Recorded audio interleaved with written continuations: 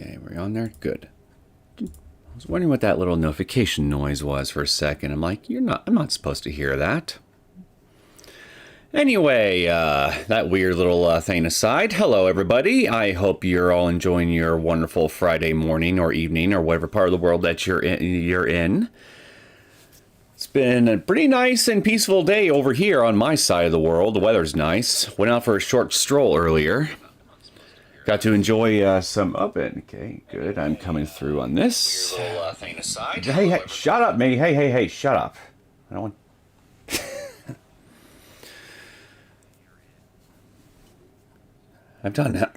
I've done over 30 of these things by now, and you'd think I'd be on top of this shit by this point, but I'm starting to wonder if I'm starting to think I may never be fully on top of the audio department here when it comes to some of my monitoring equipment. So, yeah, nice peaceful day outside. Went out for a stroll. Got some good old vitamins from the sun in my skin, and I am ready to hopefully finish what is left of Kotohugoshi today.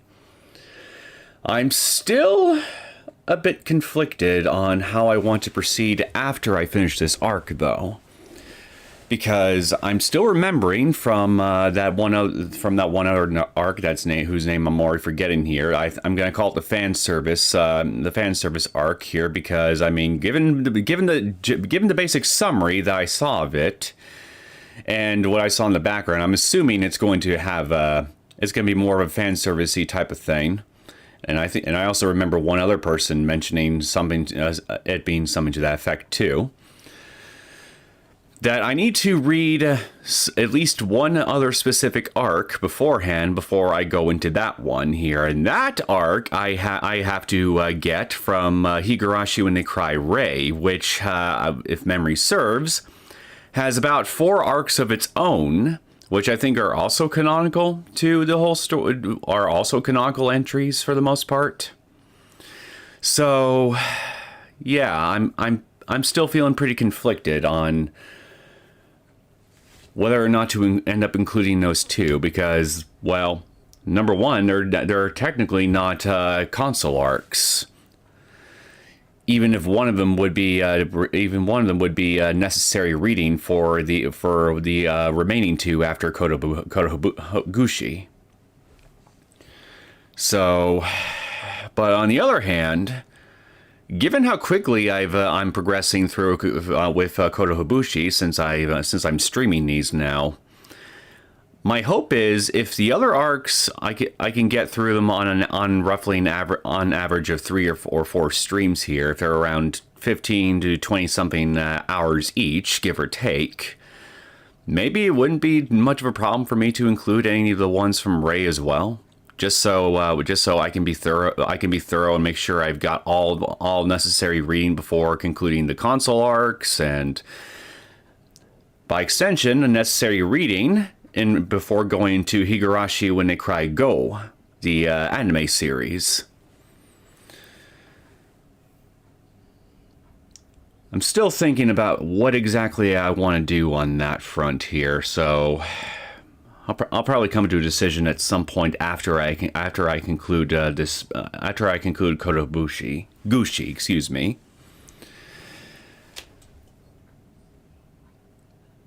So, all that out of the way, I'm going to go ahead and get this thing started, and I guess we'll see if my gut feeling as to the ending of this arc being a particular tearjerker will end up being proven correct.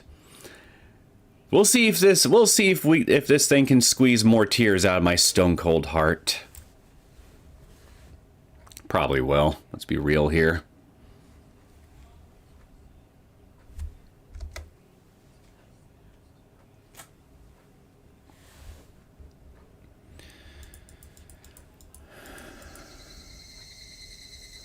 Is it me or does this sound quiet? Wait a minute. No, it's just I needed to turn up the volume on my headphones. Everything here looks fine. With this, so... Alright. Let's do it.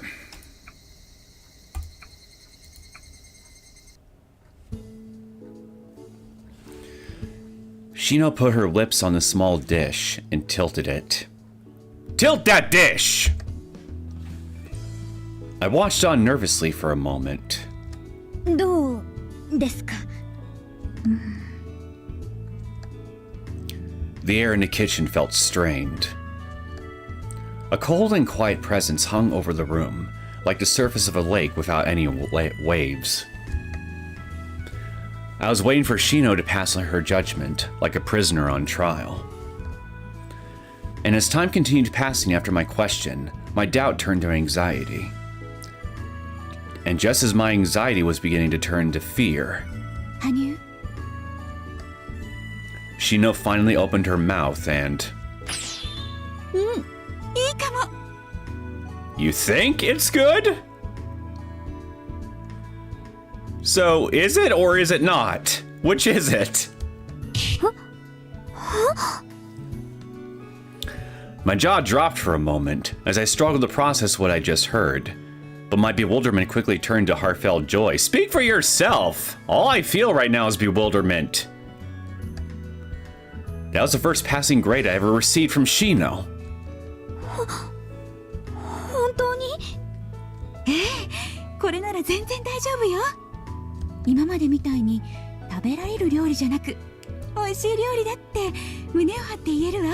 Okay, that sounds a lot more definitive in its conclusion there. So glad we got that cleared up.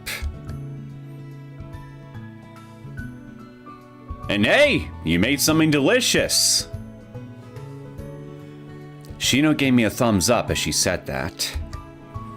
That wasn't a certification just for matching her tastes.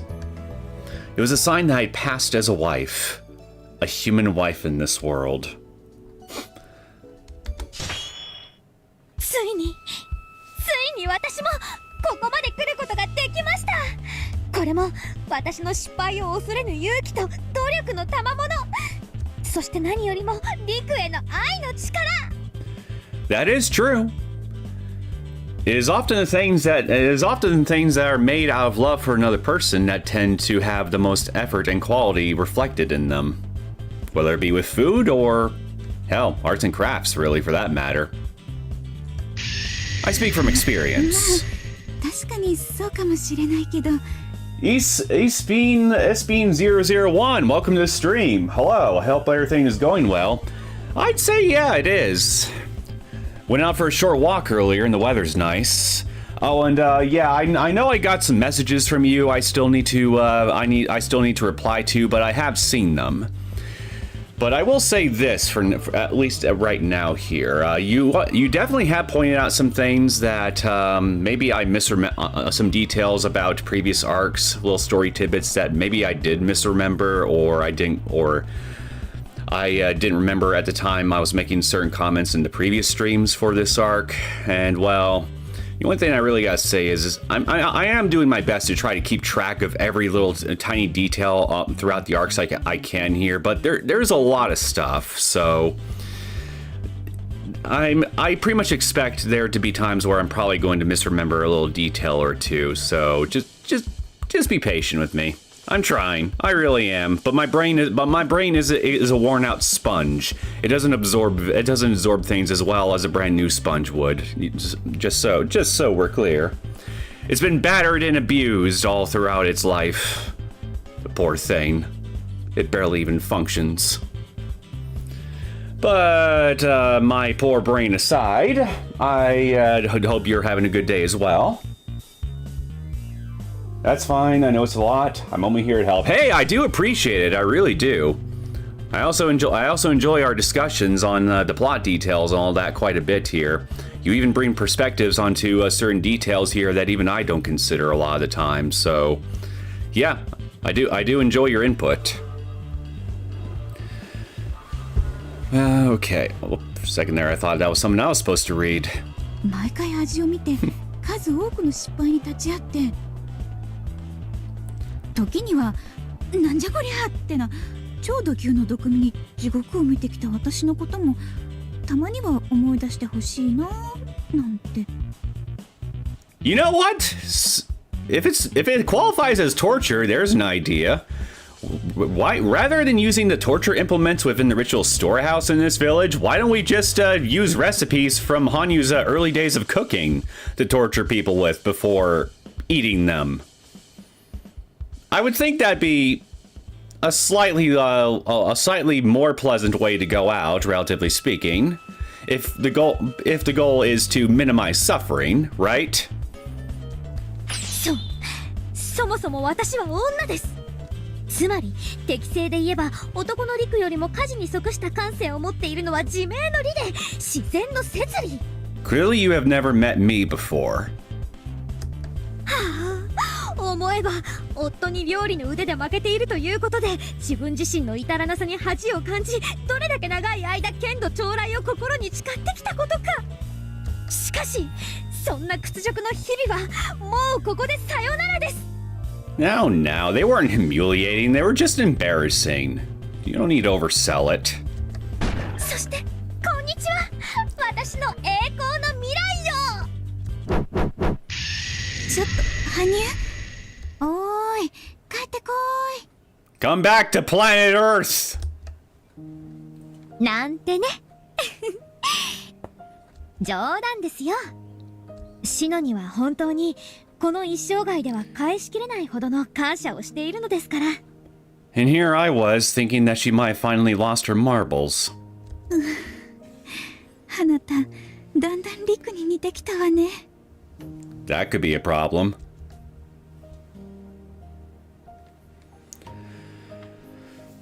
Quite some time had passed since that day I discovered my pregnancy.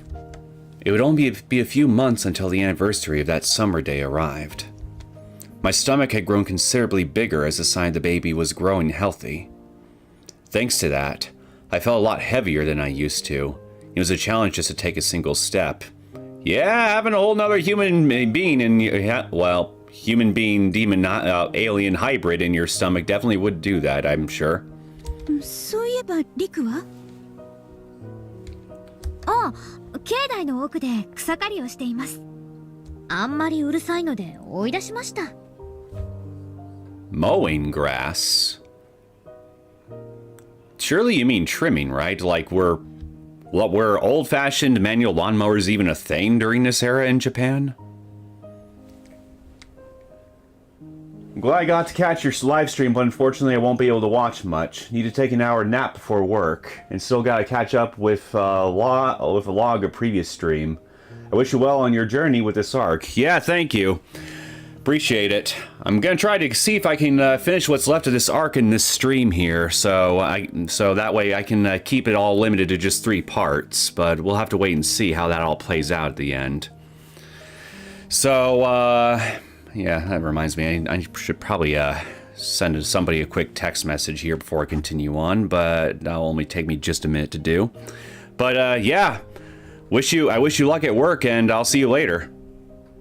And as for me, I'm gonna take just a minute to send somebody a message, so hold on a moment.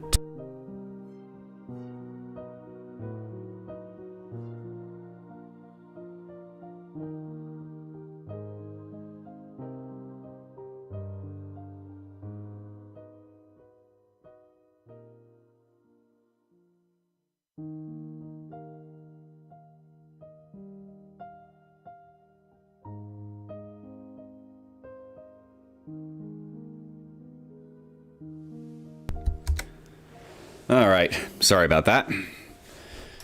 Had to send some... remembered I had to say something to somebody IRL here that I wanted to get out of the way here ASAP. Don't want to forget about certain things.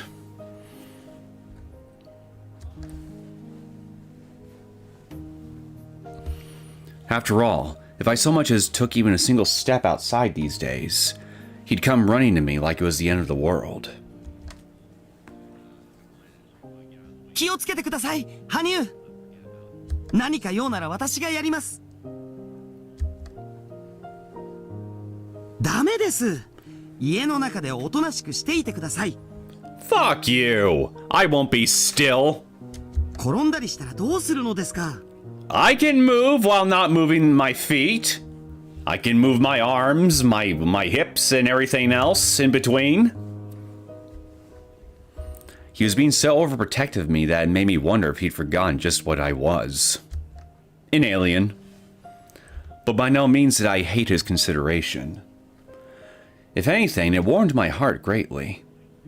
It made me so happy. I gently rubbed my stomach and felt it. I was self-conscious of the fact that our child was growing on the other side of this thin wall. Lately, it had been kicking from time to time, "Let me out!" Every single time made me aware of how a new life was thriving within me, filling my heart with so much joy. It wouldn't be too long until the due date. It seemed the child would arrive while the cherry blossoms were still in bloom. Wouldn't that be nice? いい匂いですね。あ、リク、お疲れ様。Riku opened the kitchen's back door while wiping his sweat with a towel.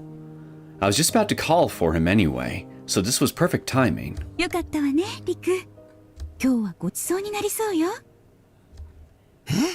そうなんですか？いやーよかった。でも私は羽生の作る料理ならどんなものでも平気ですからね。So you say. 信用していませんね、あなたは。Just you watch. I swear I'll give you the shock of your life. I told myself that. Then I forced Riku out of the kitchen and went to work on the ingredients in front of me. Lunch today was the happiest one of my life. Riku, who I thought was a light eater up until now, consumed my meal with gusto. これは美味しい。素晴らしいです。いや本当に。そうですか。はい。はあ、なんて私は幸せ者なんでしょう。Indeed, your patience has finally paid off. Now she's making food that's actually edible for a change. Am I right, Riku? Be honest. 羽生の料理なら何でも最高と思ってまいりましたが、これほどまでの高みと深みを味わえるとは。天、地よ、そして全世界の神よ仏よ。私は今あなた方に心から感謝します。All gods in creation? Does that include the ones from the Cthulhu mythos by any chance? ありがとう。 Actually, on second thought, they probably wouldn't here because those weren't even conceived until Lovecraft's time in the early 20th century, so never mind. うるさい。食事の時は静かにしなさい。子供かあなたは。I am not a child, I am a man, and I will make mouth noises as I chew my food if I damn well please. Nom nom nom nom nom. It was from that reaction I realized that Riku had really been forcing himself to eat my crappy cooking up until now. And honestly, my heart stung. Even so, when I saw Riku looking so delighted to the extent it exasperated Shino, I was beyond happy. 私は本当に幸せ者です。もうこのまま死んでもいい。 Keep talking and Hanyuu might grant your wish. やっぱり嫌です。せめてこの村が滅ぶまでは生きていたい。 You really should not say that. That gives me a very bad feeling that you say something like this. 縁起でもないこと言うな。もう大げさですよ、リク。やっぱり昼食ご一緒は遠慮しておけばよかったな。Why with us two? Riku is the one who's flapping his gums, being insensitive here. 空気だけでお腹いっぱいよ。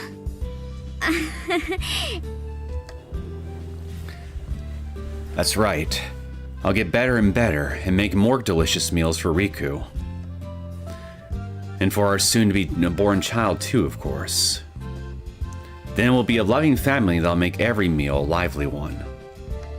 Always.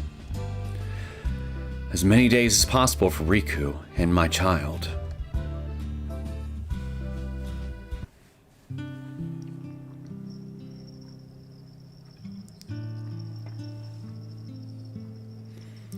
The early blooming cherry blossoms, dyed by the setting sun, rustled as the wind toyed with them. The blossoming flowers will likely be in full bloom soon as well. And soon, the chilly air will surely be replaced with warm, comfortable air. Enjoying the changing of the seasons. What a natural thing to do. Right now, I deeply treasured all the things I didn't know before meeting Riku. ありがとう、リク、シノ。あなたたちがいなければ、きっと今の私はいないはずです。心からお礼を言わせてください。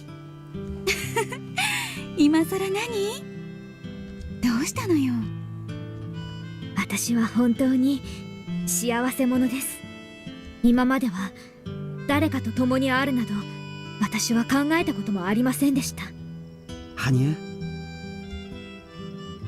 Riku gripped my left hand, while Shino followed suit and gently wrapped her hands around my right. 私こそ感謝しています。あなたを人生の伴侶とできて、毎日がこれ以上ない幸福に満たされている。ありがとう、羽生。もう水臭いな。そういうのはいい子なし。大好きな友達のために何かができる。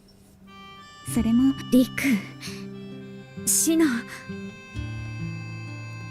Riku was smiling, while Shino was embarrassed. Their reactions were different, but the feelings they conveyed were the same, and gentle. I was also secretly grateful to the fate that allowed me to encounter these wonderful people. それに、もうすぐ3人じゃなくて4人になるのよ。Yeah, that's right. あ、うちの旦那と子供たちも入れれば7人か。That's also right. 賑やかになり When そうですね。 can we meet them on screen, by the way? そうだ。今度皆さんもここに連れてきては。2つの家族でお花見でもいたしましょう。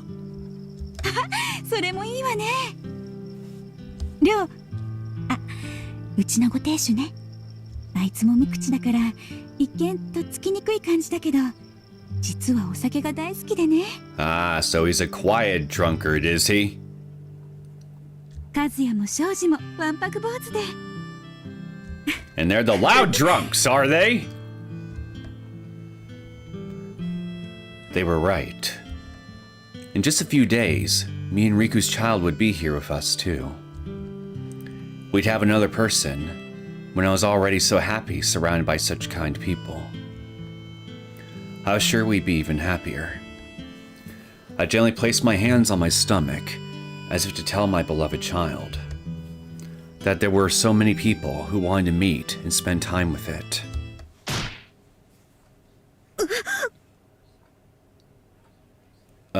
What's wrong? Just then, my stomach throbbed with a stabbing pain. Uh-oh. Is she going into labor? どうしましたか、羽生。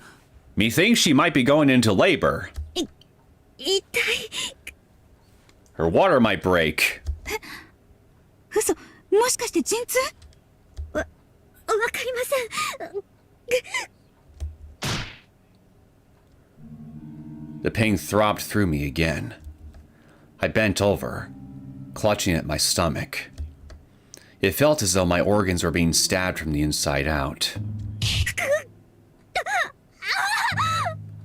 Yeah, I think she's definitely going into labor. 羽生、大丈夫ですか？ It's time! I could hear Riku calling out to me in concern, so I tried to respond. But all that escaped my throat was a scream. 声が出ない。 My body was racked with pain so intense that I wouldn't do what I told it to. It hurt to even adjust my pose slightly, so I stayed in the same position, simply enduring the pain with all my being.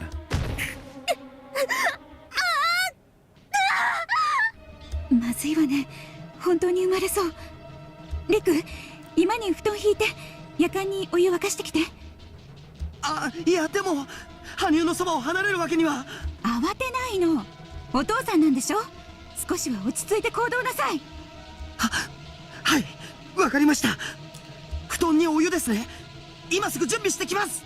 Alright, here we go. 羽生聞こえてる？はい。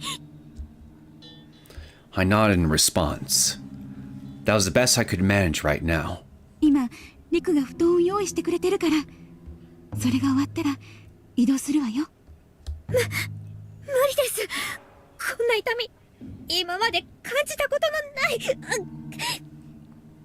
大丈夫、痛みは割とすぐに引くから。ほら負けないで。シノ頑張りなさい。お母さんになるんでしょ。 My hazy mind reacted to Shino's encouraging words.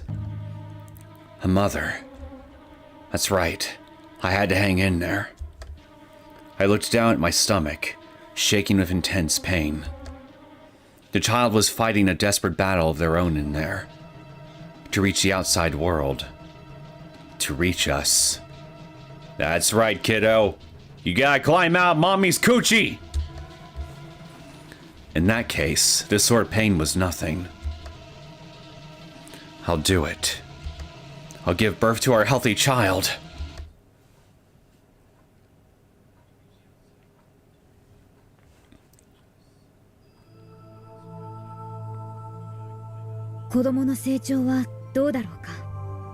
Eh, 順調です。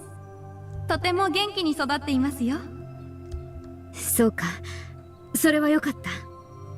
しかしリューンオーク、何でしょう。何も言わないんだな。質問の意図が理解できません。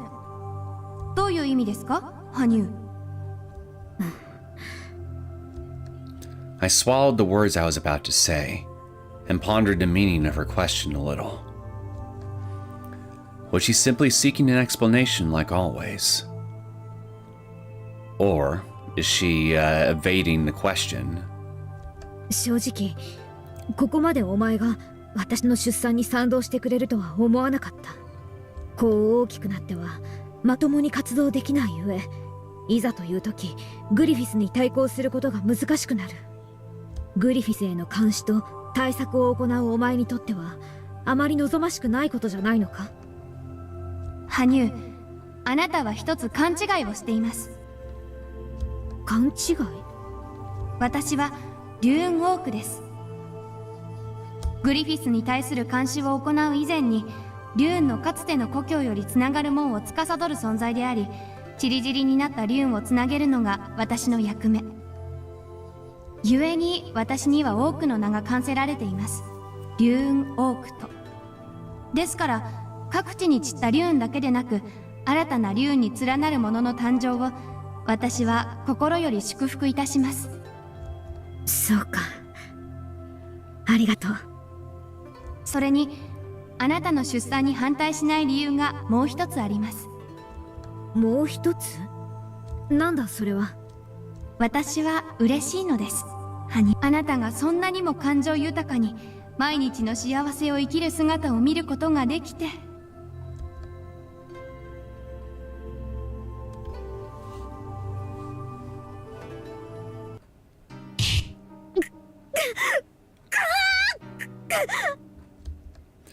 I screamed, unable to bear the pain that was splitting my body in two.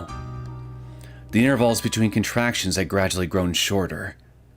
Half a day had already passed. Oh God. Must be the longest half a day in your life right now. The sun had long set, and dawn would be making its appearance soon enough. 羽生、頑張ってください。羽生。Riku called out to me while gripping my right hand, and I responded by gripping his hand back. I never thought that giving birth would be this painful. I figured that while there would be some pain, I could take it. I'd fought countless battles as a Jedha up until now, and suffered many injuries. Pain got in the way of battle, so in my many years of fighting, I tried learning all sorts of ways to dull the pain. However,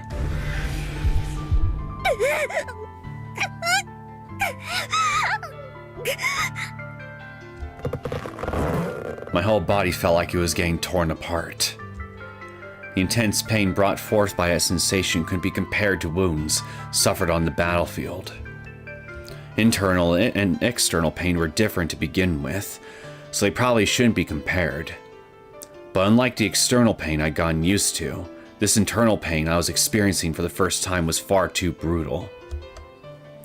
My vision flickered. I felt like I was going to pass out from the excruciating agony, but that pain snapped me back awake. After that repeated over and over again, the pain grew even worse. 頑張って、羽生。もうちょっと。 Shino, who was serving as my midwife, shouted to encourage me. Riku, who'd been holding my hand this whole time, cheered me on as well. They'd been with me ever since I went into labor, meaning they'd been doing this for about 12 hours. 12 hours. So, for their sake, I couldn't give in. Almost there. The baby's almost here. はい、ここにいますよ、羽生。手を握っていてください。もう握ってますよ。違う、もっと強く。あ、はい。 Riku gripped both of my hands tight. When I opened my nearly shut eyelids, I found Riku looking straight at me. His brow was furrowed with concern. It seemed his soft nature was on full display. When I saw his face, a mysterious sense of ease came over me. It's all right. Since I can see him so close, I'm sure there's nothing to worry about.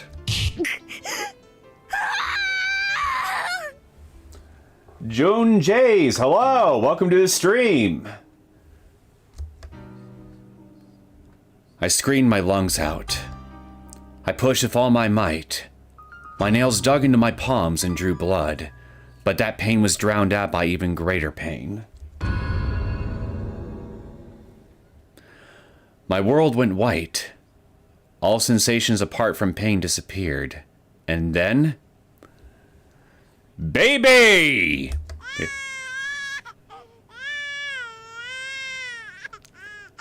The long-awaited moment finally arrived. や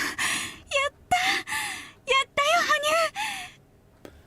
Well, you showed up at prime time, June Jays. You're about to witness the birth of a human-alien hybrid. 生まれたよ。 I finally heard Shino's voice. There was a sense of emptiness in my abdomen. The feeling that something that had been there up until now was gone. The immense pain that racked my body up until a moment ago was now just a faint throb. The baby's cries echoed loudly through the house. Thank goodness. I managed to become a mother. 頑張りましたね、羽生。なんとかやり遂げました。 I answered Riku while catching my breath. Our hands were still firmly clasped together. 羽生、リク、立派な女の子だよ。女の子。 It's a goyle! そう。ほら、抱いてあげて。 Shino was all smiles as she held a promptly washed baby, her body wrapped in a cloth so she wouldn't get cold. この子が私とリクの子供。 My heart nearly burst with joy. Driven by the urge to hold my baby right away, I forced my tired body to move and reached out towards Shino. However...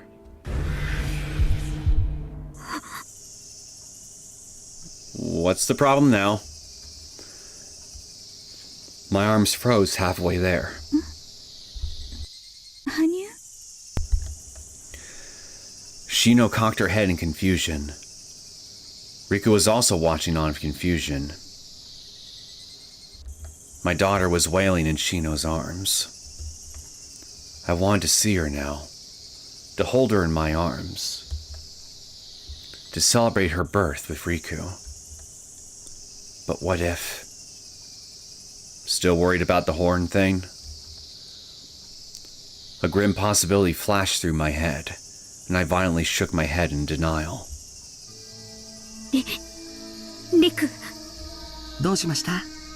まだ体が動きませんか？怖い。羽生？怖いです。教えてください。その子に角はありますか？ Knew it.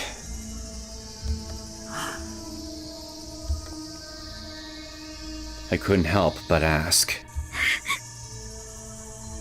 I was scared. So scared. Riku said it would be alright, that he'd protect me and our child. Knowing him, he was prepared to make good on his word and do anything for our daughter, even if it meant literally abandoning something. But in the end, that had been enough to resolve any of my hesitations about the birth. The reason I once considered aborting the child was that she and Riku would be ostracized by the village, so that no one would get hurt. That was all. And that was why I was scared. If this child had horns, then she and I couldn't stay in the village. 言ったではありませんか。たとえ角があろうとなかろうと、私が守ると。ですが、それではリクが傷つくではありませんか。You're worth a little pain, my love. My dear, my horny gal. それが私は嫌なんです。ありがとう。あなたにそこまで思われて、私はやはり最高の幸せ者です。Damn straight you are. Seriously. からかわないでください。いいから赤ちゃんはどうなのです。早く教えてください。Once I voiced my anxiety, Riku slowly opened his mouth. 角はありません。No horns? Interesting. Although, thinking about it now, I guess it kind of makes sense, because if every half-blood within Onigafuchi village and ended up procreating and kept doing it all the way until the present day when Hinamizawa village existed, they would all have horns. But since none of the descendants from Onigafuchi village in the present day do, if they all truly have Ryun blood in them, then yeah, I guess it's probably just a feature of being a half human, half Ryun hybrid. Then, at least in Hinamizawa's case. Otherwise, again, they'd all be walking around with horns.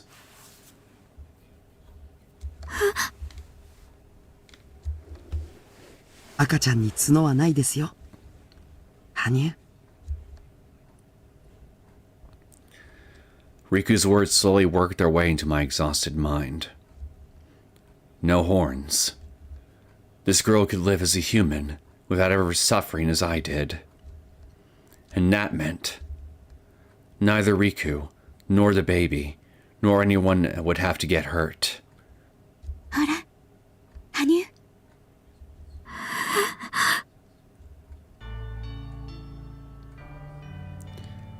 Shino's words brought me back to reality. She was stretching her hands out to me, holding a swaddled baby. I timidly, awkwardly, and anxiously took her, then carefully held her in my arms.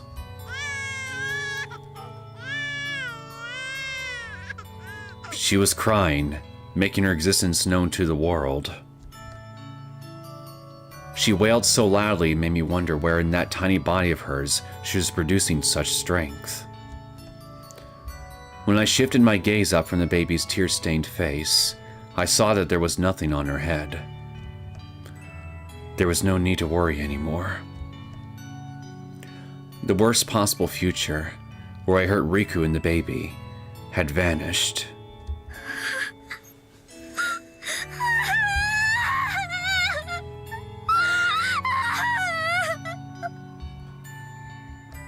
I cried loud enough to match the baby. Try to match my crying, will you? I'll show you! I can cry louder! This child wouldn't have to suffer as I had. Riku wouldn't have to make an enemy of the village. No one would have to get hurt. お疲れ様、羽生。そして、ありがとう。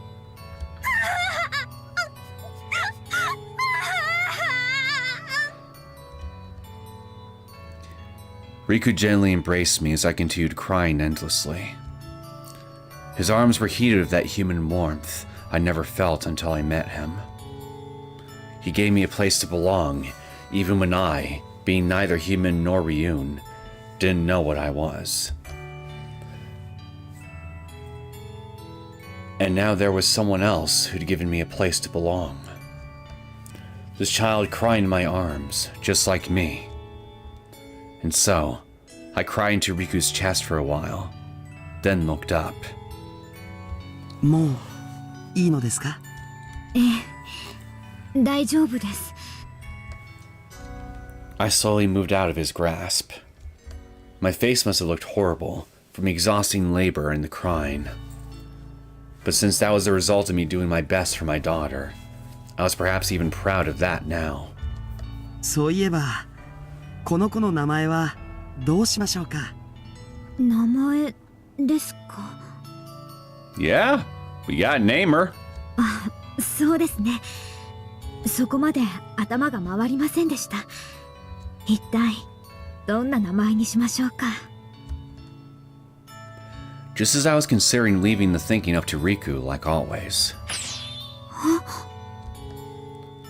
I looked up at the sun glitter of light and turned toward it. Riku and Shino quickly followed suit, and saw it. It was the sunrise. The sun was poking in through a gap in the ridges. It banished the darkness and restored brilliance to the formerly colorless world. 羽生、リク、ほら見て。 I looked in the direction Shino was indicating, and saw.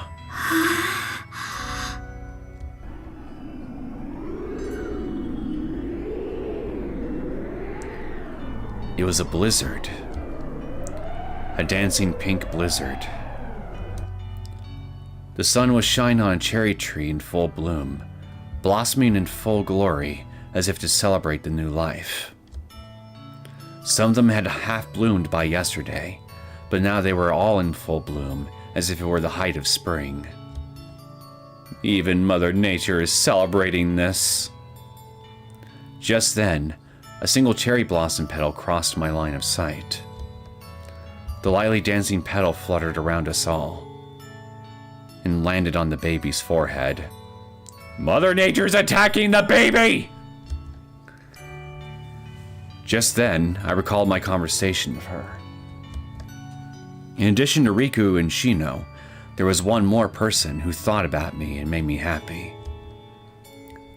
I made up my mind. That's right. This child's name would be... Ouka. Ouka? 桜の花でOukaはどうでしょう？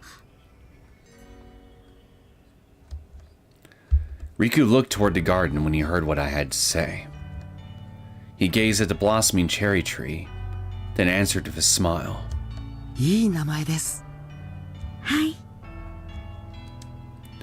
Riku nodded with satisfaction on his face. This scenery blossomed in full glory the moment this child, Ouka, was born. I can think of no other name more fitting for her.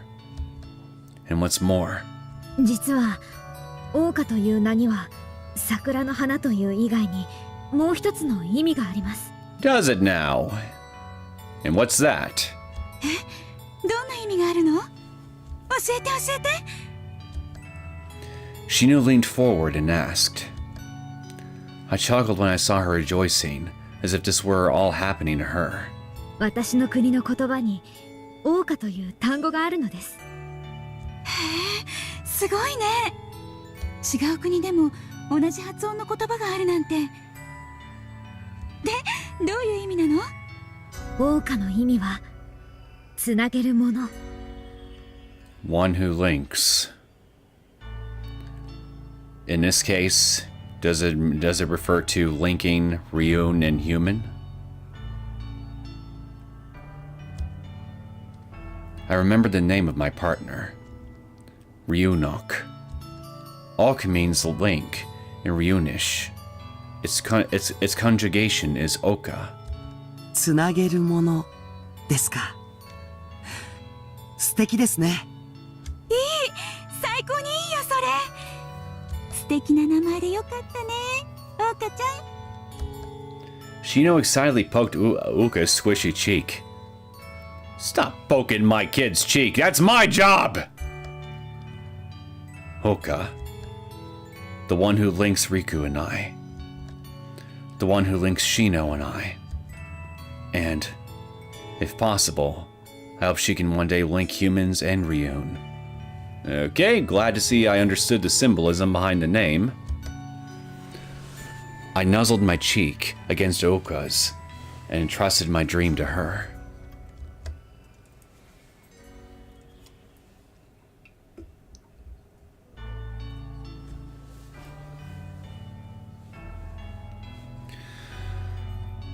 Well, we now got the baby. Now what? Are we gonna do a time skip? リュウンオーク、この子がオーカだ。見えるか？ええ、よく見えます。あなたにとても似て、瞳がとても澄んでいますね。It was a few days later. Once I finally regained enough strength to walk, I took Ouka and headed for Onigafuchi. There was only one reason for that: to show Ryunok my daughter in person. Of course, it was possible to show her through the charged crystal, and I'd already done just that. But since we spent so many years as a peerless pair, I felt she deserved better. So I asked to bring Ouka into Ryunok as well, though I knew it was an unreasonable request. すまないな、異物を中に入れて。異物などではありませんよ、羽生。少なくとも竜の血を引く以上、同調の処理にそれほどの支障はありません。そうか。それに。She's mine, right? Ryunok hesitated for a moment, then informed me of a certain truth. もうこれがおそらく最後になるでしょう。Last time? Last time for what? ですから機能が正常である間にあなた以外の竜を招き入れることができて本当に良かった。Oh dear God, are your circuits failing on me? 私の活動限界がそろそろ近づいてきました。Oh no! 長らくあなたの支援を行ってきましたが、残念ながらお別れの時が来たようです。そんな。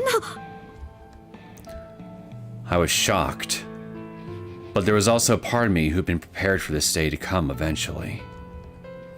The lionesses across the land were already deteriorating and shutting down one after another, which meant that Ryunok would be no exception. 寂しくなるな。結局お前には主らしいことなど何もできなかった。むしろ助けられ教えられることばかりで。そんなことはありませんよ、羽生。いえ、あえて最後にこう呼ばせてください。ヤソムール・ジェダ。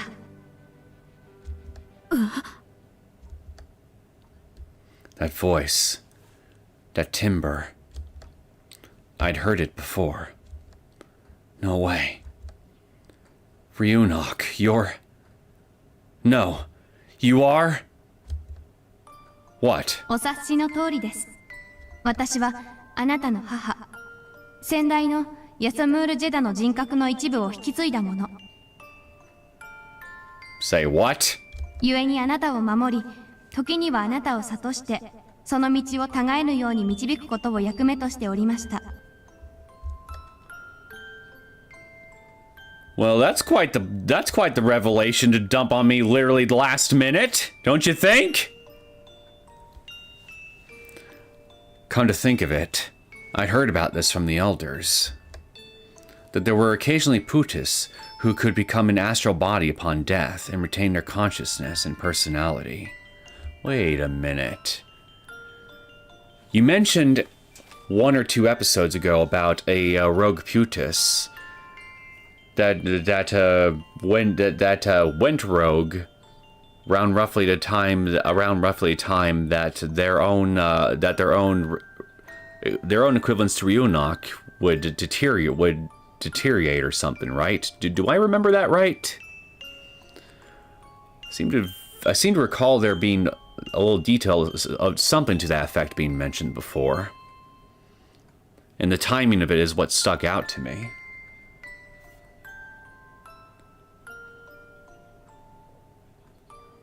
Anyway, the reason I'm bringing this up here is because if I'm remembering this right, then...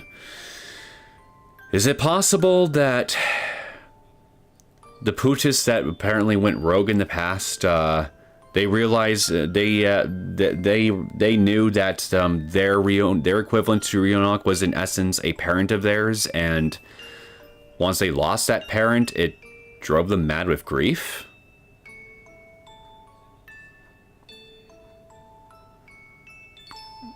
I'm just trying to piece together what I can remember here. It was only brought up once.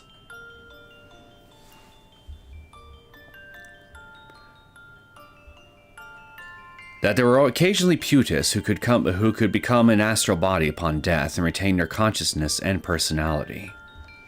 That while they are fated to vanish eventually, they can temporarily impose their will on the outside world by parasitizing off of other creatures and similar things. Which meant that my mother had been dwelling in a pseudo-life form that was this Linos. After a while after her death, yeah, Linos. That part of her personality had been implanted on Ryunok, and that she'd been watching over me all this time without revealing her true identity. All the while I believed I was all alone. そんな、だったらなぜ？正体を黙っていたことはお詫びします。ですが、これはあなたの母君の指示でした。あなたの意識を私一人に向けさせないため。私の正体を知れば、きっとあなたはもっと私を頼り、そしてそれ以外のものに目を向けようとはしなかったでしょうから。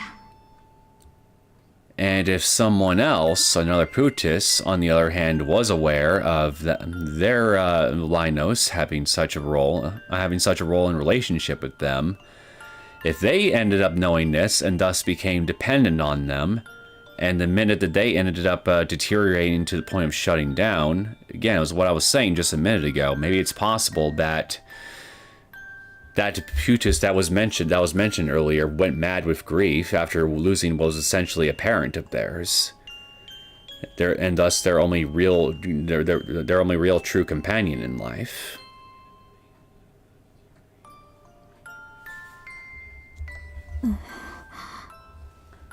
Liz25, hi! Welcome to the stream. Hope your day's going great. I'm learning some pretty big plot revelations about Ryunok and her relationship to Hanyuu, which I'm pretty sure you might already be watching right this minute and is aware and are presently aware of, if I could just speak proper English for a minute. And it's causing me to speculate about previous revelations that was briefly, well, information I was briefly alluded to in the past couple streams. Yeah, again, clearly English. My English tongue is failing me, something fierce at the moment. So, bear with me. The gibberish is winning, but not for long. Since I believed her to have no relation to me, I didn't unilaterally depend on her. No matter how much I was reasonably admonished and warned, I was able to keep myself from blindly accepting them, able to constantly believe in my will and convictions, and able to keep standing tall on my own 2 feet. すまない。いえ、すみません、母様。私はずっと。いいのです、ヤソムール。あなたは本当に今までよく頑張った。私たちはあなたのことを心から誇りに思います。だからこそ、これからは自分のための幸せを大事に思って生きていてもらいたいのです。はい。はい。I nodded over and over as I felt something hot stream down my cheeks. Just then, my sword was suddenly enveloped in light and became a dazzling sphere. Then it gently floated in front of me before flying off towards the collection of lights shining in the distance, and eventually disappeared into them. この剣も長らく私の分身としてあなたの力となってきましたが、もう今のあなたには必要のないものでしょう。ですから返していただきますね。はい。I was a little sad to feel my sheath growing light. But even so, that was a necessary ritual for me to cut ties with the Ryun and live as a human of this world. But above all else, it was proof that I'd found a reason for living beyond the way of the sword. このライノスは私が機能を停止した後も一部の機能を残しています。この剣もまた必要とあればあなたの呼び出しに応じるでしょう。でもできればそんな事態が永遠に来ないことを私は祈っています。母様。もうこれで思い残すことはありません。ヤソムール、いえ、羽生、どうか幸せに。待ってください、母様。I frantically called out to her when I sensed that voice fading.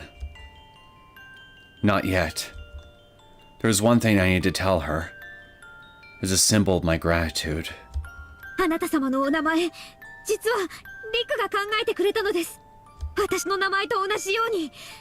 最後になって申し訳ありませんが、聞いてくださいますか？はい。竜王。竜王。それが私の友柄、そして母様の名です。良い名でしょう？ええ、素敵です。ありがとう、羽生。いつまでも幸せに、お元気で。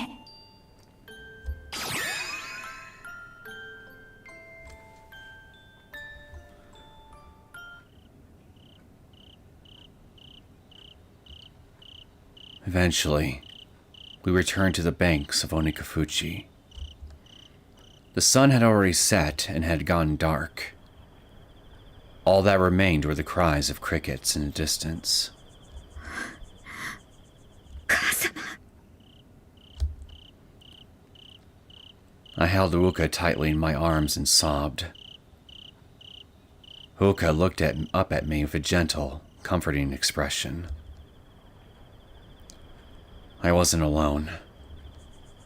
I thought I was all alone up until I met Riku. But I'd always been protected by kindness, so vast and gentle. I was happy, as well as embarrassed, by the old me who had struggled all by herself to live as a Ryun in Jedha, and suffered all on her own accord. Humans can't live alone. That providence extends to Ryun as well. So, I would pass on these lessons and feelings to my daughter Ouka. You're not alone. There are always people there for you who rejoice and celebrate your existence. People who believe you are irreplaceable and innocently wish for your happiness. So, don't lose yourself. And don't doubt yourself, because there are at least two who are overjoyed that you exist. I gently brushed aside Ouka's bangs as I suddenly looked up at the sky. I was happy. Happier than anyone else in the world in this moment. And then, those happy days abruptly came to an end. Why?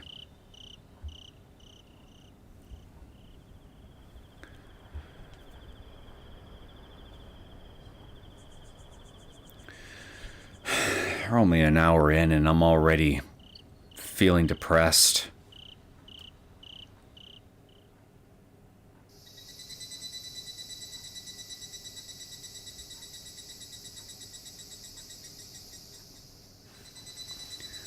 One of the roads leading to Hanyuu was unused by the villagers. This bridge... Is this the same... Well, no, it can't be the same rope bridge that we saw in Chapter 3 of the main story. Certainly doesn't look like it's being held by rope. Looks like plain wood to me. One of the roads leading to Hanyuu was unused by the villagers. Since it was a high-quality quarry, Hanyuu was frequently frequented by stonemasons. However, they would always go out of their way to take a detour there, no matter how much of a hurry they were in. As proof of this, the ground that used to be the road, bordered by a wayside shrine at the entrance, was now overgrown with weeds. Despite the fact that they both must have been paved around at the same time, they had now clearly been divided into light and darkness. Do not set foot down this path. Those ink letters on the worn-out roadside sign had been withered by the elements, and were barely visible at this point. Nevertheless, the curse that laid down this road was so feared that even village children brimming with curiosity still faithfully abided by that warning. Onigafuchi. That was what the villagers called the swamp, hidden behind thick, overgrown grass. It was said there was a hole in the swamp that links to another dimension connected to hell, and that demons would occasionally crawl out there to attack and kidnap villagers. Yeah, well, turns out it's actually basically a pocket dimension for a now non-functional robotic AI, neural AI, I suppose. Since the AI's mental faculties in question were at least partially patterned after Hanyuu's mother. So I think neural AI would be an accurate description here. It's named When They Cry, Neo. That's why. Yeah, well, I'm not crying yet, but I'm already in the mood for a drink to drown my sorrows. 馬鹿げた話だ。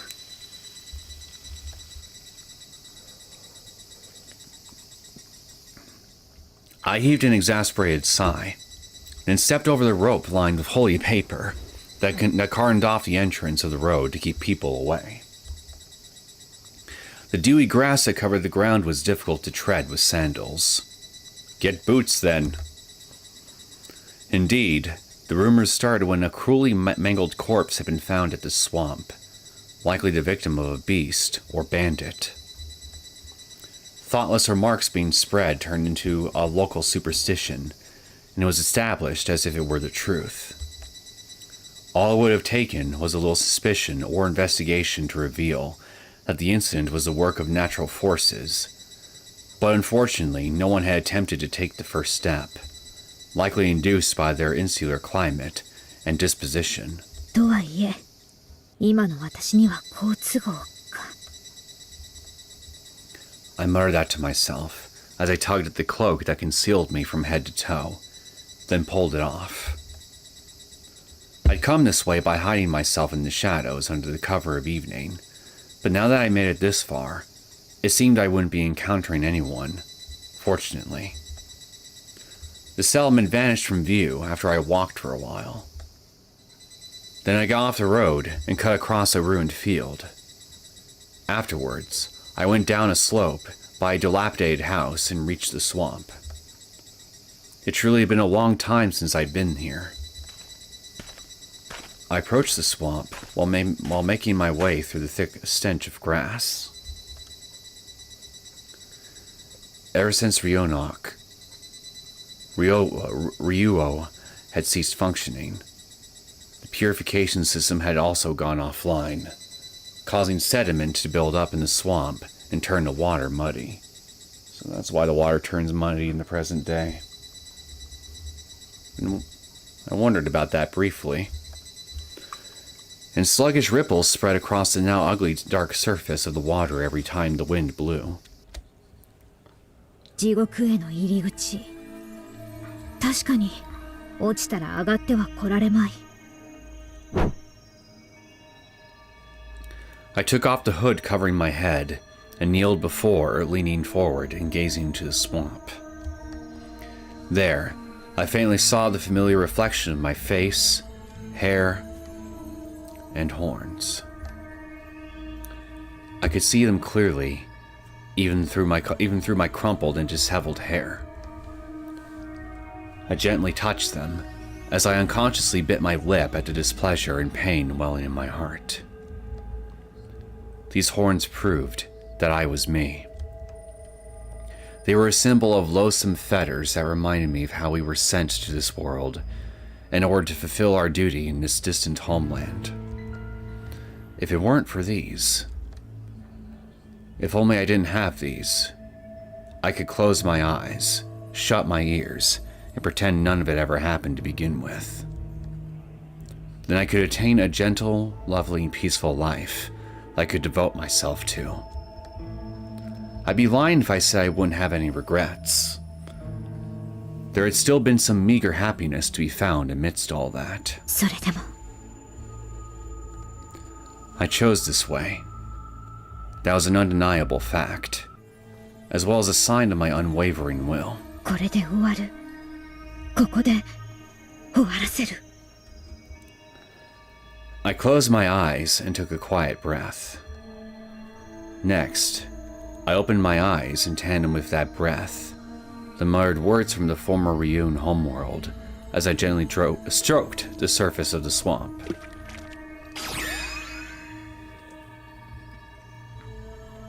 At that moment, there was a blinding flash of light, and the surface of the water split in two.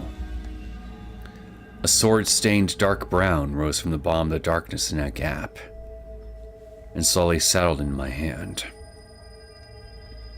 You're summoning your sword. Trouble at home?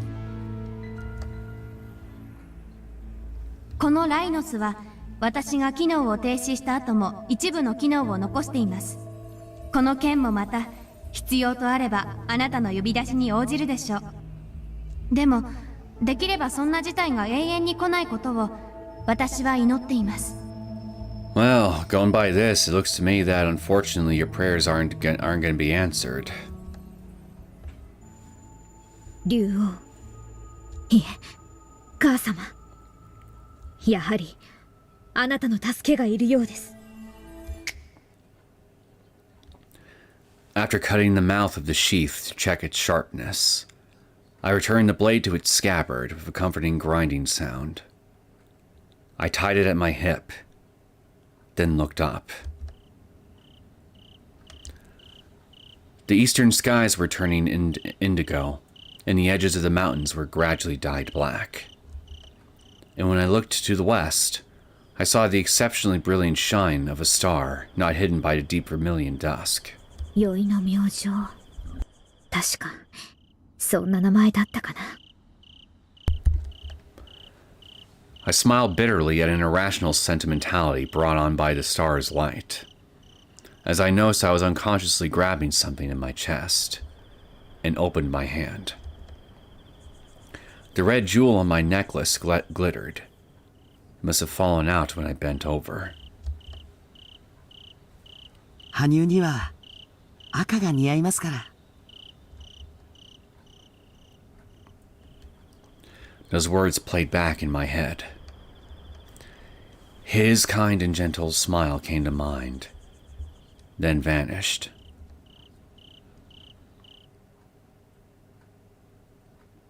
Don't tell me something happened to Riku. It all started a few days ago. 村を出る Though I knew it was imprudent, I couldn't help but chuckle at his predictable reaction. Riku and I were all alone in the living room after cleaning up dinner and putting the sleeping baby to bed. The hearth in the center of the room crackled as the firewood burned. Riku held boiling water and a chardula on the other side of the flickering flame as he stared at me in shock. なぜです？理由を説明してください。理由を。理由ですか。それはあなたが一番よくわかっているはずですよ。村に出たそうですね、鬼が。ええ、そう聞いています。Riku hung his head in resignation. It happened 4 days ago, so it actually started 7 days ago then. So a week.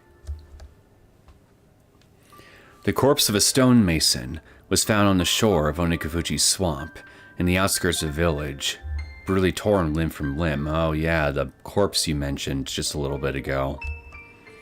He had gone missing while heading home from the Yaguchi quarry dead drunk, and rumor had it he'd taken the forbidden road by mistake, and ended up falling victim to the curse.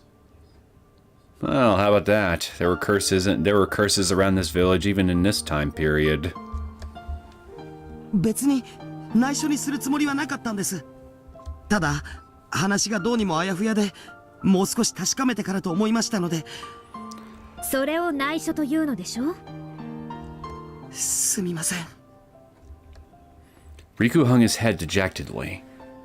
When I saw that, I felt I'd done enough and laid down my arms. ごめんなさい、言い過ぎました。リクの気持ちは分かっています。私に危ない橋を渡るなと、そういうことですよね。利己的だと思ってくれて構いません。ですが、もうあなたは一人の身じゃないんです。ここで鬼などと対峙して万一のことがあったら、私は Not just you, but Ouka too. 大丈夫。と言っても保証はないですね。鬼を狩るつもりが返り討ちにあったなんてこともかつては少なからずありました。羽生。ただここで行かなかったら確実に鬼は狩猟本能を発動させて人々に危害を加えるようになる。覚醒直後であればそれほど苦戦もしませんが、完全に融合してしまえば生半可なことでは倒すどころか傷だってつけるのが難しくなる。No matter how far I prodded, in the end I was a woman. So long as I was physically inferior to men, timing and circumstances were essential for survival. それはしかしそれが村を出ることとどう関係があるのですか。村では今噂があるそうですね。古出神社に住むよそ者の女が鬼の化身じゃないかと。Woman? Wait. Oh, you mean you. Oh, I thought you were talking about someone else for a second. Oh dear. Those are definitely not good rumors to have. Riku's eyes and mouth opened wide, and then he awkwardly looked away. He truly was such a poor liar. でもそこが好きなんだけど。As I thought that to myself, the phrase "love is blind" came to mind, and I snorted. Perhaps Riku thought I was messing with him when he saw that, as he pounded the floor. 笑い事じゃないです、羽生。それにそんな根も葉もない話、失礼にも程がある。分かっています。でも一昨日の様子だとみんな疑っているのは確かだと思います。聞いて。ええ、運が良かったのか悪かったのか。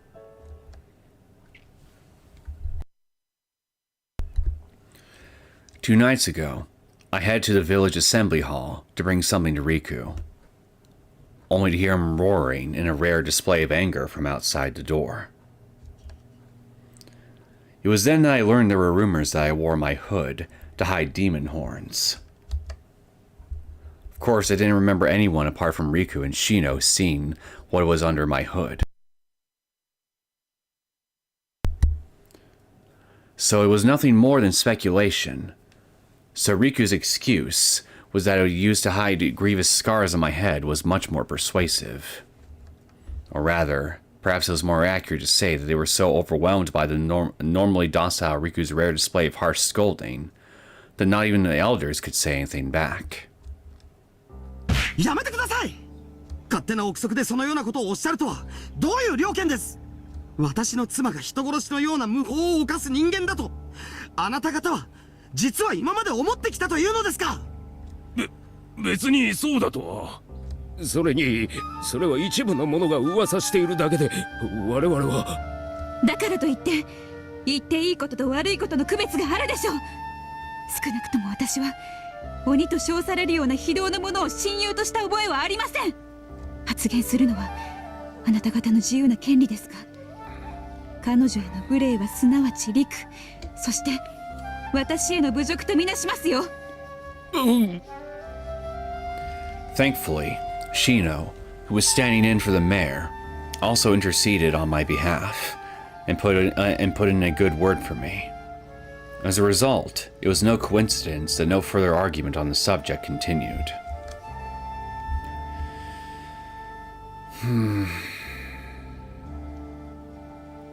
Yeah, this is definitely not a good development. Not terribly surprising, but definitely not good. Even so, that didn't mean their suspicions were cleared. If the demon infestation continued, they would surely ask me to prove it. And once my horns were revealed, no amount of covering from Riku and Shino would be able to clear their suspicions. だからといって羽生が出ていく必要はありません。私がもう一度必ずみんなを説得します。陸、村人だって普段のあなたを知っているのだからきっと分かってくれるはずです。だから羽生、私を信じて考え直してください。シノさんもきっと力になってくれます。 Naturally, I never doubted Riku and Shino, even once. Even so. ありがとう。でも陸、あの子はオーカはどうでしょうか。 Yeah, that is definitely another thing to consider. If by any chance the rest of the village declares Hanyuu a demon and decide to go all bloodthirsty mob on your butts, what's to stop them from thinking that Ouka isn't herself a descendant of a demon and targeting their aggression towards her too? Eh? 子供は無垢だから残酷ですよ。 Just as Riku said, perhaps the adults would accept it, even if they wouldn't be fully satisfied. But what about the children? That's actually a good point. I didn't even consider that. Yeah, kids can be cruel little bastards. They would take their family's irresponsible gossiping as fact. And since their thoughts and empathy weren't fully developed, they would direct their harsh words not at me or Riku, but at someone more harmless and defenseless. Like Ouka, right? I had no idea what sort of treatment they'd put her through. But it was clear that it proved an unnecessary obstacle to her healthy growth. And even though they were children, she would face obstacles that she couldn't avoid or resolve, even with adult intervention. ですが、桜花には母親が必要です。ええ、分かっています。だから勘違いしないで、リク。私はそのために行くのです。羽生、一旦村を出なくては表だった鬼の捜索ができない。ですから本当の意味でこの村から鬼を放逐したら私は帰ってきます。それはいつですか？ I thought it over, ultimately settling on an answer that wasn't a lie, but still extremely optimistic. すべてが終わったその翌日に、手間がかかるのは鬼を探し出すことですが、それも大して時間がかからないと思いますよ。きっと。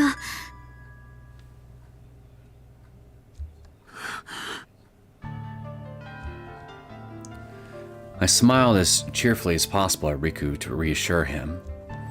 Even so, Riku remained silent.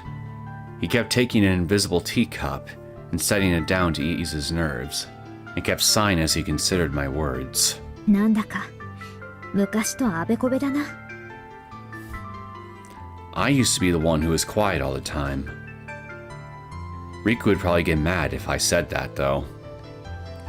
Even so, I believed I more than understood how he felt, even if he didn't put it into words. Crackle. The mountain of firewood and heath and hearth fell apart, and fire spread to the ash below. Then why'd you use a shoveling sound effect for this? Come on! The two of us would go to bed once the fire went completely out. But Riku threw in a log meant for tomorrow morning in there, and we silently watched as the fire soon roared back to life. 羽生、 After a brief silence between the two of us, Riku suddenly broke that silence first. 約束してください。必ず帰ってくると。I was about to say I'd be fine without really thinking about it, but swallowed my words when I saw the uncharacteristically serious gaze in his eyes. Riku sidled up to me and firmly took my hand. あなたには、いえ、今のあなたには帰る場所があります。それだけは絶対にどんなことがあっても忘れないでください。リク、前々から気になっていたことです。時々あなたはひどく儚い表情で遠い目をすることがある。まるで全てのことに達観、いや定観するように冷めた目を。そうですか。そんなこと。 For a moment, I was about to deny Riku's concerns, but へえ、そうかもしれませんね。 I smiled bitterly in self-deprecation when I found an epiphany in the corner of my mind. 私はこの地にたどり着いてあなたと出会うまで自分の死のことばかり考えていたような気がします。自分はどんな死に方をするんだろうと。 I visited a lot of places over a long period of time. As I searched for many brethren and griffies, and found myself in many life and death hunts, I unconsciously began to wonder what sort of death would eventually claim me. リク、この地のあなたたちは年を経るうちに肉体は老い、精神は成熟してやがて死ぬのが自然だと思います。ええ、それが。でも私たちはその逆なのです。肉体は変わらない代わりに精神は逆行してゆく。 Our kind, who are known as high-order or molecular life forms, did not physically age. This was because our lives were preserved, not through cellular metabolism, but by the mutual interlocking and reconstitution of molecules. On the other hand, our minds and thoughts grew simplified as a backlash to this optimization process. It was what was called retrogression. though it may be more accurate to call it infantilization. That sounds kind of nightmarish for me personally. Your mind basically deteriorates until you become infant-like. You lose your higher sense of reasoning as you age, so to speak, until eventually there's just virtually nothing left of you. Yeah, the more I think about it, that's actually kind of horrifying for me. In accordance with that, ores sent to the body systems necessary for keeping us alive start getting simplified or omitted. And as a result, our molecular bonds grow fragile and eventually collapse. So it's kind of like a weird form so it's kind of like a strange form of dementia, so to speak. At least in regards to how your brain and your mind's functions deteriorate to the point where your body's basic functions stop functioning as a result, because your body essentially forgets how to regulate itself until eventually you die.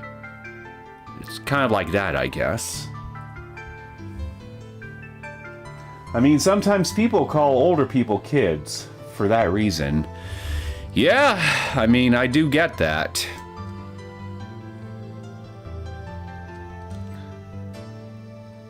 Still nightmare fuel for me personally, though. That state is referred to as a free body, but in this land, it's probably easier to understand by calling it a ghost. It's a state where we lose the ability to shift from our astral bodies to our physical bodies. Once that happens, we become invisible to life forms and those who possess physical bodies, who lose their ability to see, speak, and touch us. And then we drift forever in some space, maintaining our primitive consciousness. However, according to what Ryu told me, there are rare exceptions where it is possible to attempt to share abilities and memories by sympathizing with the life form they are using as a medium. But unfortunately, there's no one to confirm that with, so it's impossible to know.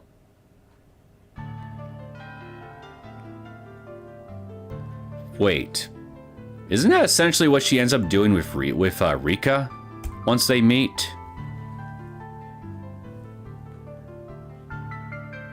If that's the case, I guess that definitely explains how Hanyuu is able to essentially maintain her consciousness as it was from that point going forward, all the way till the present day. If I'm understanding this right. やめてください。そんな話聞きたくないです。死は確かに私にも訪れること。でも、あなたは生きている。どんなものかもまだわからない羽生の死なんて考えたくもありません。いいえ、そうじゃないんです、リク。I apologize for my insufficient explanation as I continued. 死は生あるものに等しく訪れるもので、その関係は表裏一体。でも私は片側だけを見すぎたせいで、その裏側にある尊さを忘れてしまっていた。I learned through living with Riku just how delightful it is to live with someone else. That's why I came to see the weight of death in a new light, and in exchange, discovered what a virtue life is. That was why I wanted to protect it, why I didn't want to lose it. One could say that was how I, who had only been conscious of myself up until then, had discovered my heart. That was what I wanted to convey. だから帰ってきます。あなたが私の居場所なんですから。And with those words, I took off a necklace I had been wearing and hung it around Riku's neck. A bright and transparent crystal hung from a cord not of this world, contained faint light within. これはもしも留守中に何かがあったら、これであなたの声が私に届きます。きっとすぐにでも戻ってみせますから、万一の時は使ってください。Though I said that, there was a higher probability of an emergency happening to me. Perhaps this crystal would become his memento of me. Stop. Don't think about any of that right now. This is it. This will mark my final mission as a Jedha. Don't say these things, man. I swear I'll come back. Jericho and Ouka. リク。何ですか？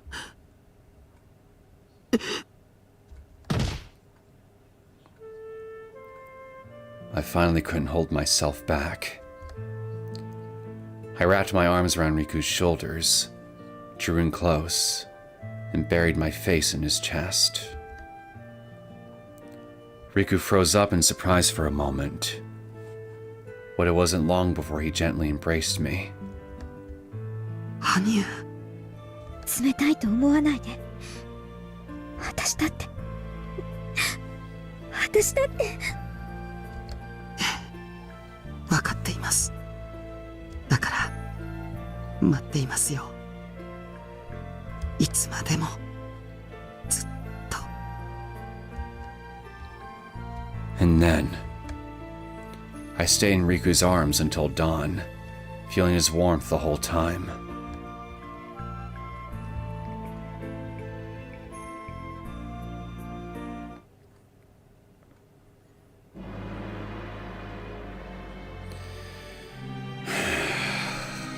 I really am not gonna like what's gonna happen next, I know it. A vast number of silent husks littered the earth.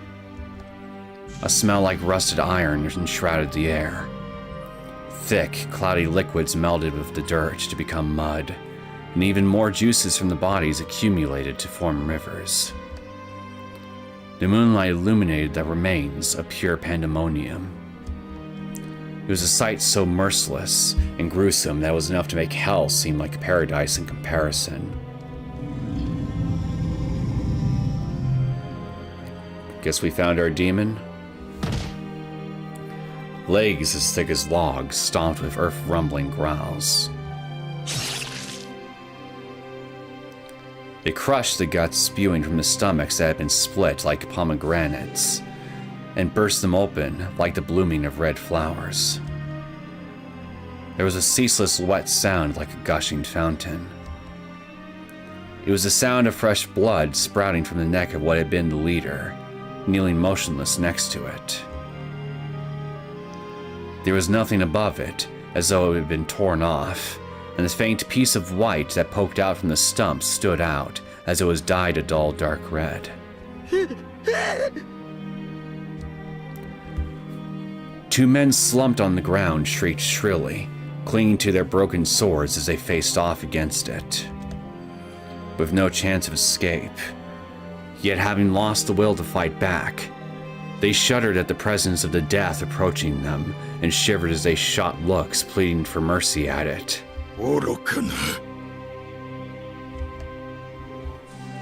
A group of night bandits posing as demons had attacked and killed villagers.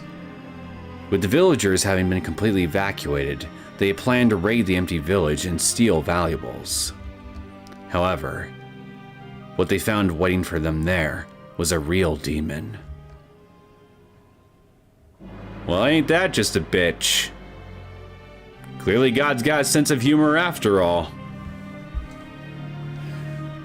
Those ruffians were regretting and repenting for their actions over and over in the face of these reparations far too cruel for merely reaping what they sowed. But the humans of this land didn't have the power to turn back time, so all they could do was despair at the reality before them and loathed the majestic god who had established this causality. The men, their teeth chattering out of sync, tried their best to scramble to their feet and get as far away from the monster as possible, even though their will to stand was shattered. They desperately looked around them for help or for an escape route, but their comrades had all been reduced to chunks of meat, and the roads were dead ends of abandoned houses and waterways. The demon opened its red mouth as it bared its fangs, then swung down its arm on the man on the left with a roar. There was a dull thud and a faint scream, followed by the man with a massive gash gaping from his neck to his side.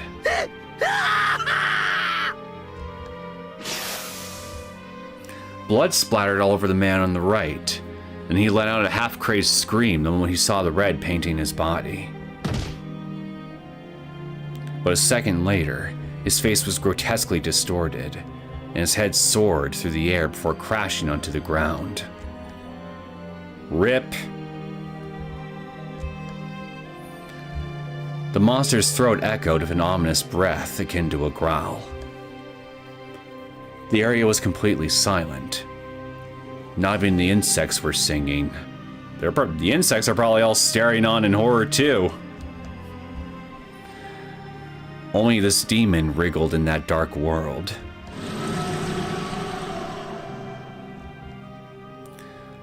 A roar that seemed to tear the air apart with all its force rang out, and the birds that were resting in the trees nearby fell to the ground, too frozen with unprecedented fear to fly away. The demon cruelly crushed them, taking step after step as the sensation of further blood and corpses made its heart shake.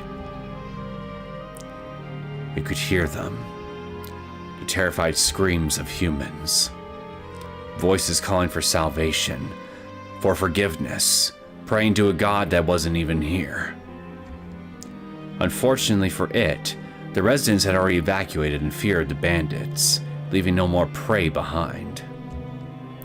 However, fresh and juicy humans were huddled in fear in a settlement down the road, waiting for the nightmare to continue. What fools. Even if they hide, we can tell where they are by perceiving their presences alone. We weren't generous nor malicious enough to show tomorrow to those cowards who shivered in fear and hold themselves up without trying to carve their own paths. That's right. That's the difference between the hunters and the hunted. That was just privilege permitted to us, strong against the chosen weak. In contrast, these residents are miserable, pathetic low creatures, crawling on the ground with tears in their eyes, begging for forgiveness while waiting for the disaster to pass by. Tearing apart weaklings like those was no longer a hunt, but a one-sided slaughter. But at least they were useful for quenching our thirst. And we waited. For the time when prey worthy of the title Game arrived. One whom we could trade wits and all our might with. For the appearance of they who would spark the flame of light in us and make us tremble with the joy of awakening our instincts. Well, I have a feeling you're going to get your wish here in very short order. You might not like it, though. What is it? Spark War? What is it? Spark Wars scene? Yeah, now that you mention it, I guess this is kind of similar to that, isn't it?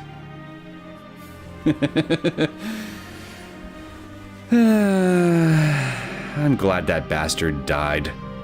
Multiple times. I've been waiting, hoping for that moment for a very long time. And this was the time where I would sever those abominable chains and take my fate into my own hands. They're close. I felt a presence. It seems that the bait had served their purpose well, even if they were fools. I heard a metallic hum. やはりか。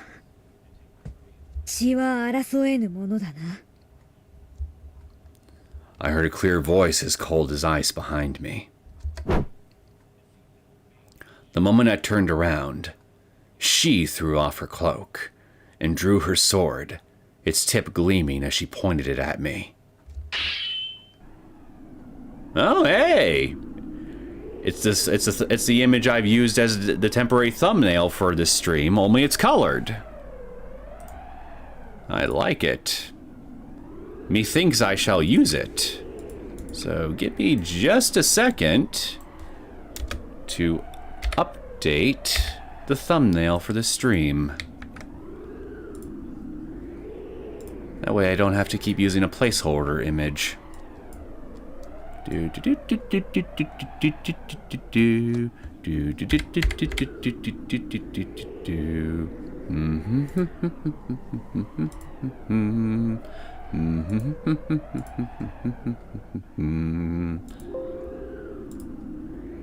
Alright, let's flatten that, and let me pull this up.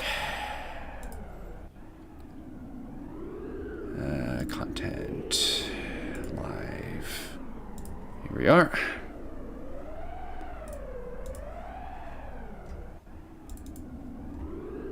Beautiful. Wish I thought to have this page prepped here before I started the stream. Oh well. Okay, now I got that out of the way. The wind howled. Amidst the dance of flaxen hair, the hood covering her head was blown off by the breeze, clearly revealing two horns faintly shining in the moonlight. And her red eyes that shone brightly even in the darkness cut through the night with a sharpness that clearly surpassed humans.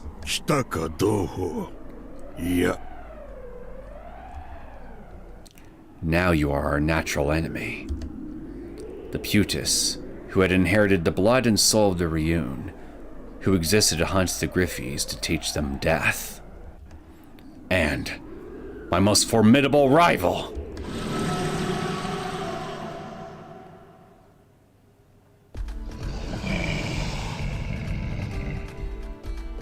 The area was surrounded by fire, perhaps ignited by the flames of the bandits' torches.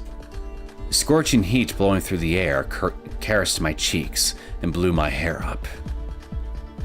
I'd known it was extremely likely that the culprit wasn't a demon. Because of their strong presence, demonified Ryun detect nearby brethren and make their appearance known.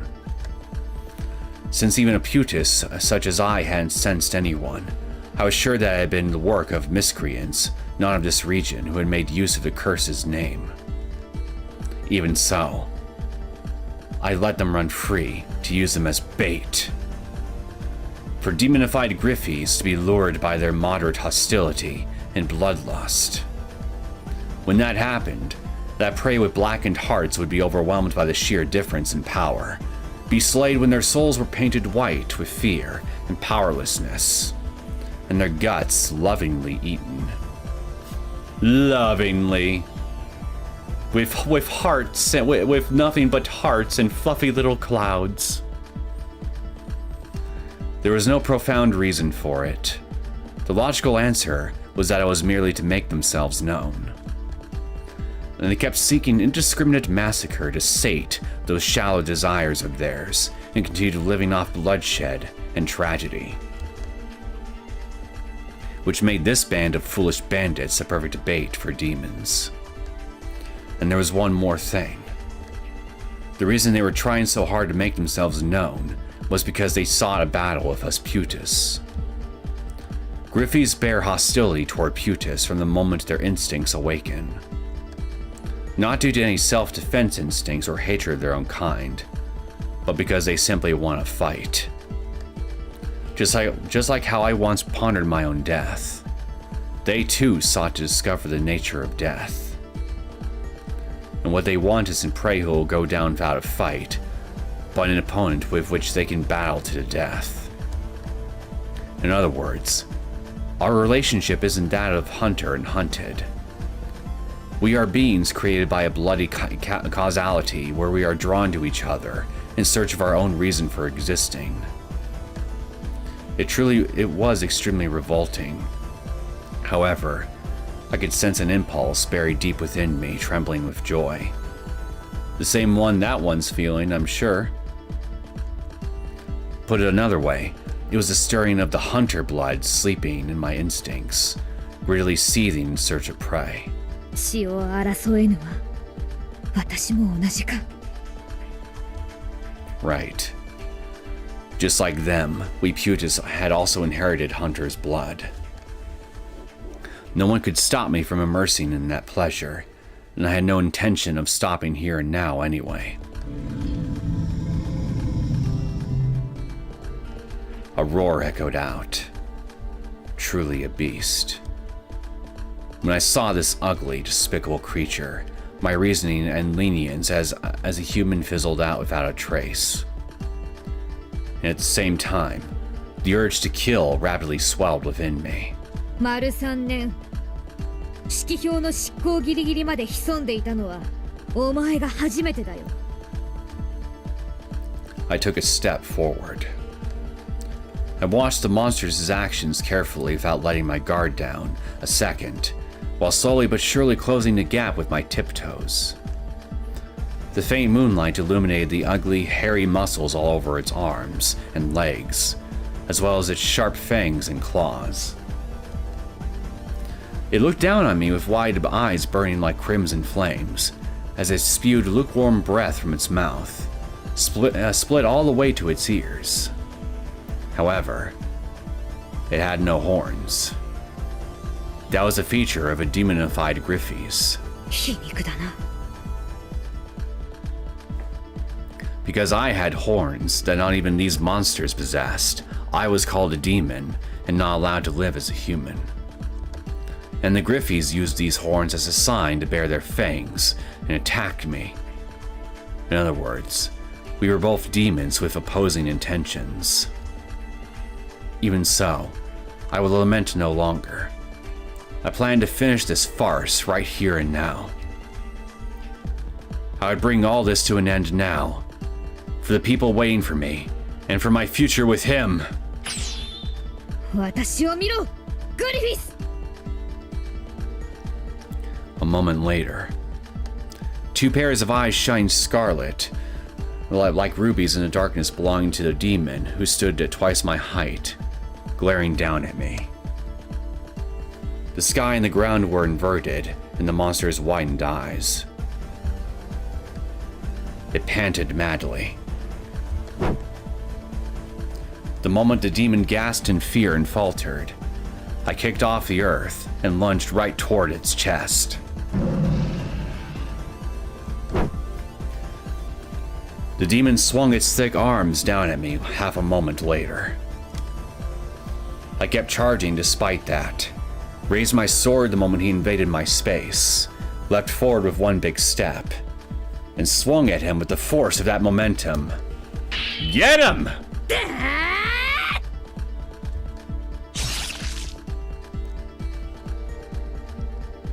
The demon's steel-like claws tore my right sleeve, but I dodged in the nick of time, sliced forward, and dug the tip of my sword into his side. Then I jumped off the back of the demon's hand, buried in the ground, as I sliced from tip to shoulder without the slightest hesitation.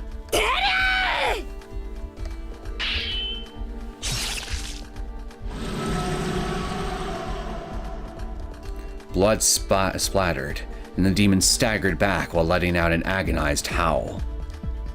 I tore off my right sleeve as I caught my breath, waiting for the right moment to swiftly jump back. Then I looked at the demon. A deep straight cut was carved down his chest, gushing with blood. However, the demon suddenly roared as if shaking off something, and grotesquely colored flesh instantly started rising like bubbles from its wound. The blood then stopped, and the wound was sealed up in a twisted way. 再生機能もありか。完全に麻痺症状だな。 I was considering just taking him prisoner if he could be treated, even if it would be harder to do so. but it seemed I didn't have much choice. There was no other way but to completely erase his existence. 聞け、我が同胞の者よ。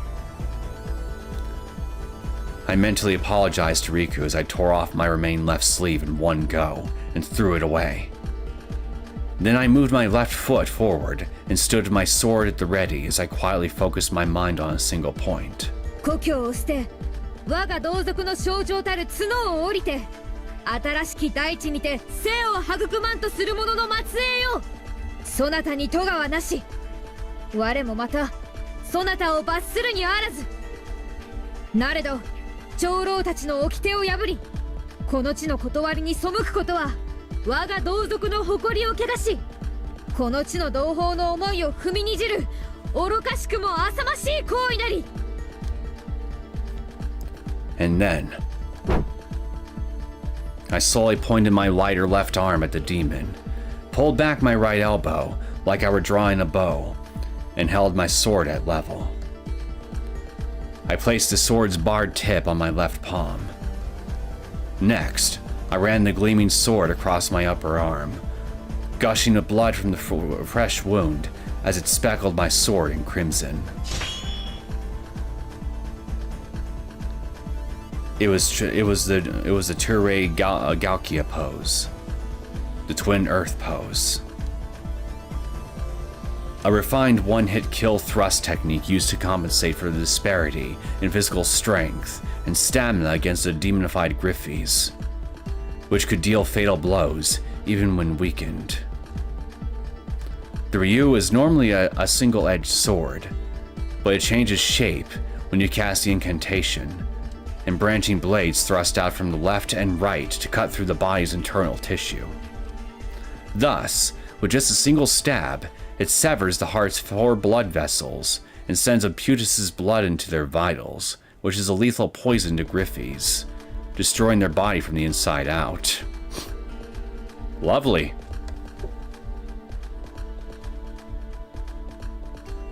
I thought I had thought, and goddammit, I don't like it. I had thought, and goddammit, I don't like it at all. What thought was that? I have slain many in my race with this technique. 最後に問う。お前の選ぶは明日か、それとも忌まわしき過去か。 The demon roared and started charging at me, in low of an answer. Loud, excuse me. ならば死ね。お前に明日は渡さない。 I lowered my hips at the same time, as if lying in wait. Then, using the opened gap between 2 of his left fingers as my target, I located his heart and organs, and filled my right hand with strength. The demon closed the gap between us with an earth-shattering tremor, raising his gleaming claws. The air shook, and even time froze from his overwhelming bloodlust and destructive impulses. But on the other hand, I cleared and honed my mind. I felt my enemy's blood and mind converging on a single point, and saw it clearly. This thrust would put an end to it all. I took a breath in and out. The moment my tension left with my breath, I put all my strength into the tip of my sword and thrust it right at the demon's vital. Oh, did you miss? Just then, I hesitated. My thrust went off course and missed the target, merely slicing through the air. That was my strongest and sole technique that I had never missed with once. The price for missing was leaving myself wide open. Why did you hesitate?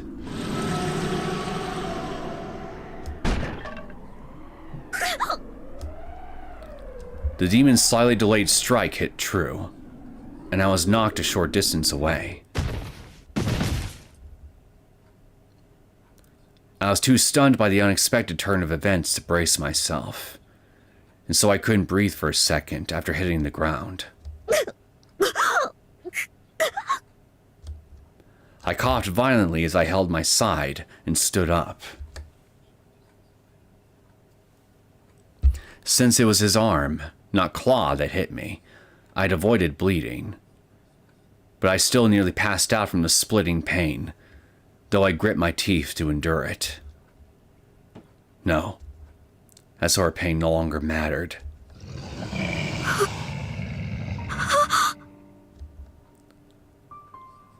I lifted my head. I looked at the demon's chest while praying for I was mistaken about what I'd glimpsed for an instant. Only a mere instant. What did you see? The clouds parted that moment, illuminating the area with moonlight. And then...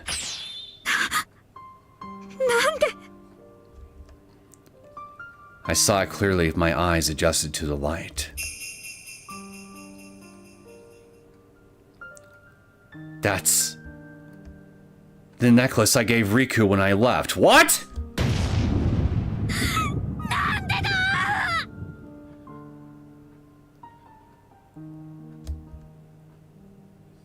Oh no. It didn't take much thought to picture what had happened. If he picked up from somewhere that the true identity of the fabled demon was actually some passing bandits, he'd likely go to collect evidence of that to prove my innocence. But he failed, and they attacked him to silence him. Then what if, at that time, in order to survive, in order to fight, he'd awakened to his demonified instincts that lay dormant in the people of this land?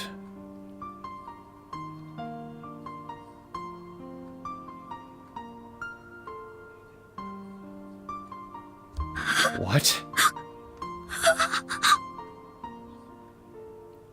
That thing can't be Riku, right? But he's human.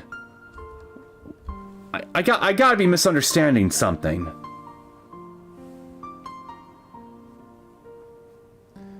God damn it, this is the exact epiphany thought I had. Okay, so you had that thought too. Oh dear. I really hope I'm misunderstanding something here, because I am not liking this thought at all. Please tell me I'm wrong. My teeth chattered, and my vision narrowed as if it were growing distant. It couldn't be. This had to be a nightmare. I admit that when Riku and I met and we were first attracted to each other, I suspected the possibility that the reason we could be so open with each other might have something to do with my brethren's factor. That's why I had him take that medicine so often. It even made him suspicious and checked his Oh yeah, that's right. I forgot about that. That little detail. The medicine that you made him and all that. That thing you noticed. I completely forgot. No. The result was always negative. It's true that as a resident of this land, he may have possessed something latent, similar to the Griffey's factor, but it wasn't enough to make him go berserk or mutate. Besides, I spent so much time with him, yet I had noticed absolutely nothing. I never felt that, not even during the countless times we'd slept in our bedroom. Not once. As a result, I was relieved and didn't consider him a target I needed to keep my eye on. So why?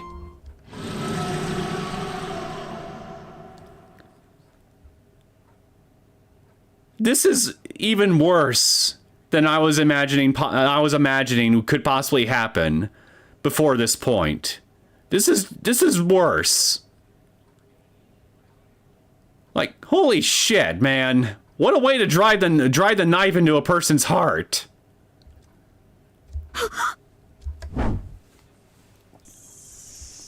The demon took advantage of my confusion to instantly close the gap and attack.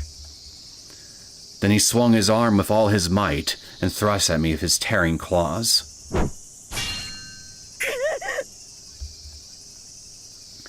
I instinctively raised my sword and managed to parry the blow just in the nick of time.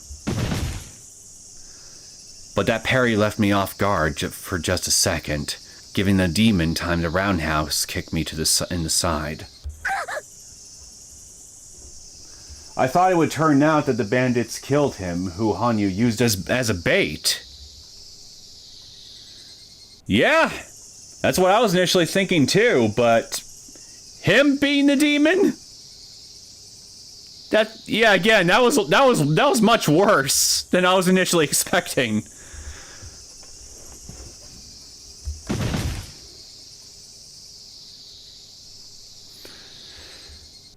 Thanks to our difference in physique working in his favor, I violently slammed into the ground and rolled across it.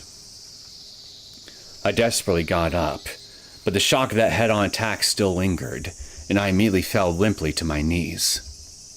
What's more, I dropped my sword when I got blown away, and now the demon had grabbed it and was pointing its sharp edge my way.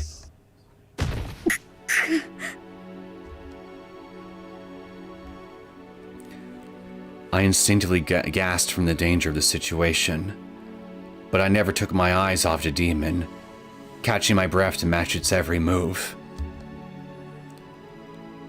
He seemed confident in his victory now that he'd taken my only weapon. But on the other hand, carrying an unfamiliar object only hindered his own movements. I suddenly noticed an odd sensation on the tip of my tongue. What I thought was some gravel had gotten in my mouth when I rolled across the ground was actually my tooth. I finally realized I was bleeding from the mouth. A fishy stench rose from inside my throat. That sensation, slowly but surely, calmed my instincts. Don't panic. Don't be afraid. If you keep your mind calm, the tide of battle will flow in your favor. In the moment I suddenly remembered those words someone from my homeland had told me.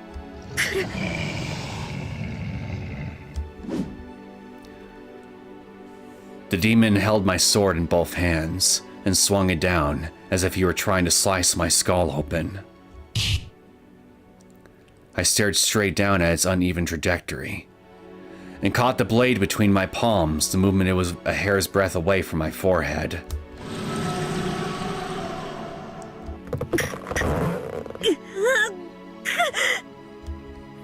Though I'd stopped it, the demon filled the sword with more strength. Every time, the tip of the blade slid down my palms and pierced my skin, blood from the wounds trickling down the sword. The blood passed through the sword's guard. It oozed out from the handle and stained the demon's hands, burning him.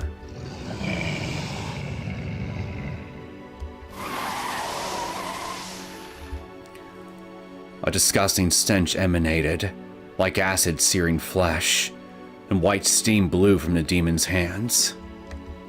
He immediately let go of the unexpected pain, and I seized the chance to back off and spit the tooth in my mouth right at the demon's eye.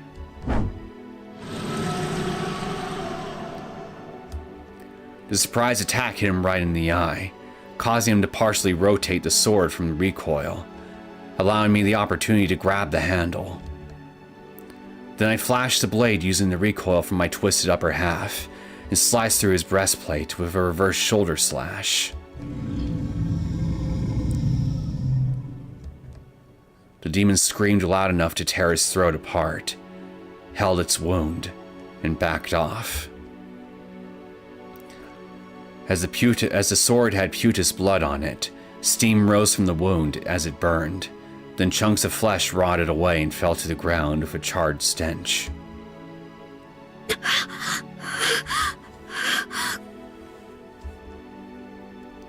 I panted and caught my breath as the demon glared at me with hatred. My whole body was covered in sweat, mud, and blood, and was almost at its limit. But the confusion left my mind, and my bewilderment changed into intense hatred, and I seethed. 分かったぞ、お前。 That's right. Despite being a Griffey's, it had stolen my sword, attacked orderly and consistently, and possessed unusual intelligence. I gasped when I finally realized what it was, and grit my teeth when I understood what had been feeling so off for a while now. お前、あの時のピュートスだな。 Wait, so it's not Riku? Well, thank God for that at least, but the fact that it has his necklace, still not a good sign for Riku, unfortunately. Okay, so I guess I'm glad I'm glad to see that I did indeed misinterpret the situation. Thank God for that. Still worried sick about Riku though. Right. This presence, this sensation, there's no doubt about it. Though it was extremely rare, it was possible for a Putus who'd lost their original physical body to keep living on as a free body. And afterwards, it was possible for it to possess a different body, a human, and live on like a Griffey's. He was a Putus who had abandoned being a Putus and had obtained power greater than a... No, wait, no! No. Then what you're saying is... This is the same rogue Putus that you mentioned before, but it's possessing Riku?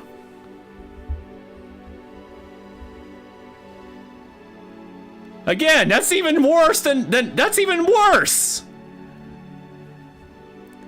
Fucking hell! It was a Putus who'd abandoned being a Putus and had attained power greater than a Griffey's. In other words, a true demon? そうだ。 And then... 私は貴様と同じ元はピュトゥス。そして20数年前に貴様の手で打ち果たされたものだ。 A repulsive smile rose to his ugly face as he laughed. なぜだ。なぜリクに憑依した。 Oh, man. 利害関係もない縁もゆかりも全くないリクをどうして巻き込んだ。 No, the bigger question was, why had a Putus demonified just like a Griffey's and attacked villages and natives? What reason did he have for not only abandoning our original goal of observing Griffey's and stopping any who went berserk, but doing the very thing we had sworn to stop? 飽きたのだ。果てしなく続く任務の日々と買っても買っても絶えぬグリフィスたち。生命を賭した殺し合いに興奮を覚え、血と肉の匂いに酔いしれることができた頃はまだ良かった。だがグリフィスは力も知能も我らに劣ってあまりにも張り合いがないものだった。故に私は私の力に匹敵する相手を欲したのだ。同じピュトゥスと雌雄を争い、その戦いによって今まで感じたことのない興奮と優越を味わう。もっとも完全に能力を発動させる前に同胞最強と謳われたお前が真っ先に現れたせいで思わぬ遅れを取ってしまったが、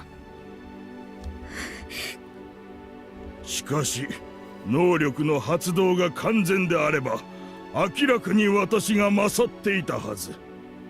その証明を立てるため、そして一度貴様から受けた屈辱を晴らすため、私はよりしろを求めた。そして貴様から受けた傷が癒え、有利隊としての移動の力を手に入れた3年前、私はこの村で発見したのだ。貴様が剣を向ける際、最も貴様が苦しみ怒り絶望して、私のかつての恨みと憎しみを晴らしてくれる対象を。 And so you chose Riku. I gotta hand it to you. You are a really big dick. それがあの時貴様が救い出し、そして貴様が愛したこの男だ。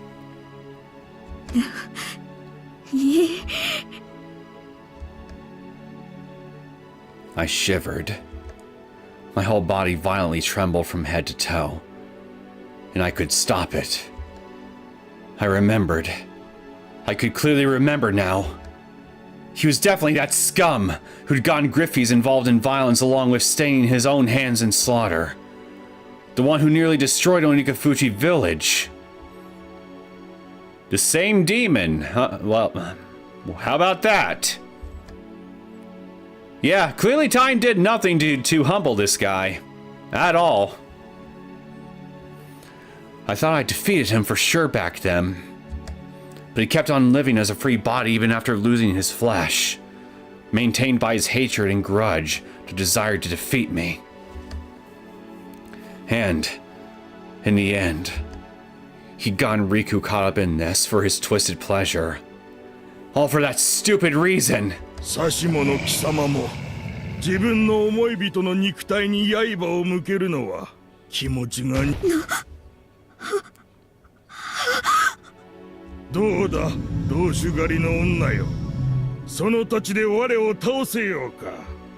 されど我を殺せばこやつも死ぬがな。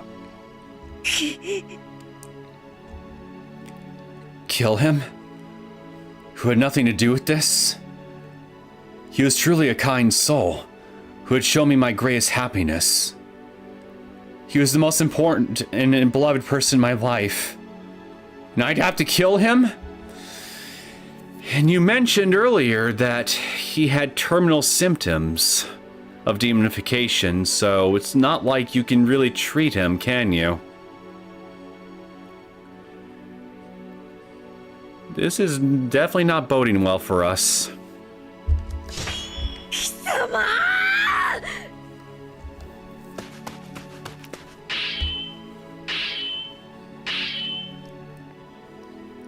Unable to hold back my surge of rage, I kicked off the ground with a blood-curdling scream, erased all the pain in my body from my mind, and slashed at the scum before me. My wild swings were easy to dodge, and cut nothing but air multiple times, but my rage demanded his flesh and blood, so I kept up the assault. 殺してやる殺してやる殺してやるよくも私の肉を憎め、もっと憎むがいい。それこそが我の安らぎ、正しき運命を奪い取った我の勝利を祝うこと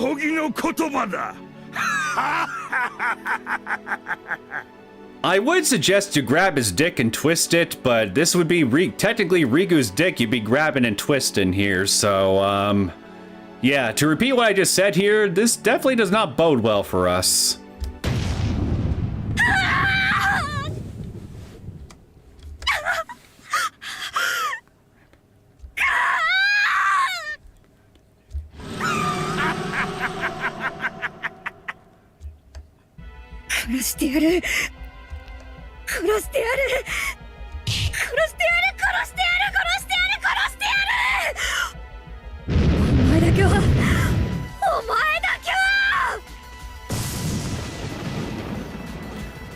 And then...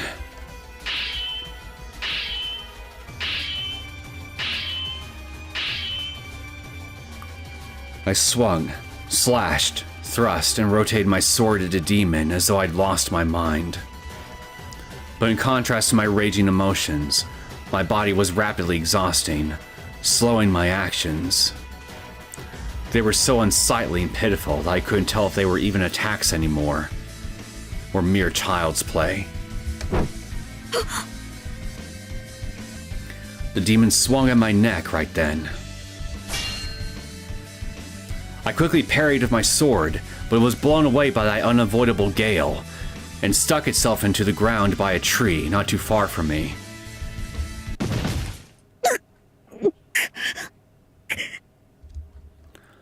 I rose my upper body and started to get up, only for my knees to collapse on the spot. I desperately mustered my willpower and looked up, to find the mocking smile of the demon looking down at me.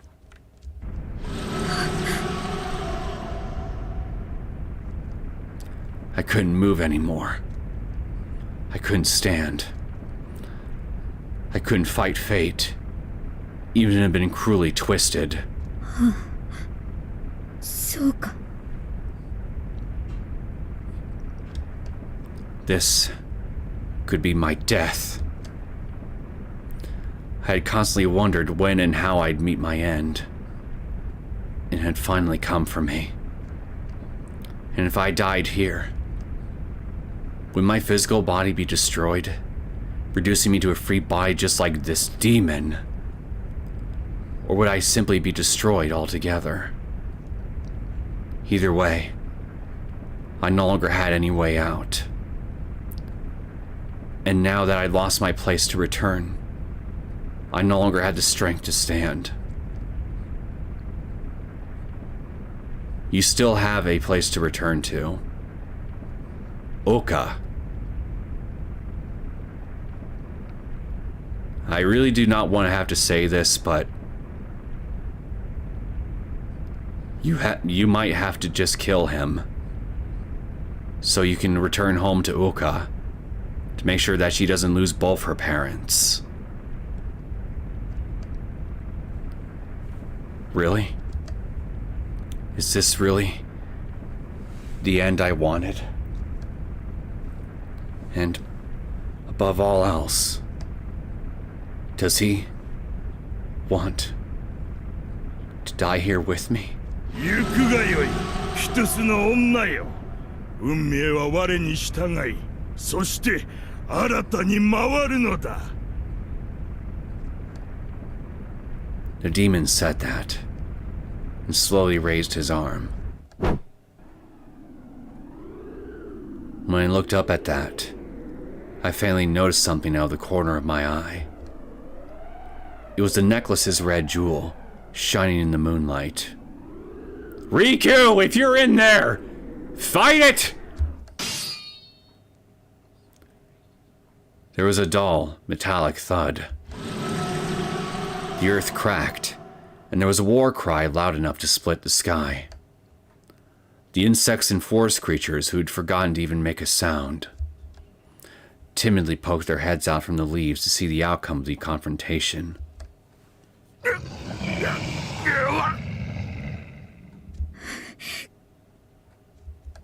The demon's strike had charged forward to crush and destroy my body and soul. It had to be the finishing blow on an opponent at death's door. But right before it could hit, I stopped that claw with my blade. 何？ 違う。 I endured the pain in my creaking body and pushed back the demon's arm, mere centimeters away from me. あなたには、いえ、今のあなたには帰る場所があります。それだけは絶対に、どんなことがあっても忘れないでください。やめてください。そんな話、聞きたくないです。羽生の死なんて、そんな。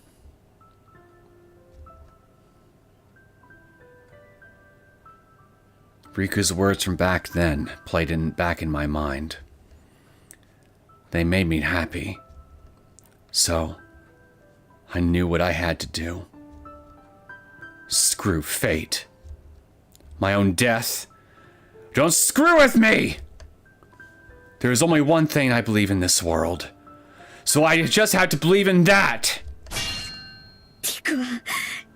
リクはそんなことを望まない。私の死よりも生きることを願う。それが私の愛したフルでリクの心だ。貴様。死ぬものか。陸との約束を破ってなんで貴様に屈するものか。何をよまいごと、この死に損ないが。笑わせるな。死に損ないは貴様の方だ。 She's got a point there, you dick. Oh, that was something.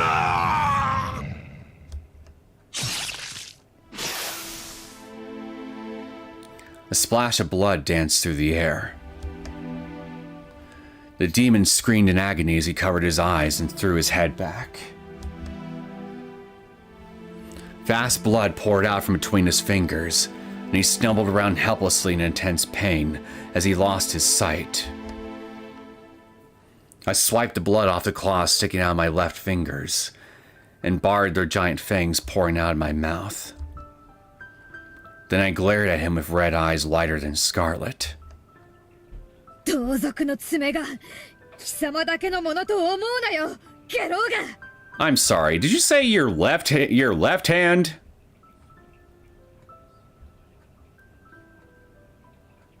Looks like you're using your right one to me, personally. 貴様、まさか貴様まで鬼かを。 By the way, since my comment is 1k words long, I will post it on Discord. We'll wait until you finish. We'll wait with it until you finish this scene. Well, Well, I guess I could just turn on Do Not Disturb so I don't keep hearing notification noises. So yeah, I'll try that out, and I'll hop on Discord real quick after this scene's over. Well, no, I'll check it out. I'll check it out later, whenever you post it. How much later? I'll figure that out. It'll probably be before the stream's over, though. So feel free to post it whenever. I turned to the stunned demon and flashed him a cruel smile. The claw blades, a demon's power that was unconsciously invoked by rage and bloodlust. I could obtain power greater than a demonified member of my clan by fully unleashing it. But since it would destroy my sense of reason if I used it too long, it truly was a double-edged sword. Don't you mean a double-edged claw? Fortunately, the demon couldn't see it with his eyes crushed. No, perhaps he was unlucky. For if he could see this face, he would have reached the horrifying realization that I wasn't some opponent to be taken lightly. くらいはせぬ。 Now that's a smile that'll definitely haunt my dreams later tonight. だが、貴様は絶対に許さない。自らの浅知恵と卑劣を顧みることのできぬ愚かさを嘆いて死ね。出来損ない。 I then retracted my claw blades, took my sword and thrust it in my left hand, then faced the demon with 1 foot forward. I ran the blade up my left arm and donned the Galkia stance. The demon miserably swung his arms, perhaps having sensed that and desperately trying to escape from the danger. But his claws cut through nothing but air, and not even their lingering gales reached me.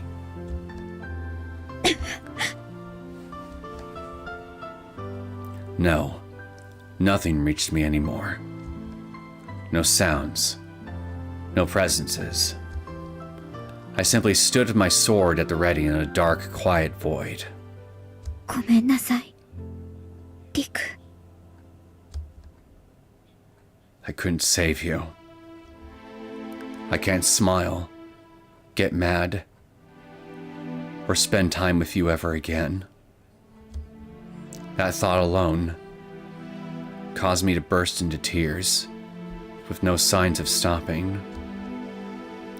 But please understand, at least you, if no one else, what I can do now, and what you'd surely wish for, is for me to simply believe in that, and kill you.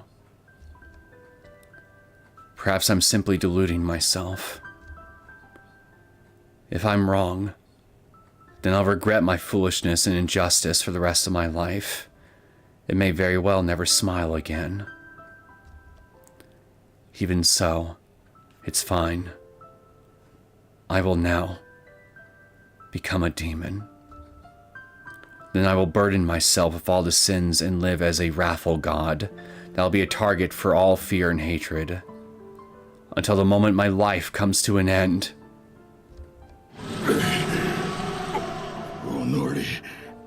こうなったらこの体を捨て違うよりしろについて貴様をの That moment.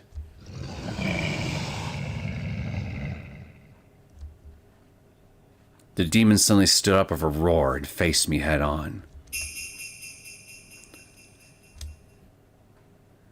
I instinctively braced myself. You and me both.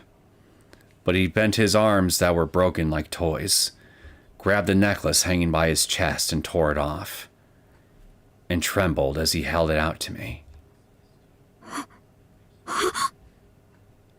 Riku? まさか。なぜだなぜこの体から乖離できない離せ貴様大丈夫ですよ。羽生。In my mind, I heard the faint echo of the voice of the man I loved with all my heart. It was that kind, gentle voice, that clear voice that would always warm my heart just by hearing it. His voice. I'd resigned myself to never hearing it again. I believed his soul to have been ground to dust when the Putus took over his body, and grieved. But Riku was calling out to me at the very end, all for me, to bring my heart back from despair.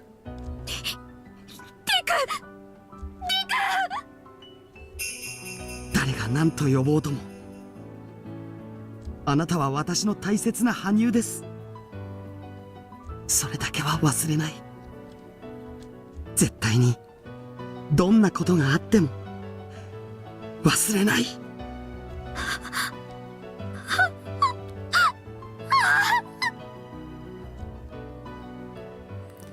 His kind words tore my heart to shreds.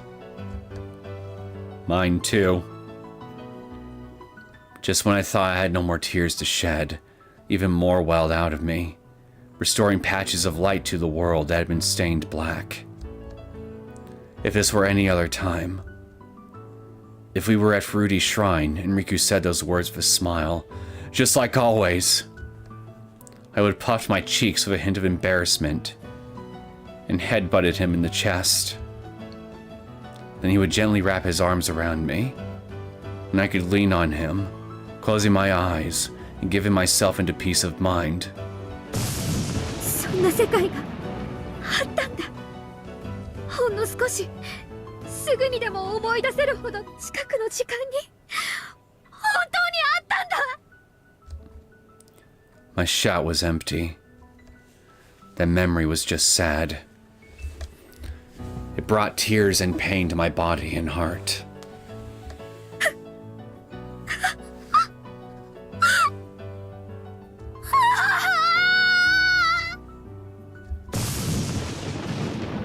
My throat and chest burned in pain, as if they'd been gouged out. I swear that no matter what happens, I will never, ever forget this pain and suffering. Never. Never! テク、大好きだった。本当に世界で誰よりもあなたを愛していた。And then, I swallowed my tears, took a breath, and pointed my gleaming sword tip at his heart. さよなら、テク。I thought I could hear a happy tone in Riku's voice when I muttered that. I focused all my thoughts on a single point, mustered the last of my strength, and kicked off the ground. やめろー！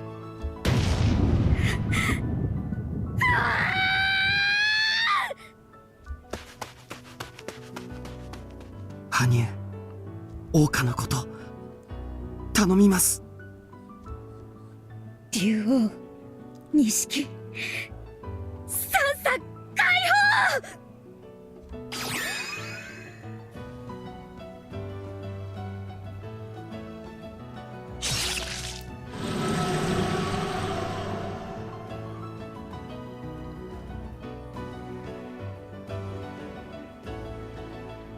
You're just gonna end it just like this, huh? Yeah, okay, fine. Why not?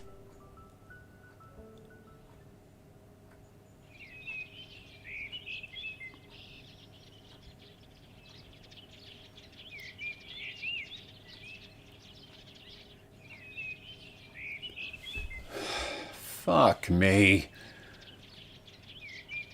My poor little heart. It can't take this. Yeah. The man had a very unhealthy obsession with the Maiko outfits and all the variants he could come up with it, but besides that, he was a good boy. He was a good boy!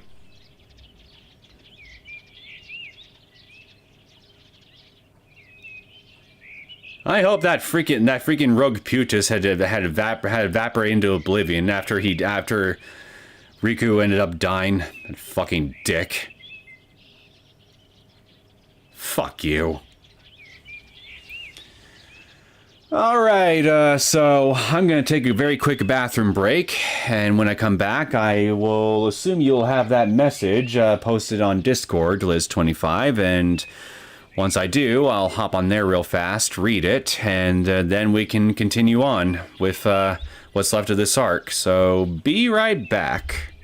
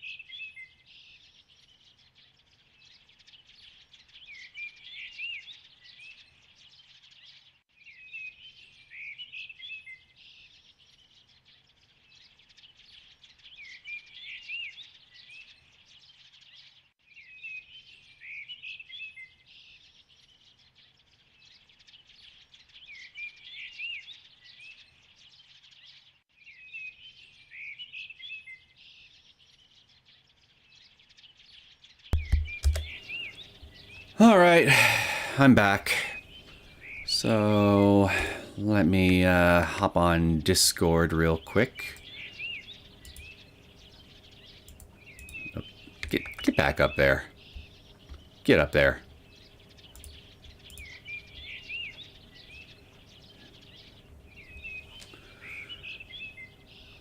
Alright, what do we have here?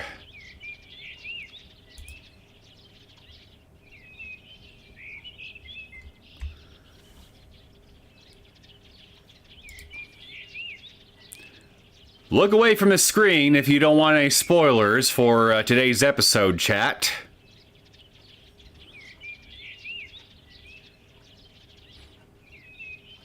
Actually, for that matter, maybe you should... Well, yeah, maybe you might want to mute. Maybe you might want to mute the audio for a bit while I address this comment. For anybody who's not Liz25 or L on Discord, in case you want to avoid... any potential spoilers. Okay, I will admit, I saw Ty Part later in this arc and noticed he wasn't there, so something probably happened to him. Either left, died of disease, etc. Then death flags started going right and left before she left. The moment she brought up bandits and them killing villagers because of her bait making, I was like, oh, here we go. This will be the sad plot twist. I didn't watch the earlier part of this arc, so I didn't know the whole explanation about the whole alien thing. So when she said the demon was in terminal stage, I was, oh, this sounds like Hidemazawa syndrome. My mind went to Takano's theory about parasites getting weaker by violent demons dying, and Crazy Reina, etc. Only for a certain thought to suddenly enter my head. I said, I swear to God, checked the wiki page, while wondering if he even had one. He had, and it was, fuck, god damn it! And then written my comment about having a thought and skipping the fact I already had my confirmation on Wiki. Of course, I had understood the exact implications of the possessed part on the Wiki page 100% right, but it was close enough about Hanyuu killing them. Yeah, yeah, okay. So...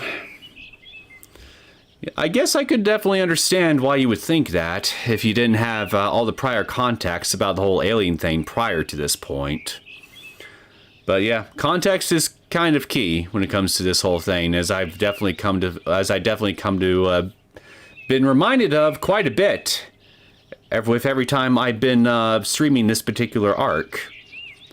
Now, I'll tell you one thing, this definitely does recontextualize a lot of things in hindsight. Even though this arc wasn't apparently written by Ryushiki07 himself, so I mean, I guess we're free to completely disregard it then as being canon, possibly in that case. I still haven't taken the time to actually confirm its actual canonicity with the rest of the story, though, even though it wasn't penned by the guy who made it, so... I guess maybe after I get this thing done, I'll finally get off my lazy ass and just check it.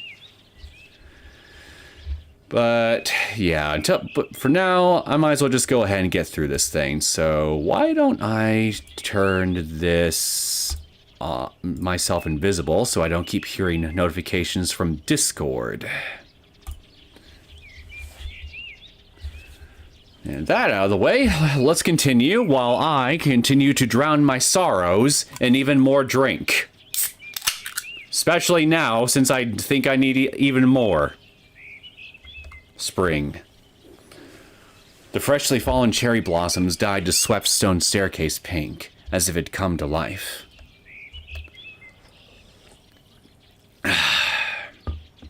The cleanness? Don't you mean cleanliness? The cleanness? Okay, maybe it's cleanness. The cleanness and glamour of it all cheered me up a little as I ascended the stairs. At least someone's cheerful right now. I'm not!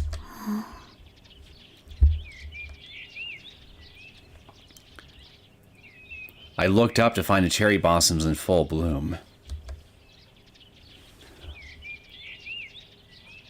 I would wait with confirming stuff about canonicity of this arc until after you finish the other arcs. You know what? Maybe that's actually a good point. I mentioned this, and since you're here, I might as well go ahead and reiterate this point.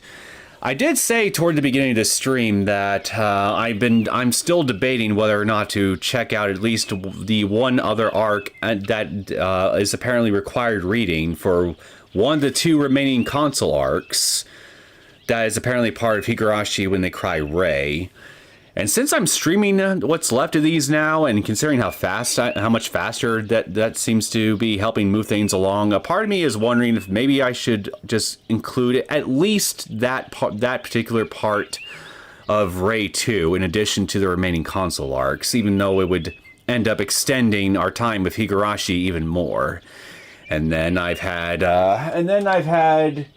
Eastbean01 also give me a recommended reading order of their own on the whole thing, and this is just making me feel even more conflicted on the whole matter. So it's very possible I might end up just throwing in the other arcs with Higurashi When They Cry Ray 2 in addition to the remaining console arcs. I haven't fully decided yet. I likely will until sometime after I finish this arc.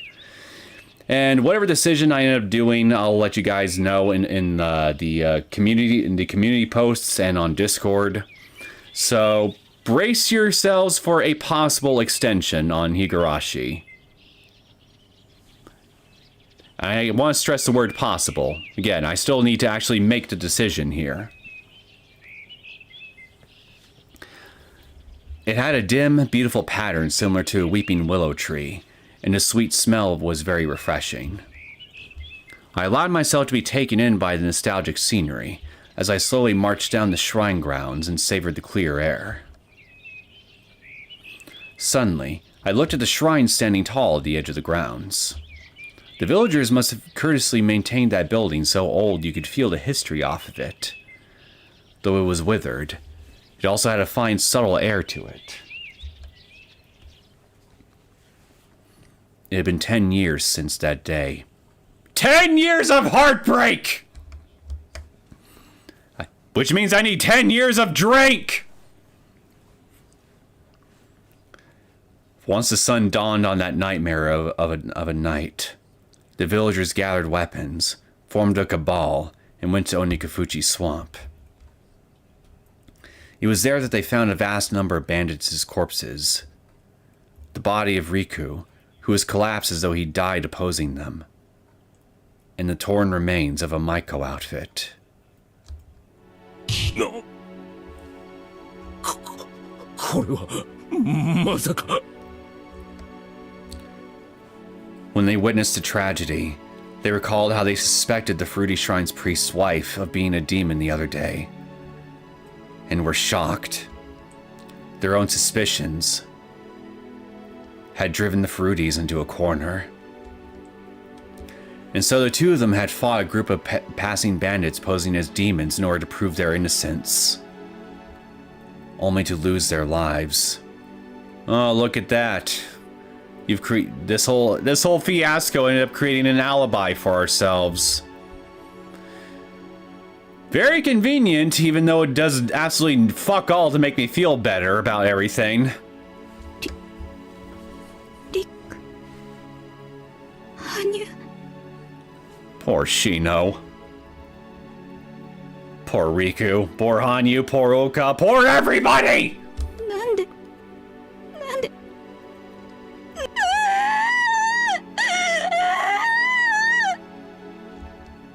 When she came running after hearing the news, Shino clung to the corpse and broke down sobbing. Afterwards, the village conducted a search for Riku's wife. However, it was said her blood and footprints came to an abrupt end at a cliff overlooking a river. The villagers concluded that she had likely fallen from there with a bandit. Shino's despair deepened when she learned of that, and she wailed in ways that those who knew her stout-hearted nature had never seen from her before. ごめんなさい。ごめんなさい、リク。私が二人のためにもっとみんなに強く言っていれば。You did everything you could. あなたたちのことを信じているともっと言ってあげていれば。ごめんなさい。ごめんなさい。わしらあの二人になんてことを。 You gave the evil eye too much to the Furutis.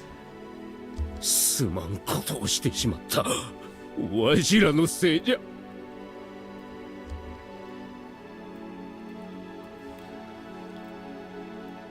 When they saw that, the villagers learned their needless doubts had killed the two of them, and deeply regretted their own mistakes. Perhaps to atone for that, the couple's orphaned daughter, Ouka, was taken care of as the daughter of the village's saviors. And under the guardianship of the Kimiyoshi family, spearheaded by Shino, and the Sonozaki family, the village officials, she was raised carefully so she could run the Furuti Shrine on her own once she became of age. All I could do was watch over all of that. After my battle of the demon, I lost most of my ability to sustain a physical body. Though I wasn't quite a free body, it was difficult to maintain a body that could be seen, even by the people of this land, and so naturally I was treated as though I had gone missing. Perhaps there was a mental aspect to it as well. It was likely that if I pushed myself without having fully recovered, there was a risk of my body going berserk. So I wished for Uka's happiness as I went over to the mainland, underwent treatment at the remaining Linuses, while fighting Griffies called demons, or humans posing as them. I won't speak of how much blood was shed. Even so, as long as there were evildoers out there, more tragedies like Riku's could happen again. It was with that thought I used as much strength and time as I had left to nip those disasters in the bud, and wander various countries. なんだ、私も罪滅ぼしか。Atonement, huh?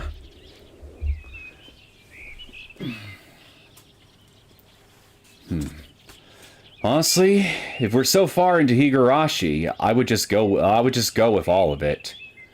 Because nobody doesn't plan to do console arcs anymore. Because nobody doesn't plan to do console arcs anymore, as 5 last years were Yumineko and Higurashi, so you would likely be one of the few people who recorded them.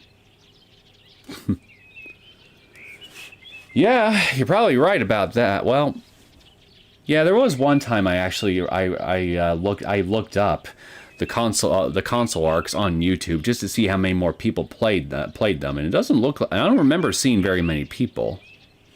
I was one of the very few. But what I'm debating, though, is including all the arcs from Rei, or just the one that was mentioned from the plot summary for that one other console arc, besides the epilogue. In addition to what I've also been told by Espin01 and at least one other person. So I'm just trying to decide if I should just go ahead and just get them all. Not just the remaining console arcs, but also the ones from Rei as well, or if I should just finish the console arcs as I was initially thinking about doing now, and then just moving on to Go.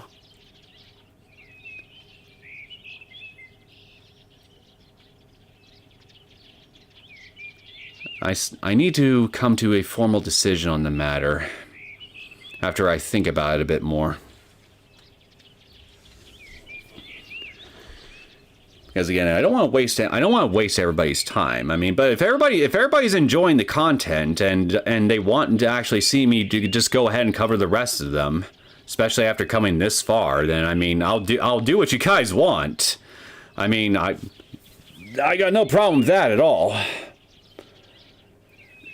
It's just, we've been at this for 5+ years. 5+ years, I mean, holy shit. Yeah, someone mentioned in a comments section in a recent video on the console arcs here. I've been covering Higurashi for over 5 years. If you count that period of absence of mine,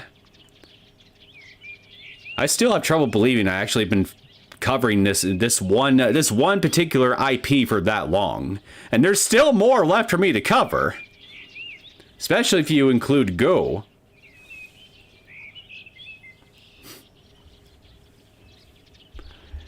It's not that I'm particularly sick of it personally, but I mean, I can't imagine that a whole chunk of everybody who's been tuning into the channel for this long isn't getting sick of it themselves, if that makes any sense. So that's pretty much the main reason why I'm concerned about including the other arcs from Rei, especially now that I'm so close to finishing the console arcs. I don't feel like I've got a particularly easy decision here. Anyway, let's continue. I think people hate Rei because only one arc is lore and the rest are a big fan service for teen Coomers. Most of Rei is fan service, you say? Fan service involving Higurashi? Well, holy shit, if I knew that. Well, Liz 25, you may have just given me a pretty damn good reason to go ahead and include them after all, just now. So, thanks? Usually you can go for one or the other. Well, I'll definitely keep that in mind now, that's for sure. I smiled when that thought came to me. I suddenly looked up, saw the cherry blossom tree Riku and I used to watch, quietly walked over to it, and gently caressed the bark. 桜が咲いていますよ、リク。あなたがいなくなっても。今年もまた。 At least something's blooming here. I'm not blooming, though. I'm shivering and crying like a bitch! Inwardly. I'm not sad enough to where I'm shedding real tears, though. But I am crying on the inside. Just so you people know. I recalled when Riku and I discussed, Michizani's poem? Wait, yeah, I think you might have mentioned that once, now that I think about it. Maybe? Sounds familiar. すっかり春ですね。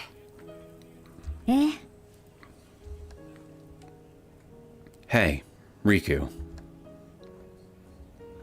ひょっとして私の中にもあなた方の同胞の魂魄が眠っているのでしょうか。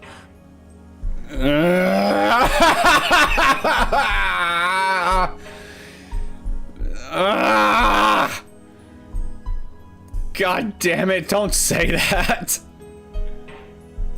Hindsight is making this so much worse.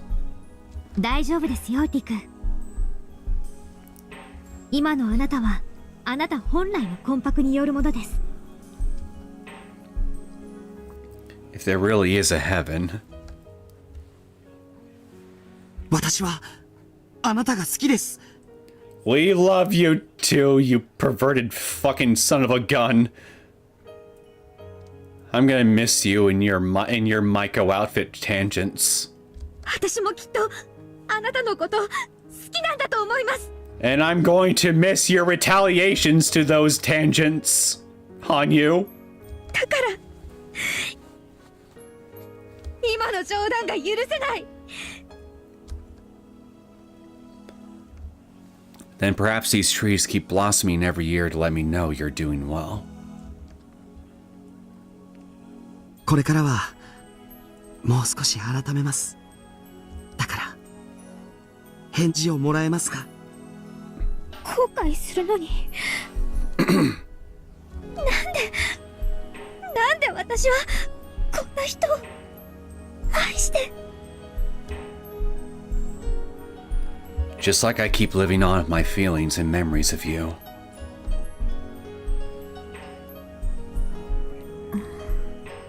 リク、ちょっとだけ泣きますね。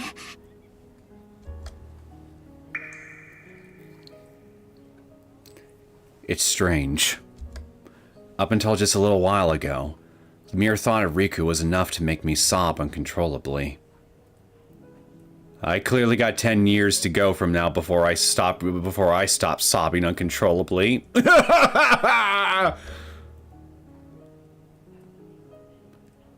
Yet now, I don't even cry. Unless I taint our happiest memories with sorrow like this. Is that because I've grown strong? Or am I simply growing numb to it? Even I'm not sure.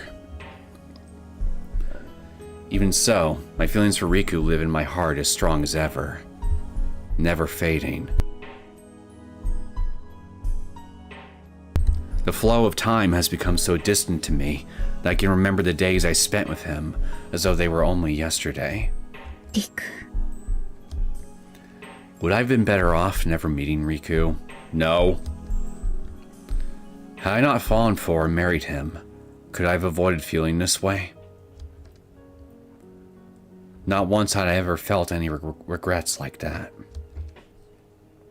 I truly was glad I'd met Riku, because there was no mistaking that he was the one who gave me and showed me the way to live as myself. When I muttered that, a pink petal gently danced onto my shoulder. The way it smelled as sweet as it had back then drew a smile from me. Me? No way. You can't be Rika. You can't fool me! Rika can't travel back into the past. I know how this shit works. Moving backwards is... Wait. Yeah, actually she can. What the hell was I about to go on about? Just then, I slowly turned around when I sensed footsteps behind me, only to follow that up with a bitter smile.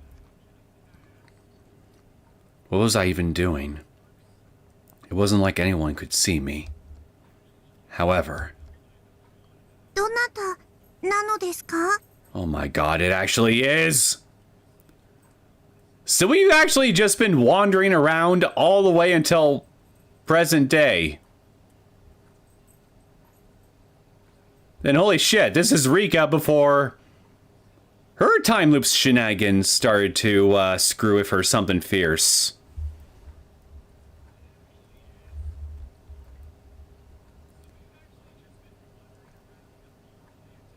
It's like looking at a unicorn. Huh?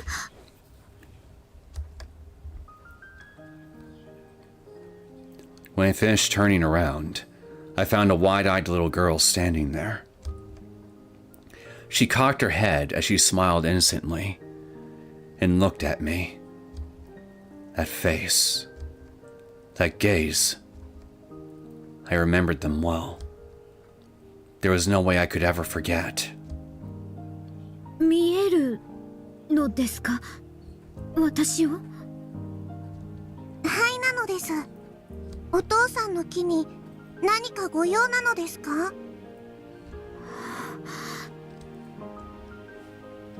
When I heard that, I stared at the brightly smiling little girl as I desperately held back the feelings threatening to burst forth, took a breath, and smiled back at her. She blinked in surprise for a moment, and smiled cheerfully as though she'd rebounded and gave a hearty leap. はじめましてですね。私はあなたたちがお社様と呼ぶこの神社の守り神です。あなたは? オーカなのです。Oh, what?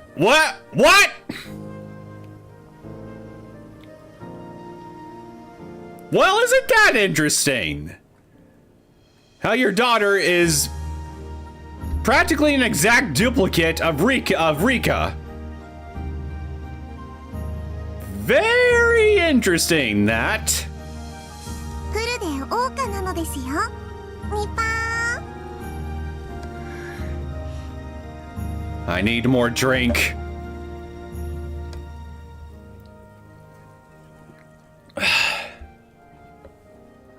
And thus, my frozen time began to slowly move again.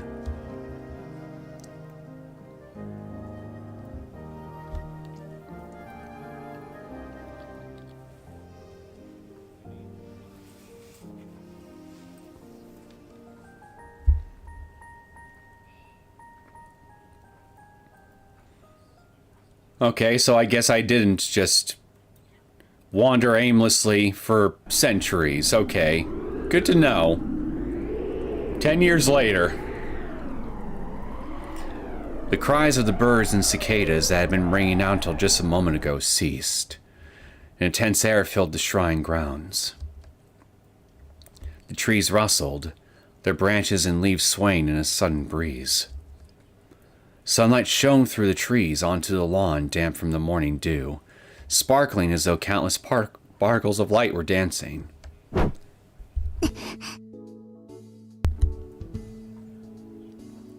Is this what Rika could look like if she actually aged?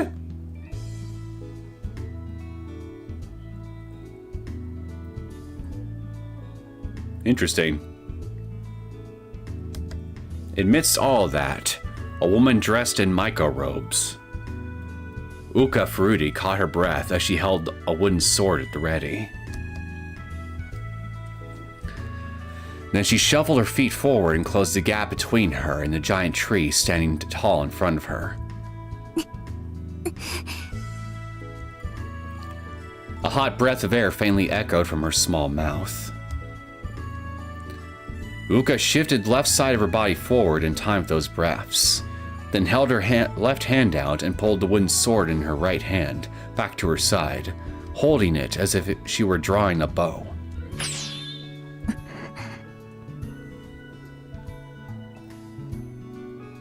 Is Outbreak on your arc list, by the way? I think that was one that was told is lore important or canonical, right? That's the one that's part of Ray that is actually canonical to the rest of the story.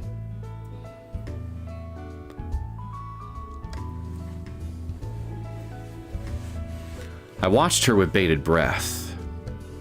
Even so, Ouka bit her lip and stared straight ahead as though she'd forgotten I was here. And then...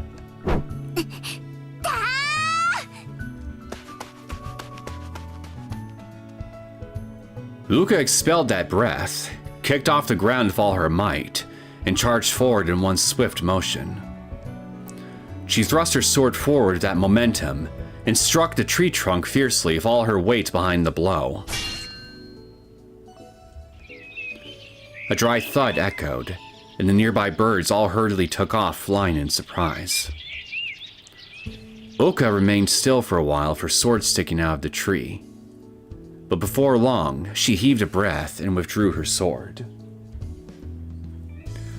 Then she took a hand towel from a nearby tree and wiped the sweat off her brow as she looked at me and smiled. どうかしら、羽生。以前見せてもらった月にだいぶ近づいてきたと思うのだけど。Are you teaching her the technique that you used to kill her father, Hanyuu? If so, that's definitely ironic, to put it mildly. 確かに形としては随分様になっていますね。From what I see, it's part of Ho Plus, which isn't exactly Ray. Oh yeah, that's right, Ho. I forgot Ho also exists. Okay, so... How many arcs are in Ho? You know what? Why don't I just pull it up? Let me see something. Higurashi when they cry ho.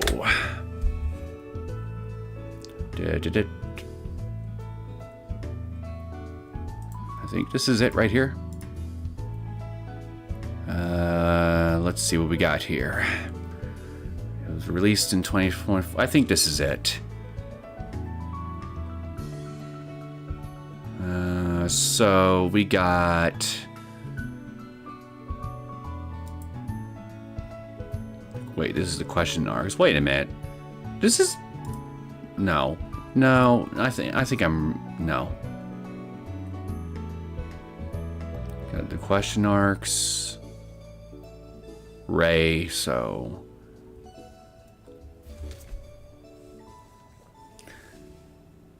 So... Alright, let me try something else. Hope plus. Let me try this.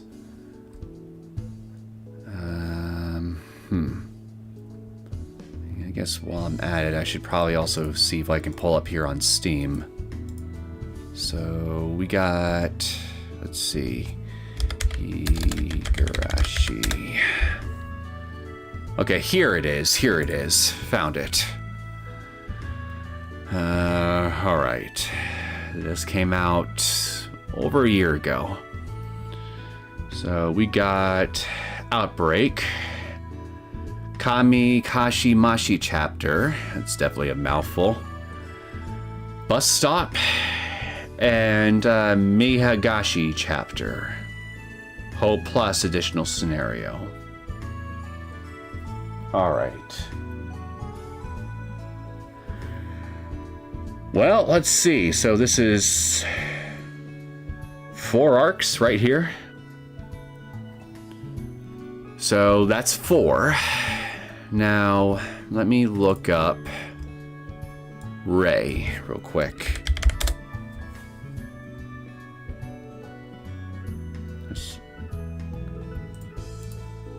Ray has 3, so we got, so there's 7 additional arcs I would have to add in addition to the 2 that I have left after this one on the console arcs. So, okay.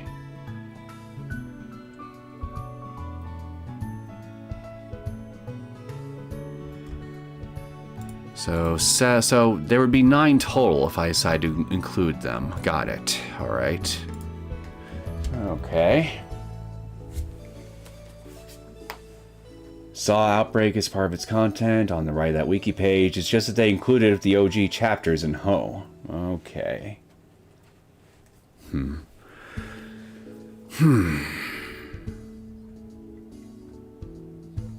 Yeah, it's like you say. It's tempting for me to just go ahead and include the rest of them since I've already come this far with the rest of the series. And I could probably just do that before moving on to Go.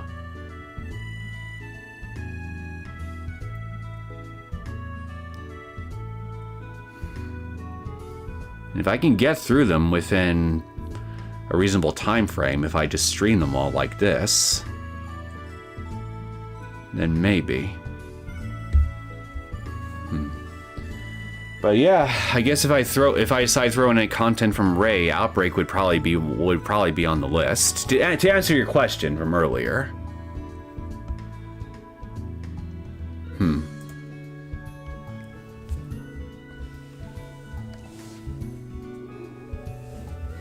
I shrugged with a bitter smile, as I desperately hid the surprise I felt deep down. The technique Ouka just unleashed was a thrust from the Turigalkia pose. I knew it! Hanyuu! You're more morbid than I thought! Good God, woman! The one-handed thrust killer technique I developed to use against Griffies. But I still couldn't believe it. It took me considerable time to learn this technique. I'd acquired it through repeated trial and error, including in battle, And it took so much blood, sweat, and tears before I finally got down. Yeah, some people are just like that. Some people can just pick combat techniques up lickety-split, like that. And then there's others that require more elbow grease in order to fine-tune the technique down until they perfect it. Needless to say, I'm jealous of the natural geniuses in our midst, among the human race. Because I certainly don't count myself as one of them. Thrusting techniques are actually harder than slashing techniques. If the target is too close, the power of the thrust is greatly reduced, and if they're too far, it hurts your entire arm. Furthermore, you needed the skill to keep the thrust's trajectory completely straight. Something extremely difficult to grasp with a real sword, much less a wooden one. So I thought it was too early for her, which is why I only demonstrated it to her a few times, never actually teaching her or letting her try it out. Yet while it was incomplete, Ouka had performed it splendidly.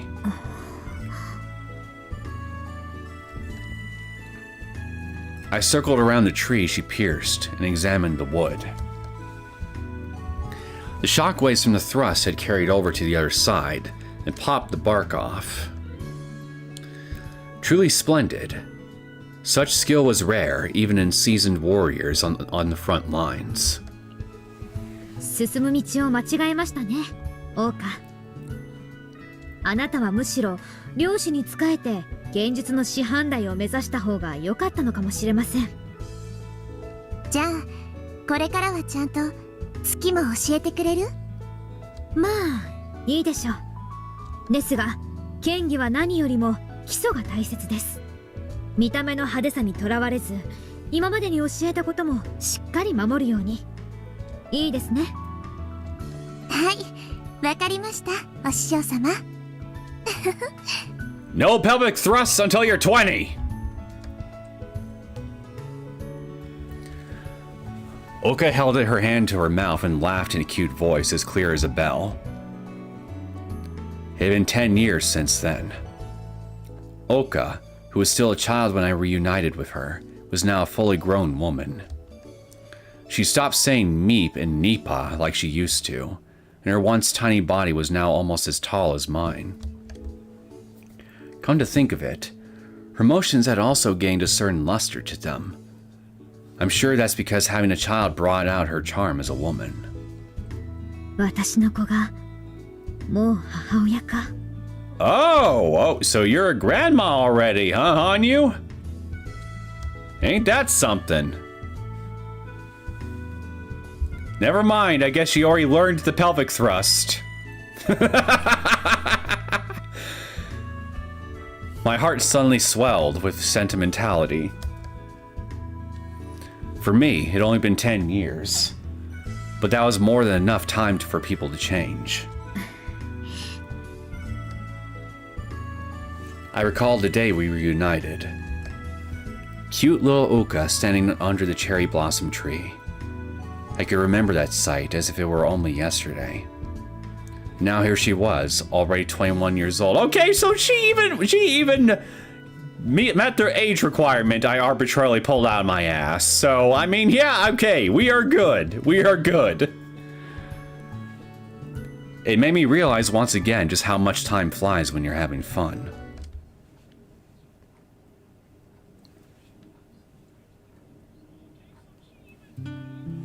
On that day, I reunited with Ouka on the Fruity Shrine grounds. But truth be told, I've been planning to leave quickly. Just getting to see the old cherry blossom tree and knowing Ouka was doing well would have been enough for me. So when I happened to bump into Ouka herself by coincidence and learned she could see me, I admit I was surprised. But I no longer had any regrets. That was what I told myself before coming here.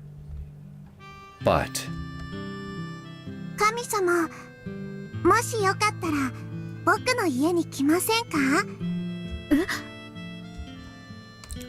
it was little Ouka's words that stopped me from leaving. 僕はずっと一人暮らしをしているのです。ですから、お話し相手になってくれるととても嬉しいのですよ。一人暮らし？ I was a bit surprised to hear that. Wasn't Ouka supposed to have been raised by the Kimiyoshis under Shino's care? あなた、お母さんは？母様も父様ももういないのです。Well, shit! That sucks. だからこの神社は僕一人なのですよ。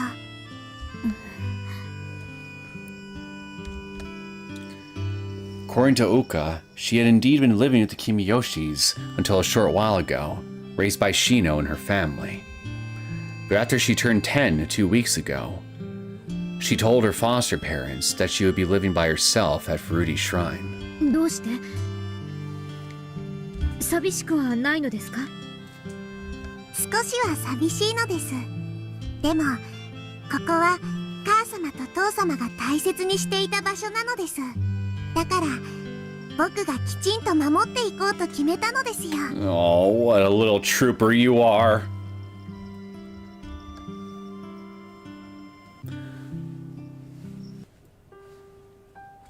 この家を出てフルデの家で暮らす？本気で言ってるの？オーカ。はいなのです。シノさんたちのおかげで身の回りのことはきちんとできるようになりました。ですから僕はフルデ家の当主としてあの神社を守っていきたいのです。守ってって。オーカ、あなたはまだ10歳なのよ。それに君吉の家にいたままでも神事を取り仕切っておくことはできるはずでしょ。ごめんなさいなのです。もう決めたのですよ。When she saw that strong will beyond her years in Ouka's eyes, even Shino couldn't refuse her, and fell silent. Then she heaved a sigh, and voiced a worry that suddenly came to mind. ひょっとしてオーカ、この家で暮らすのは窮屈だったの？私たちがあなたの本当の家族じゃないから？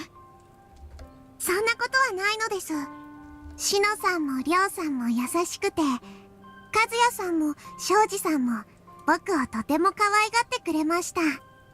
僕にとってはみんな大切な家族なのです。じゃあなぜ？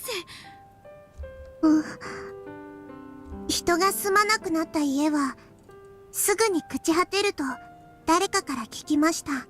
Well, it can still wither away even if someone is living in it, if they're not lifting so much as a freaking finger to actually properly maintain and take care of the place.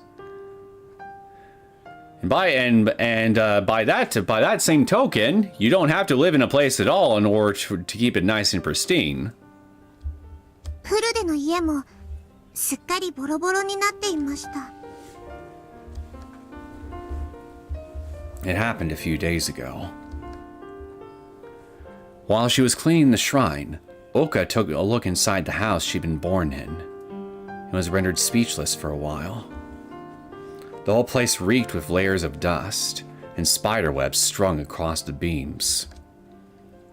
From the living room, to the kitchen, and even the entryway.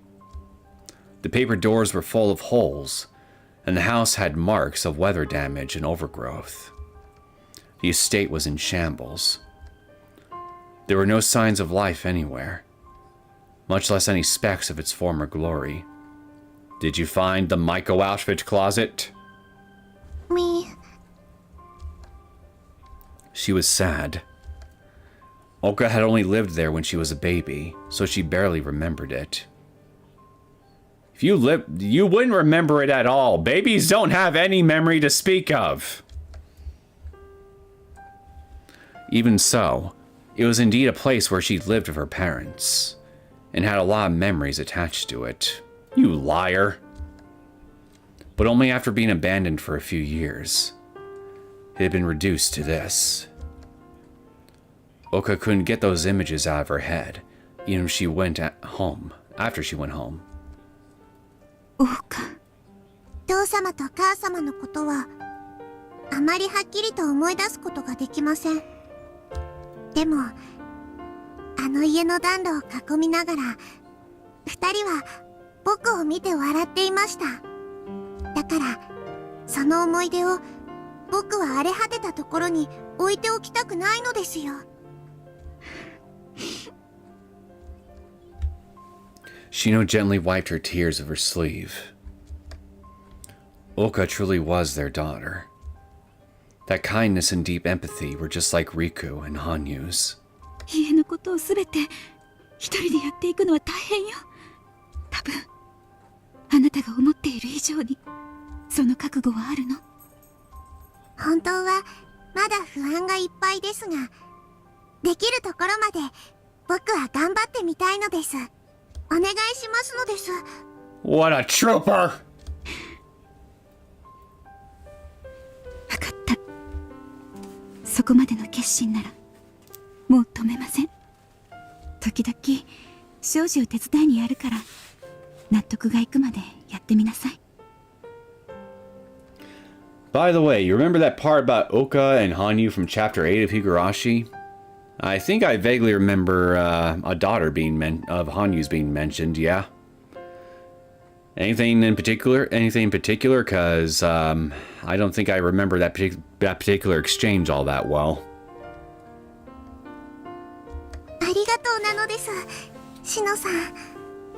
それから辛くなったり寂しくなったりしたらいつでも遠慮なく帰ってきなさい。あなたは古出家の当主でも間違いなく君吉家の一員で、私はいなのです。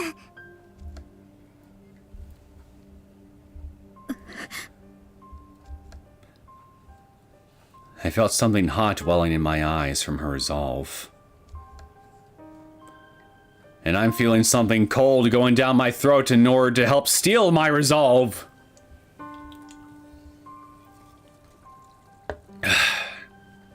Not only has she not forgotten us, she treasured her memories of us even at her age.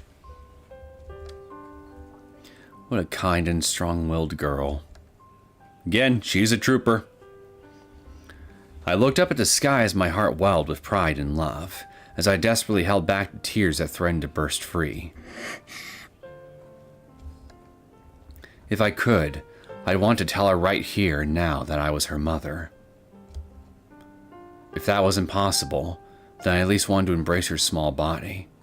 Hey, now that I think about it, it's kind of like the dynamic between you and Ryonok, isn't it? Where it turned out that Ryonok, at least in part, was actually your mother the entire time, but she had to keep her identity a secret from you for whatever, for your own personal growth and development sake. You're kind of now doing the same thing for Ouka in a way. Irony.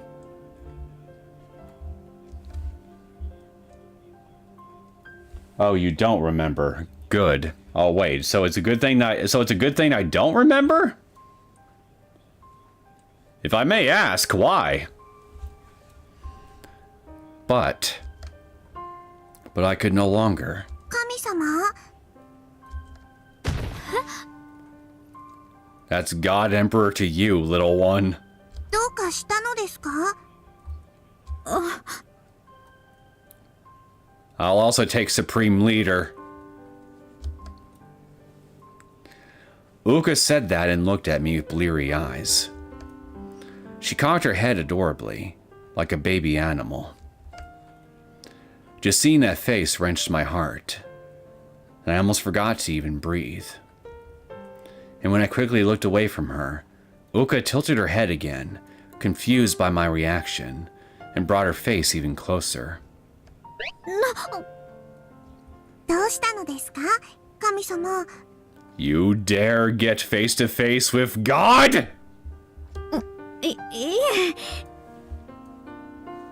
まるで怯えた猫さんみたいなのです。にゃーにゃー、にぱー。 More like a dog. Ow, ow, ow. 別にそんなことは。 True. There's no way that should be true. Deep down, maybe I was scared. having to face my guilt for abandoning Ouka and the foolishness of my actions. Regardless of how it happened, I left Ouka in Shino's hands and left this village. That fact wouldn't change. That guilt and remorse still tormented me and tore at my heart.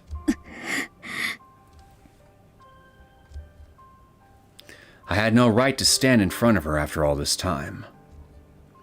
That was why I should leave this place quickly. And yet, my legs wouldn't move. I couldn't do it. Unable to resist the desire to look at her cute face a little longer, I couldn't bring myself to say goodbye to her. では決まりなのです。僕の家はこっちなのです。中でお話ししましょうなのですよ。ニパー。 After saying that, Ouka took my hand. It was so small and pale.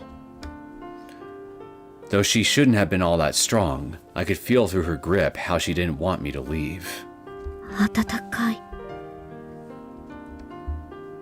The warmth I've forgotten over 10 years seeped into my hand. When I noticed that sensation, I gently gripped her hand back.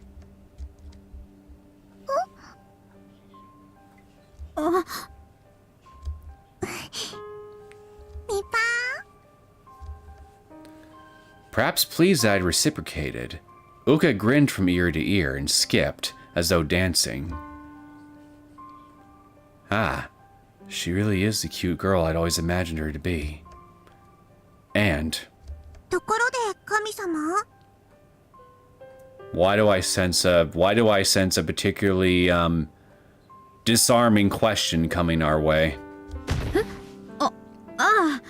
はい。 I couldn't quite tell if she was referring to me, but I responded to be safe.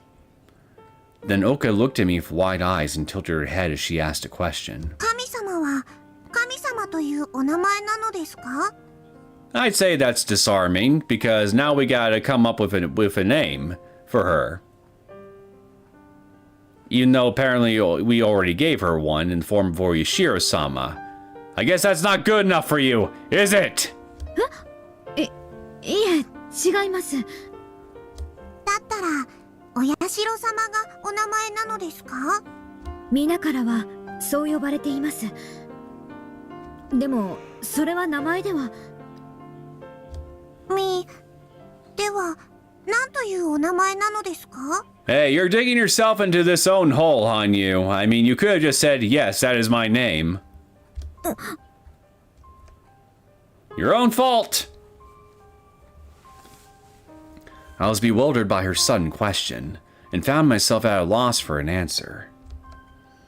I couldn't very well tell her I was Hanyuu. Ouka should know that it was her mother's name.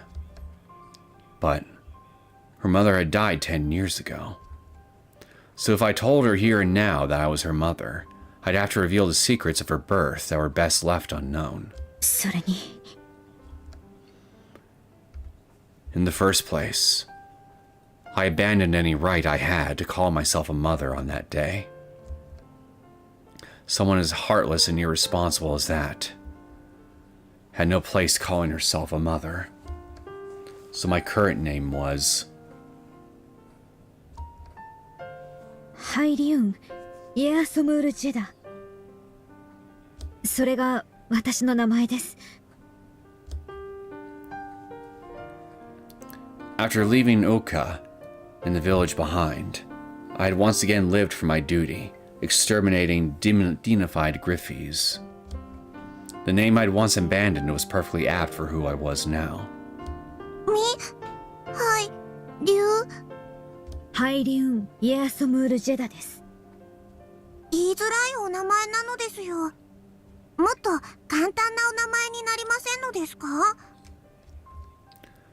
Ouka kept holding my hand as she kept awkwardly trying to say the name she'd heard. But she furrowed her brow and frowned when she couldn't do it.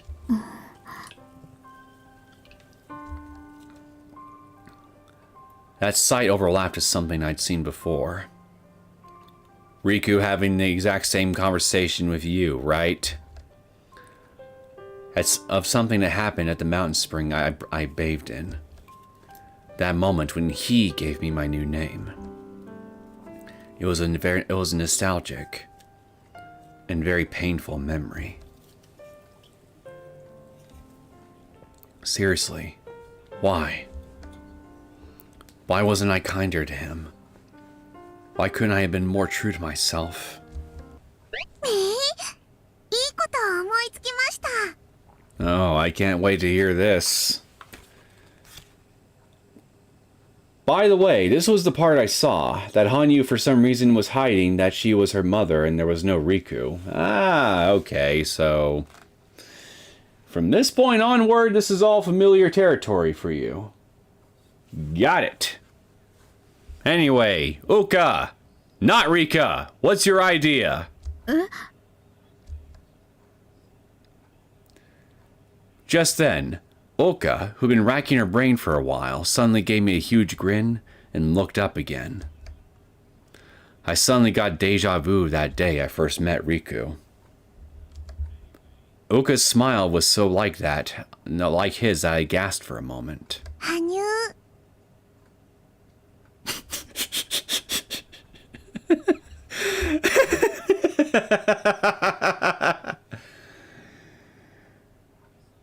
Oh, now this is just funny.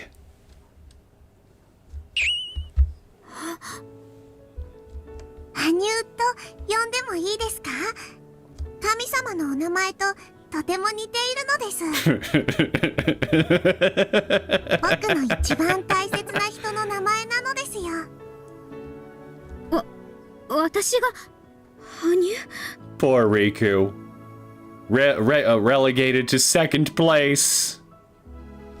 そうなのです。よろしくなのですよ、羽生。Nipa. Ouka called the Hanyuu a smile. Oh, again, this is just funny. Drawn in by her smile, I found myself unable to refuse or do anything but fall silent.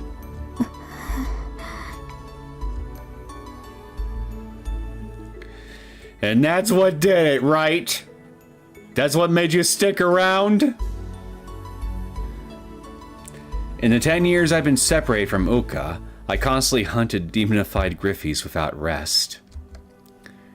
In the midst of that, I'd resented irrationality. I had hatred that never died down. And as a result, no matter how much I fought and swung my sword, it never healed the void of sorrow and loneliness in my heart. The reason I decided to return to Onigafuchi village was because my heart and body were exhausted. That was why Ouka's words were so precious and luscious to me. And so, I accepted them, knowing I'd surely come to regret it. Don't remind me.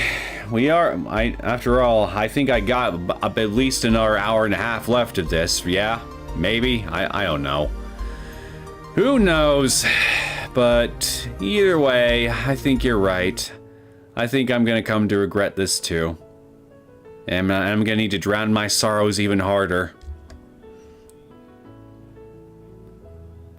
That was how Ouka started calling me Hanyuu. She had no idea that I was her mother. As far as we know. Maybe she actually does know. Maybe she was given a physical description of what her mother looked like, including the horns by Shino. And this thing here, upon seeing you, was able to put two and two together and is just playing along with you, just with whatever you tell her about yourself. Maybe this is a two-way thing we got going on, where both sides are actually aware who the other is, but they're not really fessing up to the fact, for whatever reason. Certainly possible. Nor does she ever need to know.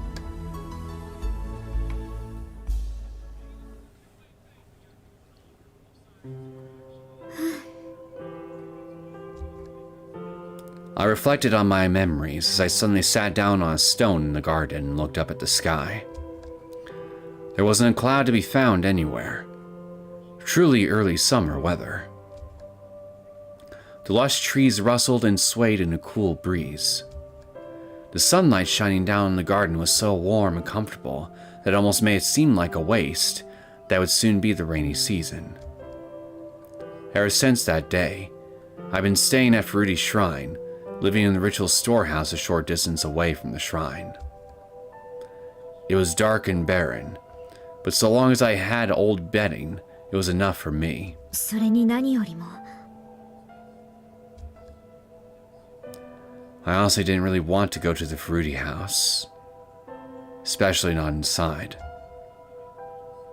There were so many happy memories in that place that I doubted I could spend time there in peace. For the time being, Ouka had approved of me living in the ritual storehouse without asking many questions. Thus, I've been staying there all the way up until today, in total secrecy from the villagers. Why would you need to? Aren't you invisible for the rest of them? However, that's not to say I spent those 10 years peacefully. I hadn't forgotten to investigate rumored Griffey's sightings and fulfill my duty. Griffey's activity had visibly decreased after I defeated that Putus, but they still caused disturbances in various places from time to time. There truly was no end in sight for any of it, but there were indeed lives and livelihoods that had been saved thanks to my actions. It was with that thought I continued fighting them and hunting down those disasters. I'd inform Ouka every time I left, and go to see her right away when I returned. That was one tradition I never neglected, just like with Riku. History repeats. Afterwards, I'd stay for a while, talk with her, train her in the sword, give her advice on all sorts of topics. Even after Ouka grew up, married the man she loved, and had a family, our routine had barely changed to this day. Fortunately, I hadn't had to leave in the last few years, so I met with Ouka practically every day and spent time in the village in relative peace. But still, to think Ouka would end up marrying Shino's son. Fate's design sure has a sense of humor, I'll say. Come to think of it, there was something Shino said not too long after Ouka was born. オーカが成長したら絶対うちの息子と結婚させましょうね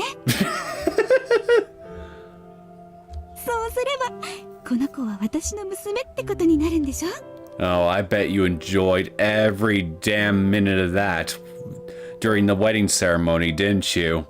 Huh, Shino?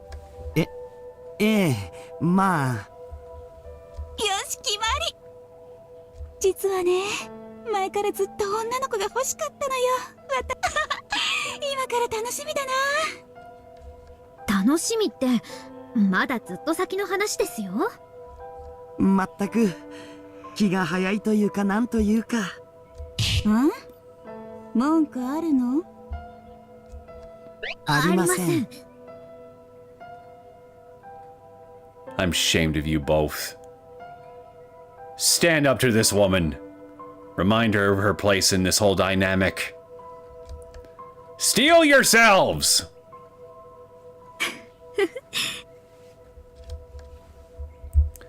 Back then, I was so sure she'd just been joking. Joke's on you. Despite that, Shino kept her word. She let her younger son, Shoji, marry Ouka, and change his surname to Furudi. Now that's very unusual. Him changing his surname, because I think it normally in Japanese culture, especially around this time period, it was normally custom for the woman to adopt the man's surname for any families that had them. fact, it was around feudal. There weren't too many people around feudal era Japan that actually had official surnames. Although there were a number of people among the citizenry or the peasantry that had them in secret. There's a bit of interesting history with surname usage in ancient Japanese culture.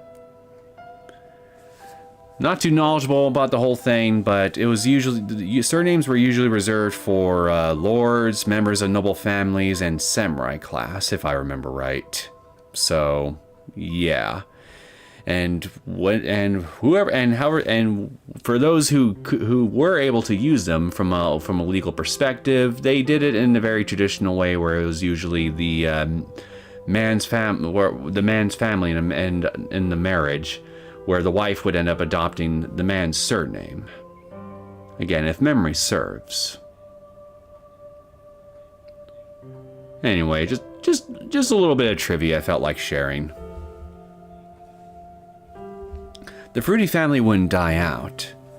That was a sign of her own resolve to protect me and Riku's legacy. Okay, I get you. Okay, that makes sense. I guess that makes sense. ありがとう、シノ。 Doing it to honor you and Riku. I'm sure it would still get a lot of people in this culture talking, though, for sure, if nothing else. Ouka gained a family thanks to Shino. Then she had her daughter, Fuka, and discovered the joy of being a mother. Unfortunately, neither Shoji nor Fuka could see me even when I was in physical form. Even so, just being able to talk to Ouka like this was fun enough for me. And I was undeniably happy. どうしたの？羽生？ I turned toward that voice to find Ouka sitting next to me and looking at my face. Her dark eyes were round and wide. Seeing how those eyes somewhat resembled his, I felt my heart wrench a little. 何か考え事？急に黙り込んで。ええ、ちょっとね。 I mumbled as I looked away from Ouka as naturally as possible. Even though it had been 10 years, I still couldn't look her in the eyes. There was a part of me that couldn't shake it off. I was always telling myself that I'd have to get over it someday, but... ねえ、羽生。何ですか？本当にありがとうね。どうしたのですか？急に。剣術よ、剣術。ずいぶん無理を言って教えを請うてしまったからね。羽生も本当は乗り気ではなかったのでしょ？そうですね。あまり人に教えることには慣れていませんでしたから。 It happened once a day after I met Ouka. I took a sword to get my body back into shape and trained in the forest behind the shrine. Ouka happened to be there picking firewood, so I showed her a sword dance on a whim. But she really liked that and bowed her head, asking me to teach her too. ダメ？いえ、ダメというわけではないのですが。お願いなのです。神社に泥棒が入らないように僕も剣術を学んでおきたいのですよ。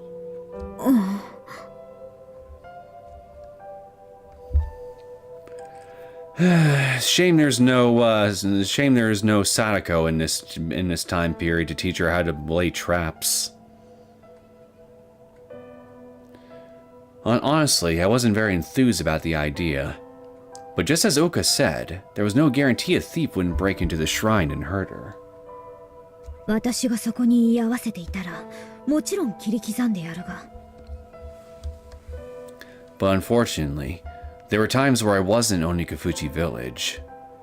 So reluctantly, I promised to teach Ouka the bare minimum she needed to know to protect herself. 懐かしいですね。それにしても、オオカがあれほどに強く剣術を覚えたいと望むとは思わなかったので、正直ちょっと意外でした。そうね。剣術は神社を祀って祭事を取り仕切る神職には似合わないものだから。 I suppose they don't. そう思われても当然だわ。それに最初はただの気まぐれだと思っていました。ですから修練もきっと長くは続かないだろうと高をくくっていたのですが。それはあなたの見込み違いね。私はいい加減な気持ちで何かを欲しがるようにはしつけられていないの。そして教わるからには教わった相手にも恥ずかしくないくらいに極みを目指す。ですね。まったくあなたの一途さには驚かされます。 I smiled bitterly and shrugged. Did she get that strong will from Shino's parenting? Or Riku's blood? それに It was completely unexpected. I never thought Ouka would learn even the Turi Gaokia. It had been roughly 10 years since Ouka started training in the ways of the sword. That was a long time for the relatively short-lived humans, so it was no surprise she'd be so skilled. However, the Turi Gaokia was essentially an anti-Griffey sword technique, as well as the greatest skill I developed after much diligence as a Jedha to defeat a Griffey's in a single strike. It just went to show how powerful it was. With it, even a woman could pierce steel, but the recoil and impact of the body's joints when it was unleashed were nothing to scoff at. Done poorly, not only would it hurt your muscles, it would also break your joints and bones. Oof. Truly a double-edged sword. The reason I was able to pull it off was because I trained my body in combat ever since I was little. And above all else, the natural genetic characteristics possessed by a Ryun were a major factor. We're built different. だからこそ人間オオカには習得は無理だと思っていたのだけど。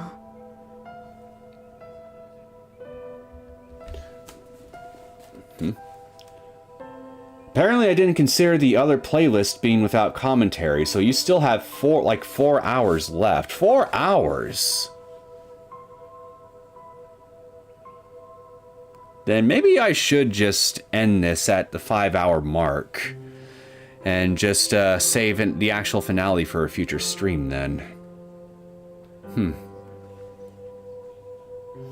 Apparently oh yeah, priesthood and swords don't match. Angry paladin noises. Okay. Yeah, that's actually a good point. I think your average paladin would like a word with her.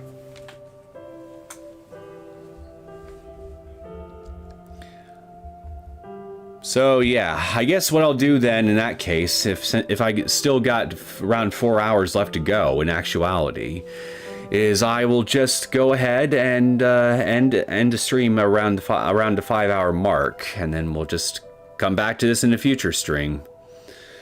Although I think I'll want to give Signalis some attention sometime soon as well. Well, I'll figure out what the hell I'm gonna do for next week's schedule sometime after I get this stream done. But while Ouka's Turi Gaokia was indeed rough and raw, her movements and posture were accurate. If she could do that much from simply imitating what she'd seen, then what I felt wasn't amazement or astonishment, but rather something akin to feeling threatened. これもしか。 A strength and flexibility that ordinary humans could not possess. Ouka had certainly inherited that characteristic of Ryun. Imputus. How ironic. She can see me even though I should be invisible from the damage done to my physical structure, and she has a talent for the sword beyond a natural. The longer I spend time with Ouka, the more I can't help but be reminded that she's inherited my abominable, inhuman blood. Though Ouka herself hasn't realized it, nor has anyone else. Is Shino a joke to you, Hanyuu? If possible, I hope she can keep living peacefully, with that truth left unknown to everyone. そういえばオーカ、何？今までははっきりとは聞いてきませんでしたが、なぜオーカは剣を習いたいと思ったのですか？理由？はい、以前あなたからは泥棒よけのためと聞きましたが、実際のところそれがあなたの本心とは思えないのです。ですから私はその本当の理由は何なのかずっと今日まで考えてきました。But I couldn't figure out the reason, no matter how hard I thought about it. The 10-year period where Shino raised Ouka while I hunted Griffies is a complete blank to me. So I can't deny the possibility that there was some sort of trigger, some sort of influence in that time period that could have given her an interest in swordsmanship. But though I tried observing Ouka's words and actions in our infrequent encounters, she doesn't strike me as a type who seeks to pick fights. She's a little mischievous and speaks in a manner beyond her years, but she's actually quite a spoiled, yet kind and gentle girl. These aspects of her were much like Riku, and thus then translated into having a strong interest in swordsmanship. それに Her Ryun blood aside, the reason she'd improved so much was likely the result of her training on a daily basis. She probably kept it up even when I wasn't around to teach her. She was diligent like that. In that case, just what was it that made her so diligent? そうね。実は。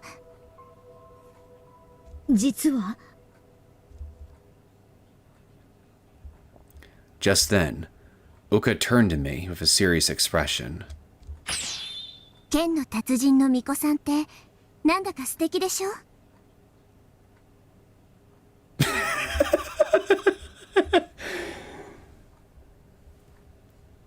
Yeah, now that you mention it, it kind of does. Although, as Liz25 had just mentioned, you could also just become a paladin. If you know what a paladin is.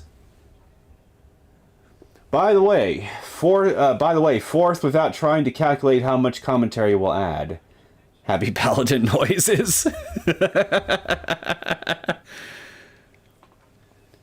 Yeah, so yeah, I think I'll end it at the 5-hour mark. So that'll give us about a little bit more than an hour left to go for today's stream.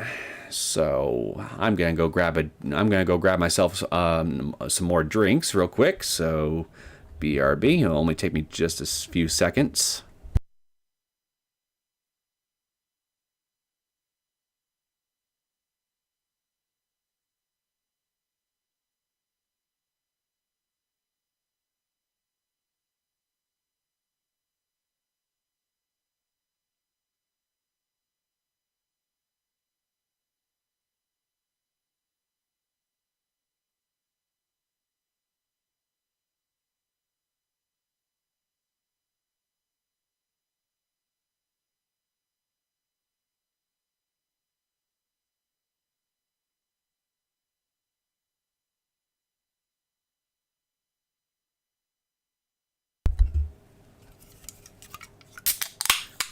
All right.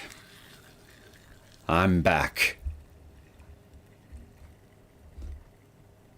And something tells me I'm going to be in for another round of shits and giggles. Let's see if I'm right.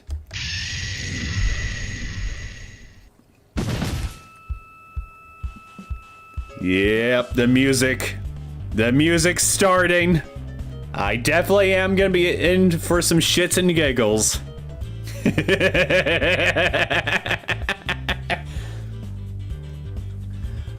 By the way, Paladin Remark brought it before you mentioned it.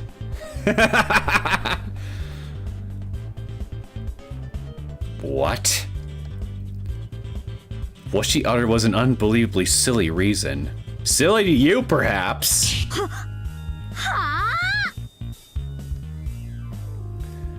I toppled right onto the ground and got up with a hysteric shout. But Ouka paid my reaction no heed and helped me up, her eyes sparkling like precious gemstones as she gazed up at the very heavens. だって考えてもみてよ、羽生。白と赤の衣装は清純の証。いわば裏若き乙女の代名詞ってやつでしょ。Oh God! I can hear Riku's words coming out of her freaking mouth. It's like we're hearing Riku. そして身を清め、精神を鎮めて神に仕えることができるのは数ある女子の中でもほんの一握り。だからこそあまたの男子は神の名代を務めることのできる巫女さんに畏敬を抱き、そして同型を持つの。そうでしょ？ It's genetic. This personality trait, it's genetic. あは、そしてそんな男子の憧れたる巫女が白銀の剣を振るい、襲い来る鬼どもをバッタバッタと切り倒していくの。Oh, I see. You're trying to increase your sex appeal, huh? For who? The boy toy you married, or for all the boys in the village? Just curious. 紅白の装束と黒い長髪が宙を舞い、勇ましさと清らかさを併せ持つその姿はまさに女神。すべての人を極楽浄土へと導く麗しき存在なの。The Pure Land? Tell me more. ね、そう思わない？ Tell me more about this Pure Land thou speakest of. 正直そう思わなくもないとも言えなくもないと断言したくない。今でも思い出すわ。朝露が草場から滴り落ちる早朝、しんと静まり返った林の中で羽生が見せてくれたあの剣の舞の華麗な姿を。あの時私は幼心に思ったの。これこそ私の将来目指すべき巫女のあり方。 Wait a freaking minute. So you were spying on me? そう、神に仕える乙女の最終形態なんだって。見せたのではなく、あなたが勝手に見たのでしょうが。Ouka completely ignored that, utterly exasperated and unamused utterance from me as she went on and on. She was already off her own little world. She was a wild horse who couldn't be stopped! Ouka the horse could not be contained. This horse will not be held! Riku. Why? Why did you have to pass those dumbass tastes of yours on to our daughter?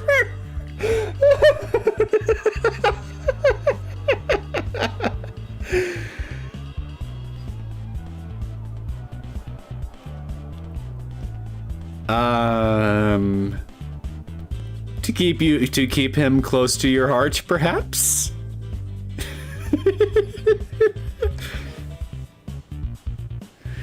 My head hurt. Like it was going to burst. Does it? I swear, right here, right now, that when my life comes to an end and I meet Riku again in the Pure Land, I'll be sure to slug him a good one first before I rejoice at our reunion. The good old slap, slap, kiss routine, huh? Although I have a feeling he'll do more than kiss. Just a feeling. Just then.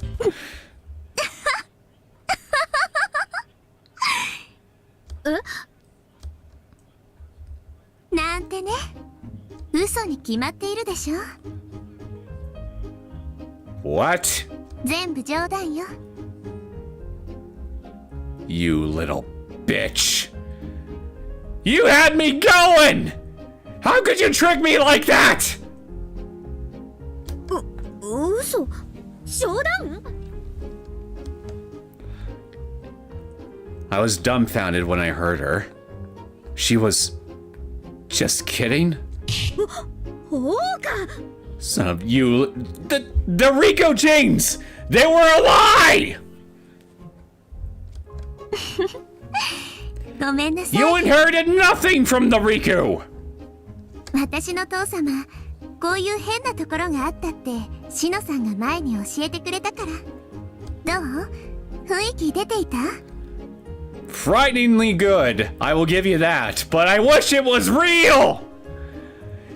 It wasn't real! 悪趣味です。 I'll say, very sick. Sick to my stomach. I need more drink to quell the queasiness I now feel. Bitch.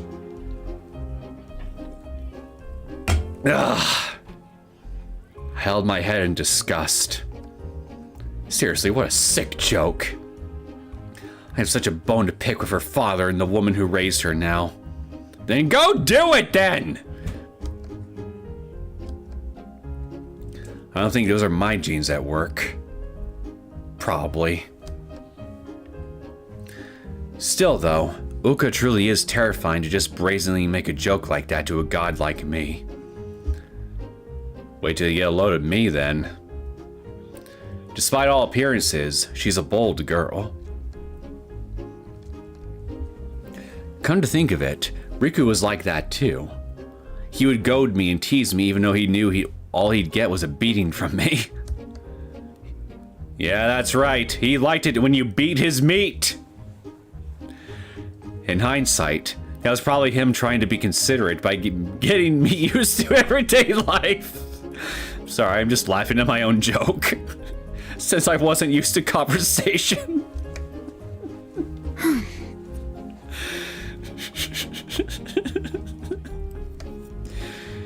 I dug up those annoying but fun memories. I heaved a small sigh.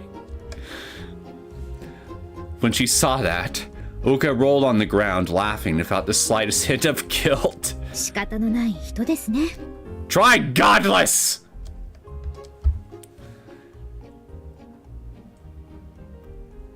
She really did love pranks. Perhaps you could see it in a sense as a cute personality that hadn't forgotten her childish spirit. But it wasn't fun to be on the receiving end of it, I'll say. However, perhaps because she'd also inherited that from Riku, Ouka had a mysterious aura that allowed me to forgive that. She would stir up trouble while always ending it on a good note. It was a positive trait. ごめんなさい。 No, you're not, you little liar. でも、かっこいいと思ったのは本当よ。 So it was true then! あなたの剣の腕、本当に素敵で、声をかけるのも忘 Make れる up くら your い、 mind! あの時は見とれてしまった。そうですか。それに、今思えば、とても子供っぽい理由なんだけど。 Ouka stopped laughing and talking. She stared off into the distance, as if looking at something she couldn't reach.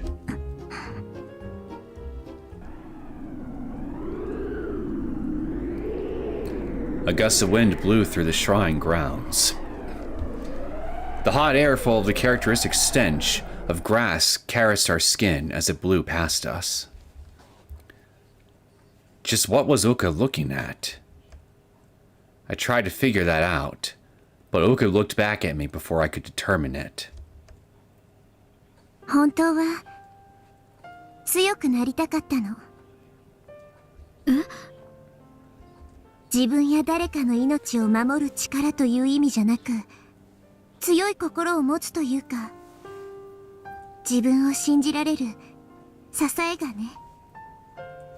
そして父様と母様が命がけで守ったこの村のために、自分にも何かができるという自信と手応えを私は手に入れたかったの。 Would you please stop subjecting me to an emotional roller coaster? This isn't fun for me, you know. Now you're making me feel sad. 自信と手応え？ええ、私のお父様と母様のこと、すごく立派で尊敬に値する人だったって。村のみんなを守るために命を賭して鬼と戦って、そして私二人のことを本当に尊敬しているのよ。そうなんですか。I gave an ambiguous response as I suppressed the mixed feelings in my chest. The story Ouka had been told by everyone was a mix of lies and hidden truths. The reason I left the village and had to fight the demon wasn't to protect the village. It was all to protect Riku and Ouka, as well as to reclaim our peaceful lives. Where have I heard that phrase before? Reclaim our peaceful lives. And Riku also. でも If she learned that truth, Ouka would likely come to hate the villagers who'd driven her parents out. Then she'd question her own birth and possibly agonize over her own existence. I'm sure Shino and the villagers had that in mind when he hid the truth from her. As far as you know, she may already know the truth. 父様と母様と同じようにこの村を守ることのできる人間でありたいの。そして万が一この村で大変なことが起きた時にはそれに対応できるような力を手に入れておきたい。それが二人の子として生まれてフルでの家を継いだ私の務めなんじゃないかなってね。オウカ、それは。ええ、分かっているわ。おかしいよね。村の人たちが私に求めているのは本当はそんなことじゃない。この神社を守ってお社様を奉ってゆくことが私の本来の仕事。それなのに見好みで剣術なんてお母様に聞かれたらきっと怒られちゃうわね。I just looked back at Ouka's face, unable to give her a straightforward answer. She was smiling, but her eyes were staring off into space. オウカはご両親のことを覚えているのですか？ううん、実は全然。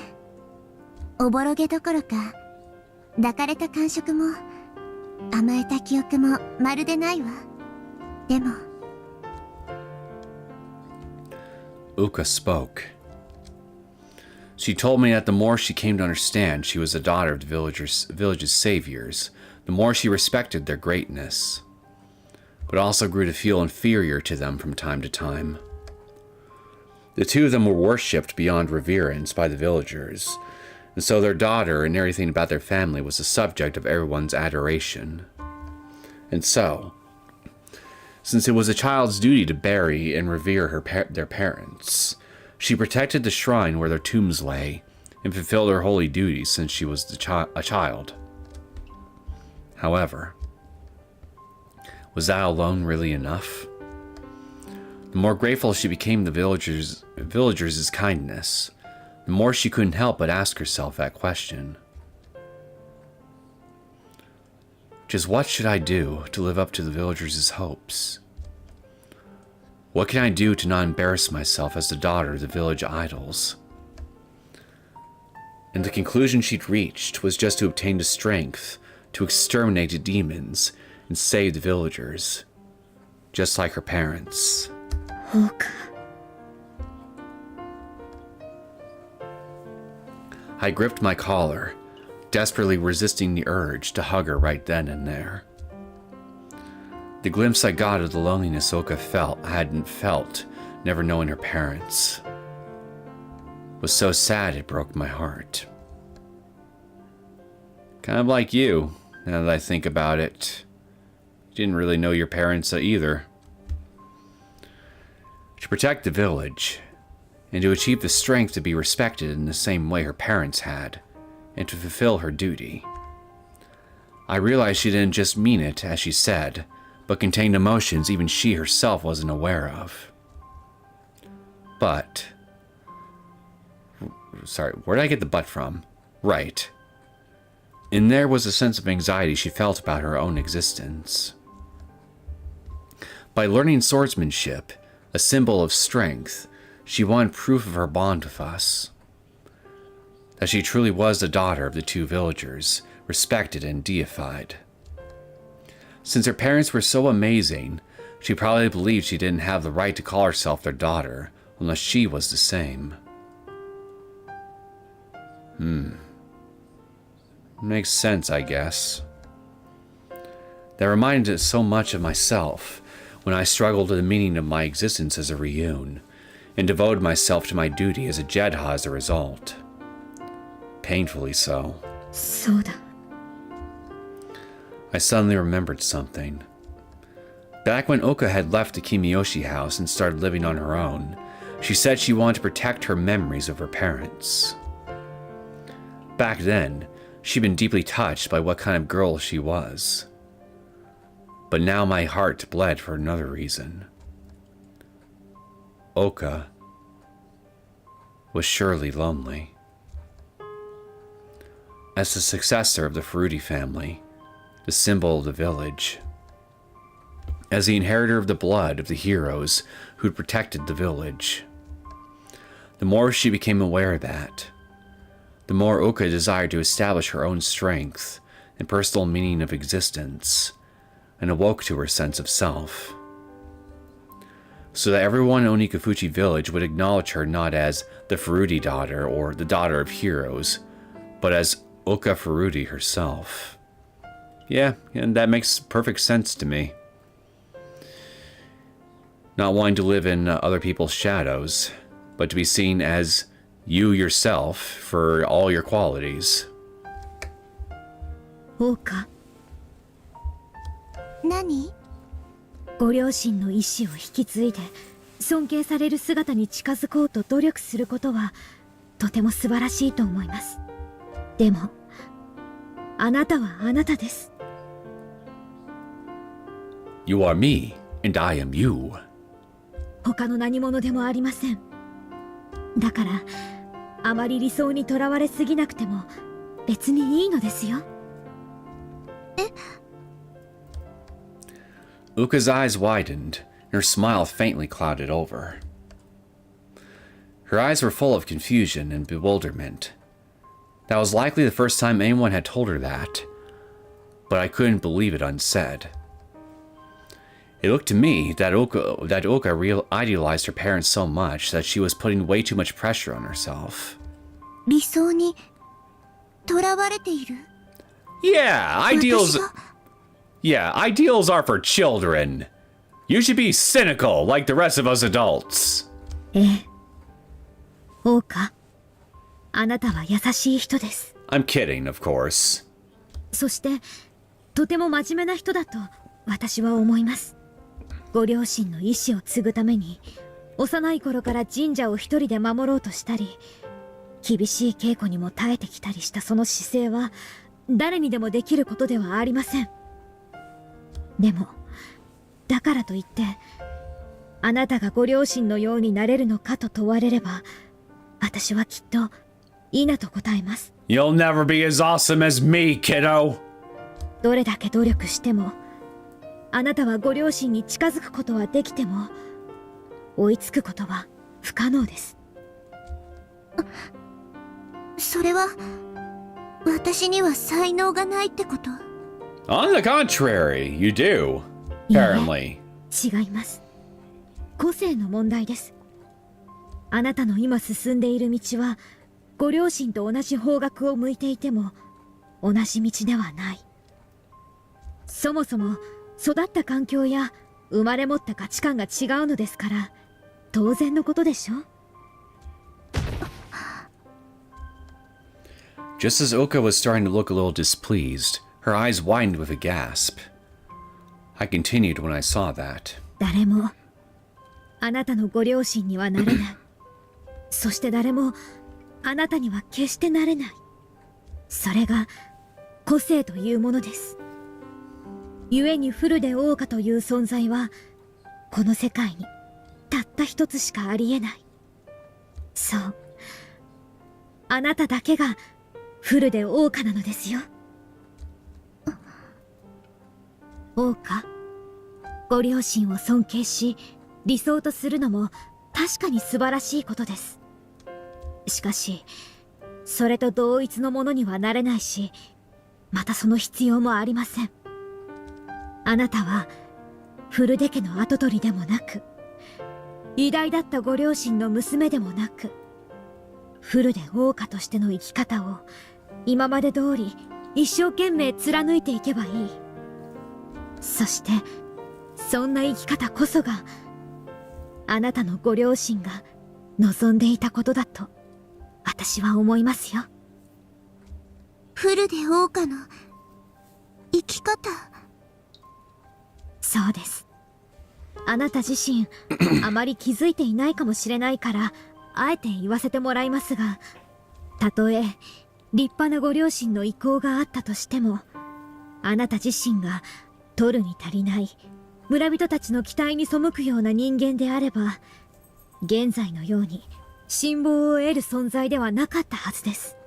でもその度合いや加減は人それぞれの見解だとしても、あなたは今なお村人たちから一目置かれる存在としてあり続けている。これは素晴らしいことではありませんか？そんなこと。Ouka bashfully blushed and looked away. She probably didn't have much experience of being complimented this way. Seeing that simple and honest reaction, however, warmed my heart. 私はただ父様や母様に恥ずかしくないように、みんなの期待や希望に添えるようにって思っていただけだから、それに応えるだけで精一杯で、全然素晴らしくなんかない。それどころかもっと優しくしておけばとか、気を利かして動いていればとか思って後悔することもすごく多いの。だからみんなが私のことを好意的に思ってくれていることが時々申し訳なくて。それが優しいということです。普通の人は後で悔やむことすらありませんから。そうやって常に反省しながら理想を追い求める、それが素晴らしいことだと私は思います。 A life full of regrets is a wonderful thing. そしてどんなに周囲の期待に従った言動であったとしても、それを選択してきたのは間違いなくあなたの意志だから、あなたは今までの自分を存分に誇ってもいいのですよ。羽生。 Faint specks of tears welled in Ouka's eyes as she ruminated on what I'd said, silently looking at her folded hands. In her face was a hint of relief, and... じゃあ私は今のままでいいのかな。きっとあなたの優しさがいつかみんなの幸せのために役立てる日が来ると思います。それが何なのかはまだわかりませんが、その時のためにあなたはあなた自身の生き方や考え方に自信を持っておくことです。きっとそれがご両親の望みだと、誰が何と言おうとも私は信じています。ありがとう、羽生。 Ouka heaved a deep sigh and smiled. Though her smiles had always been beautiful, the smile had a refreshing shine to it, like a clear sky vanquished of all clouds. 本当に私はあなたと会えてよかったわ。いろんな人に優しくしてもらってきたけれど、こんな風に言ってくれる人、今までいなかったもの。オーカ。もちろん、私も行けなかったんだけどね。みんなの理想に応えようとして、無意識のうちに肩肘張っていたような気がするわ。だから変に気を使われて、私は間違いに気づく機会を失っていたのかもしれない。Everyone was kind to Ouka, and she was always trying to be kind to them. However, an environment like that didn't give her any opportunities to open her heart to anyone, or anyone to point out when she took a wrong turn. Just like Rika, now that I think about it. She grew up in a very similar environment too. Deep down, she too wanted to confess her worries, get opinions about her own actions, no matter how trifling, and find peace of mind in the process.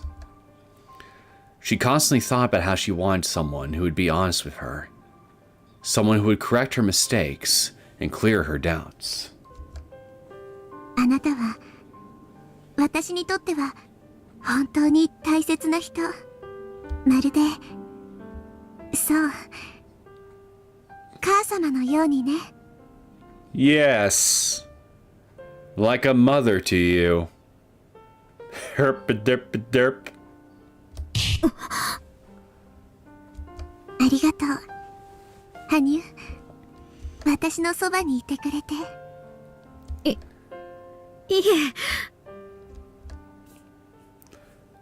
Mother. What a joyful and sad word. Something warm welled from the depths of my heart and threatened to spill from the corners of my eyes. No, I can't cry. I don't have that right. Even so, a single word. Even though all I'd heard was a single word. It felt like it would cause my supposed heart of stone to crumble to pieces. ねえ、羽生。何ですか、オーカ。Something touched my left hand. I'd looked to find it was Ouka's right hand, covering me with a palm as warm as the sunlight. これからも、私と一緒にいてくれる？はい、もちろんです。I placed my right hand atop her own and firmly gripped it. I didn't want to let go of this happiness, so I held what was important to me. But at the same time, I was disgusted with myself for how utterly weak my heart and strength of will were. 何をやっているのだ、私は。Just who was it who played dead and left their daughter behind in the village? For what purpose did I wish for my daughter to grow up healthy while I stepped aside and accepted everything about being a demon? Here Ouka was, baring her heart and soul to me, and I still couldn't confess the most important truth. So in spite of that, why was I doing something that would stir up havoc? Just when everything seems to be going perfectly in her life. The heart wants what the heart wants. In this case, the love of a daughter. And I don't mean that in a romantic sense for the people that might somehow twist things around. I know there are some people out there that would do that. And I'm telling you to stop it. My logic and conscience mercilessly tormented my foolishness. No matter how old I got, I was as insatiable as ever. Even though I was always afraid that might make things more miserable. だけど、私は。No matter what form it took, I wanted my life with my beloved daughter to never end. That was all I wanted.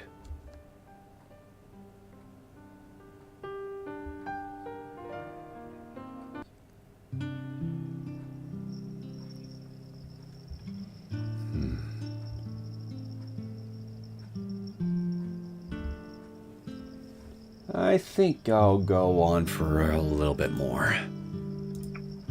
Let me just save this here.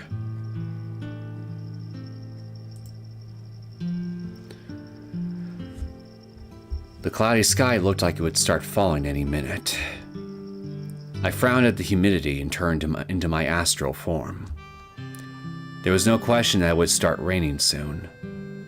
I didn't have to worry about getting wet in my astral form, but rain dampened my spatial awareness, so I normally didn't take walks in it. とはいえ、オーカがこの天気に気づいているかどうか。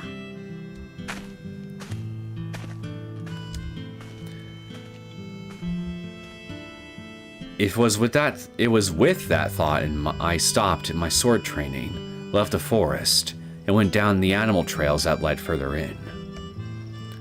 Then, before returning to the ritual storehouse, I decided to take the road that passed by the Furuti estate. Ouka had left the laundry out to dry this morning, so I decided I'd let her know about the incoming rain just to be safe. Oddly enough, Ouka was very dull when it came to changes in the weather for some reason. As a child, I would frequently see her getting depressed for not having noticed rain on a day she left the laundry out, ruining her clothes. I tried warning her many times, yet this was the one aspect she never showed any signs of improvement in. I wonder why.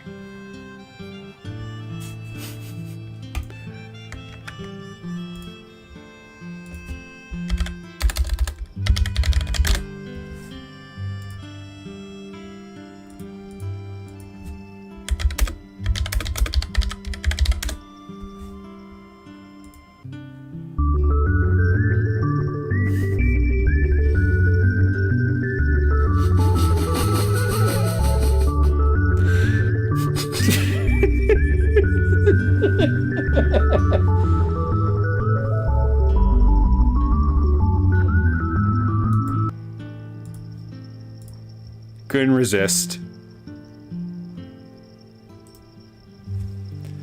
まあ、いいのだけど。Even if she wasn't sensitive to the weather, it didn't seem like any real cause of concern to me. In fact, it was rather charming that she had a clumsy side like that.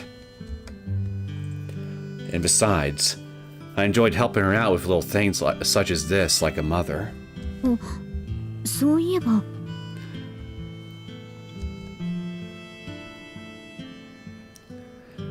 I suddenly remembered my conversation with Ouka yesterday.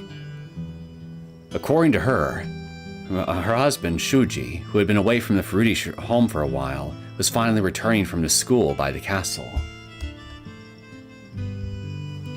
Shoji was a very sincere man who valued family, much like his mother, Shino. And Ouka, who'd originally grown up with him like a sister, was naturally very close to him. There is an incest joke in here somewhere. But recently, he had frequently been absent from Onigafuchi because he was studying agriculture under her grandfather, Riku's father. Oh yeah, I forgot he was a thing. He must have been devastated to hear what happened to Riku and Hanyuu. Poor guy. But wait a minute, he still has that scroll that Hanyuu gave him, containing information on how to slay Ryun, right? I don't think that they would make a tip about that particular little detail unless it would end up being important later on. It's probably still gonna come into play somehow.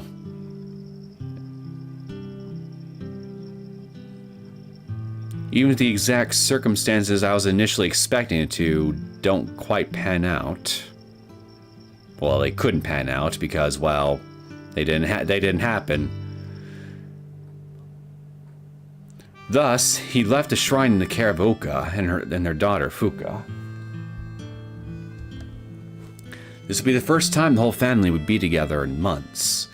So all three of them would be in lively spirits, thus making it likely Ouka wouldn't notice the rain. Though it might make for a funny conversation topic if she screws up and panics over her mistake.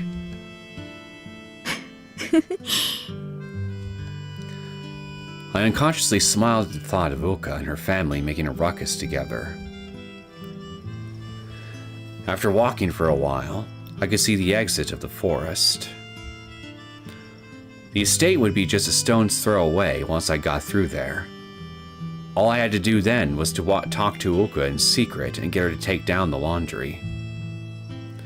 It was with that thought I headed into the Fruity Garden and checked if anyone was there. Just then. そうね。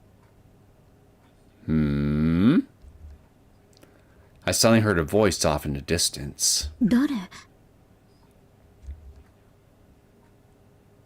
What you doing here, Shino? Curious, I focused hard and looked around. If the voice had been coming from inside the house, it would have been one of Ouka's family members. But the person sounded like they'd come from somewhere farther away. じゃあ境内から？ As if to confirm that, I heard a voice coming from the small path that led to the shrine grounds. It seemed there were two talking. Both sounded like women. I maintained my astral body as I headed in the direction of the voices. The closer I got, the clearer I could hear the voices. Both of them belonged to people I knew well. One of them was Ouka, of course, and the other was... あの声は。 I spontaneously sped up and quickly arrived right before the shrine grounds. Then I hid behind a thicket and peeked out from the edge of the shrine grounds over the gate. To the gate. Two women were facing each other in front of the gate and talking. I didn't even need to strain my eyes to make out the familiar red and white outfit on the first one. And she was talking to... やはりシノか。 Shino Kimiyoshi. Me and Riku's irreplaceable friend, and now Ouka's mother-in-law. Why the introduction? We already know who she is.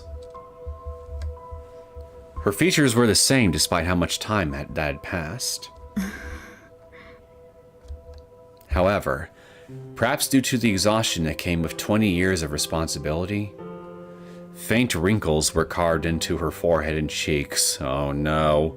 The wall. The wall is starting to hit her! From what Ouka had told me, since her husband was the mayor was in poor health, Shino had tentatively taken over all his duties. So you're the de facto mayor, eh?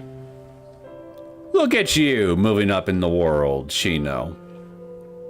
First you take my daughter, then you take my town!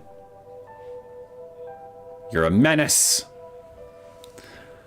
And perhaps because of the wisdom that came with age, her face had lost some of its former frankness and now gave off a more composed aura. しかし何を話しているのだろう。 I felt a prick of anxiety at that little question. Shino talking to Ouka wasn't particularly strange. Though it wasn't every day, she still frequently came over to check up on things and to bring food over. I'd witnessed that a number of times myself. However, it seemed Shino couldn't see me either, much to my sorrow, and thus at some point I started avoiding her. それにしても。 The looks on their faces were tense. Just what could they be discussing? Just then. それでね。オウカ。昨日言ってた人、結局助からなかったわ。 Oh, someone died, huh? Anybody important? My heart pounded when I heard Shino grimly speak those ominous words. 死んだ？ What was happening here? A bad feeling crept down my back, and a chill ran over me like I'd broken out into goosebumps. There was a clear sense of unrest about. I got even closer to the two of them, held my breath, and listened in on the conversation. And then... またですか。これで今月だけで何人目ですか？もう20人は超えている。20? 私も城下の医師や薬師にも掛け合ってみたけれど、こんな疫病は見たこともないって。Uh-oh, a plague. 正直お手 That's 入 no れ。 good. そんな。 Ouka felt speechless and put her hands over her mouth, as if to say she couldn't believe it. If Shino was saying something that hopeless, then it must have been really bad. 何か良い治療法はないのですか？近しい症状を出す疫病の薬を投与するとか、とにかくいろいろと試してみては。それもダメ。薬師の話を参考に、それこそ考えつく限りにやってみたけど、効き目なし。Wait a minute. Plague? Hey, list 25. Is this what the outbreak arc is about? The plague that ravaged feudal era Japan during Onigafuchi's time? That's a joke, by the way. I'm pretty damn sure it's definitely not about that. I'm just trying to be funny. それに薬は高価なものばかりだから、確証もないところにやたらと大金はつぎ込めない。文字通りの万策尽きた状態よ。No, okay. Well, yeah, I wasn't being serious with my question, but I'm still glad to have gotten a confirmation all the same. じゃあ他の感染者が助かる見込みは？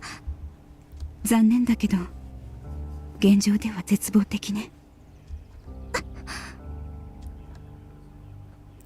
Ouka gripped her sleeves, slumped her shoulders, and hung her head when she heard that.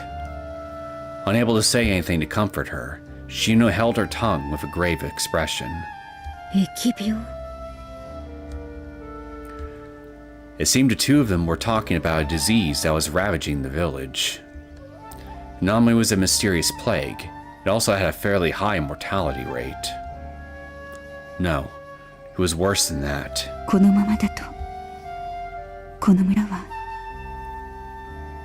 That's 本 no 当に滅ぶ good. かもしれないわ。滅ぶ？この病に感染してしまうと高い確率で死に、しかも治療法は判明していない。一方で感染者の数は日々爆発的に増えている。これだけ危険な条件が出揃っていると、有効な対処法が見つからない限り最悪の事態もあり得るわ。ただでさえ田畑や水源地は病死した人の死骸で埋まって、作物の見込みも絶望的だしね。 Oof, yeah, that's also another problem. Even if you could somehow get over the bug itself here, you could still end up starving to death if there's no food. 最悪の事態。みんな死ぬってことですか？もちろんそうならないために全力を尽くしている。これでもこの村を任せられている身ですもの。何度か他の可能性にもかけてみるつもりだけど。 Shino stopped herself there. She didn't dare say the rest. No, it was clear from the look on her face that she didn't want to say it. Shino had just said they'd taken all possible measures, and knowing her, I knew she'd been running around all this time even prepared to use her personal savings. But even so, it hadn't worked out. Which meant the only way left was to abandon the village and find a new place to live. But with how diseases like these tend to work here, I mean, chances are Most of everybody in this village is already infected, so you would just end up bringing the disease along with you. I think it'd be better, if anything, to just isolate yourselves.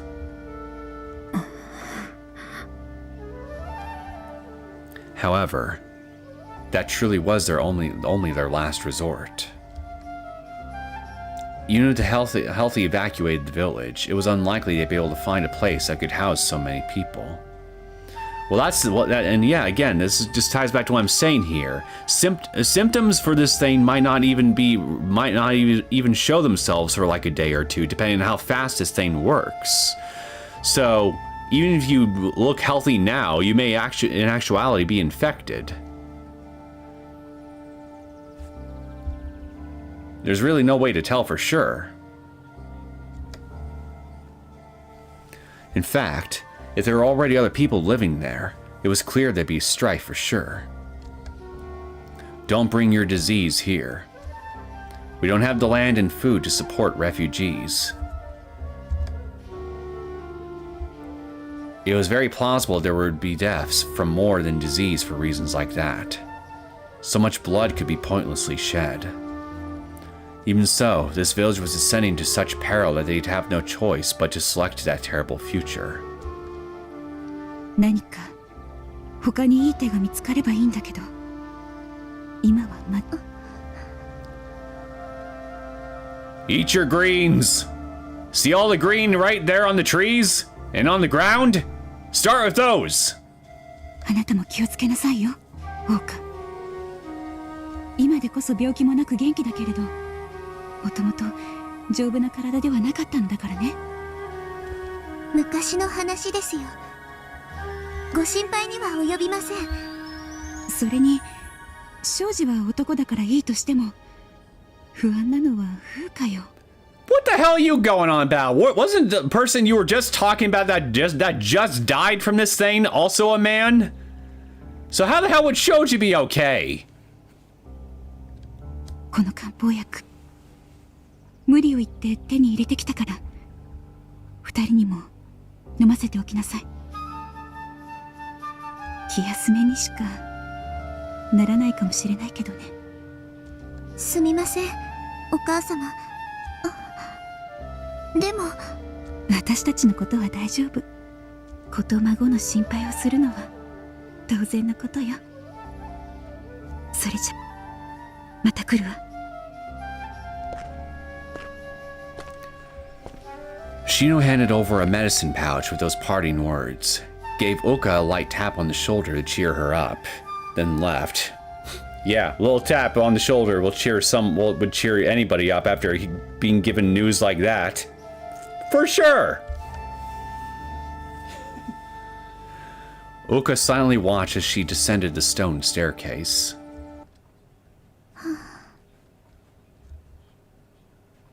She sighed and looked up at the sky. 私はどうすれば。 Greens. Eat them. I could hear sorrow in her voice. She gripped the medicine pouch Shino gave her as she stood by the shrine gate, looking so feeble that a gust of wind could knock her over. My heart wrenched when I saw that. Ouka. I shifted into my physical body, approached her from behind, and called out. Ouka looked over her shoulder at me and gave me a sad smile, as if she could tell just by looking at me that she wouldn't be able to pretend nothing was wrong. 羽生、いたのね。はい。いつから？一人が死んだとシノが話したあたりからです。そう。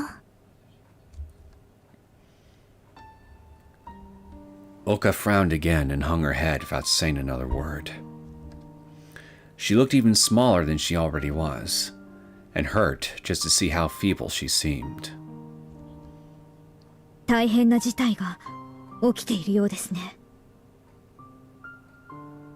Yeah, I feel like it's kind of stating the obvious at this point, but hey, you do you, Hanyuu.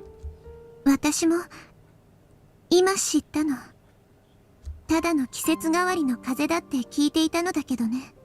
Quite the nasty cold, if that's what it is. お母様が私に心配をかけないように話を小さくして伝えてくれていたみたい。だけど I could figure out the rest for myself. The fact that Shino had finally come clean with Ouka meant she had already prepared herself.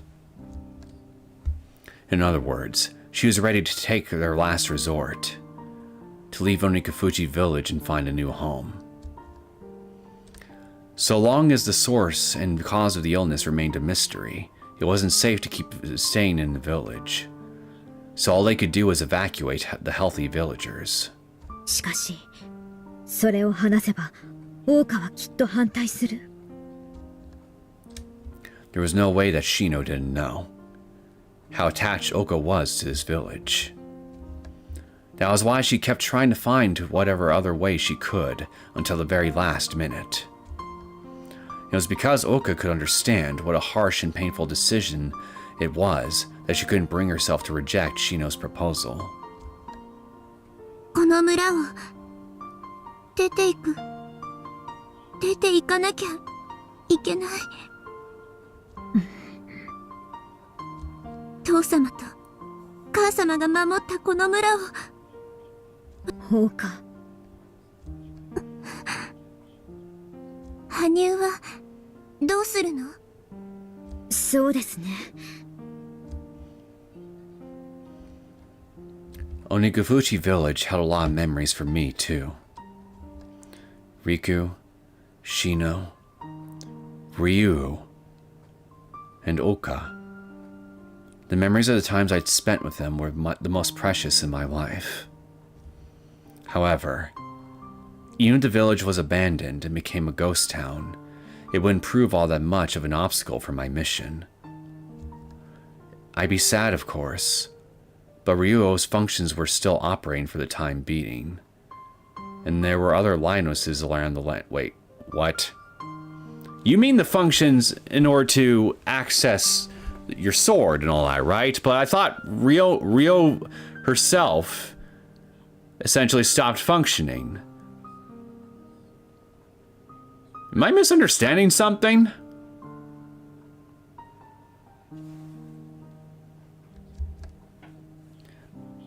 Besides, even in the event that Ouka and her family left the village, I'd go with them. Then, as long as they could find a new home, I intend to assist them with their lives there. 私は今この村のではなくあなたの守り神です。ですからこれからもあなたと共にいるつもりですよ。ありがとう。 Ouka smiled happily when she heard that, but her face was sad and feeble. She probably felt that my presence would soothe her, but what she wanted was clearly something else. It seemed that she had already realized that was something she had to acknowledge as well. あなたには本当にいろいろと助けられたわ。8年前だって。 8 years ago? そうだわ。羽生。はい。 Just then, Ouka suddenly jolted her head up, spun around, and faced me. Her eyes were full of hope and expectation. And since this reaction had been triggered by the words 8 years ago, I could guess what she was about to say. お願い。あなたの力、もう一度私に貸してくれない？何でしょうか？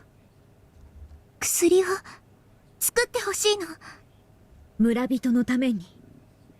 ええ、そうよ。子供の頃、死の病にかかった私を救える薬をあなたは作ってくれたでしょ？ Oh?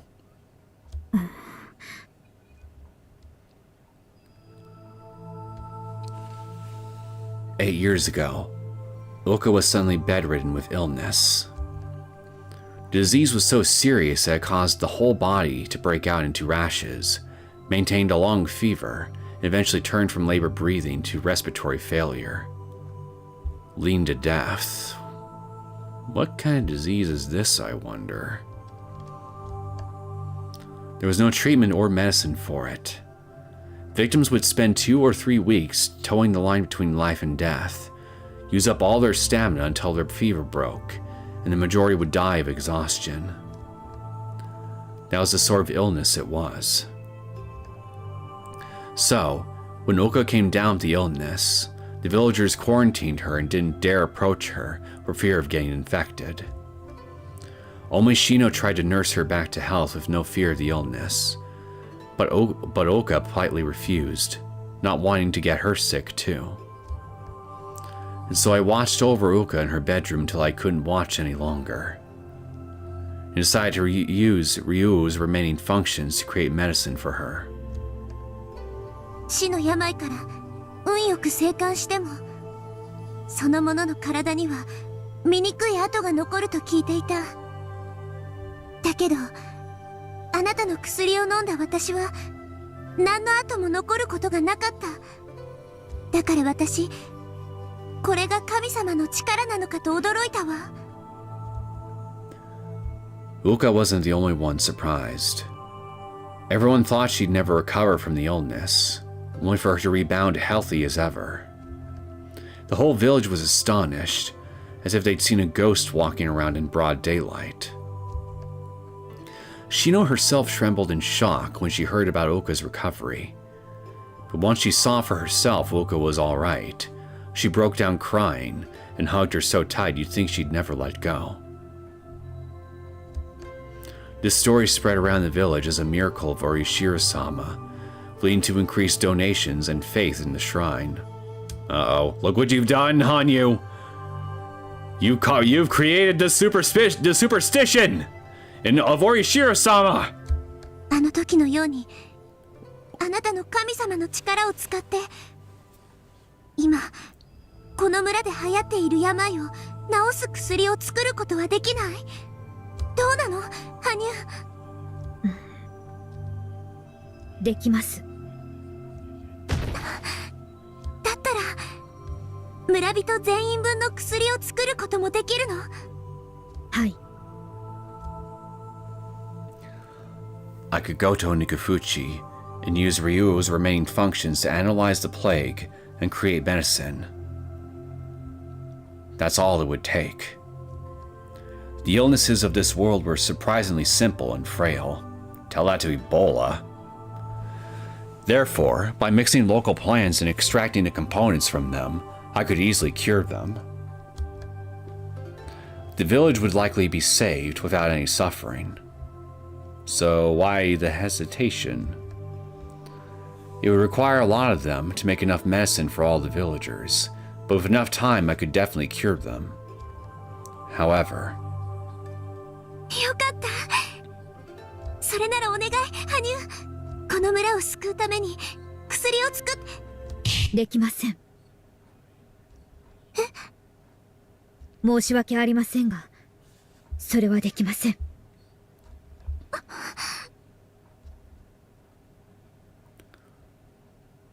Ouka looked back at me in shock. Though she had been begging me, deep down she probably hadn't expected me to refuse. After all, I'd done anything she asked of me up until now. Some of her requests had been difficult, but I would take them on so long as I was capable of it, even if it meant pushing myself. And I never regretted it. だけど。 Yes, but... even I had things I could not do. Because I was not a real god. If I were a god, I would have no fetters, behave however I pleased, and do anything at my own discretion. However, I had fetters.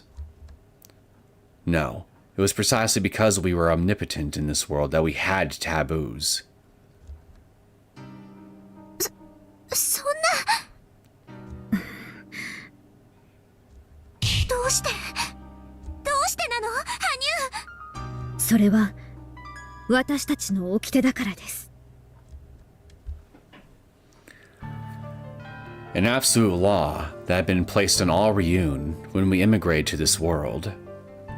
To coexist with native intelligent life, and to never interfere more than was necessary. We Ryun came to this world simply to immigrate from a destroyed homeworld, not to invade. Therefore, we advocated coexisting with the natives, and even those who lost their bodies not only descended to this land via co-prosperity through assimilation, and began living new lives. Any Griffies who exhibited radical or invasive behavior were subjected to elimination in light of that law, and I hunted them down as part of my duty. But on the other hand, using Ryun technology to solve problems unrelated to Griffies was sternly admonished as slighting this land's culture and causality. But you've basically, well, no, you've been living as a Ryun again after losing Riku. But, I mean, it's not like there's anybody left in Ryun and among the other Ryuns who to actually care about this shit, right? I mean, the elders more or less told you as much at the beginning of this arc, that just live your own life, essentially. As long as you're not causing serious undue harm to anybody else. I mean, I am remembering this right? So I don't understand, like, why now does this matter? As a result, even if it was possible for us to save humans from rampant diseases and natural disasters, we never once lent them a hand. Ouka, 人には運命というものがあります。あなたの病は本来時間をかければ治るものでした。ただ、それまでの間、そして治ってからも苦しい思いをさせるのが忍びなく、私はその手助けをしただけ。And she would probably point that out as you violating your own law for her own comfort, whereas nobody else seems to really matter. I mean, if I were Ouka, I would point that out. Though actually, that wasn't true. Ouka would have almost certainly died from that illness. However, I decided to use a loophole in the law to give Ouka Ryun medicine. Ouka was half Ryun. Therefore, she had the right to take our brethren's medicine. Call it a selfish interpretation, if you will. But I still took that action to save Ouka's life.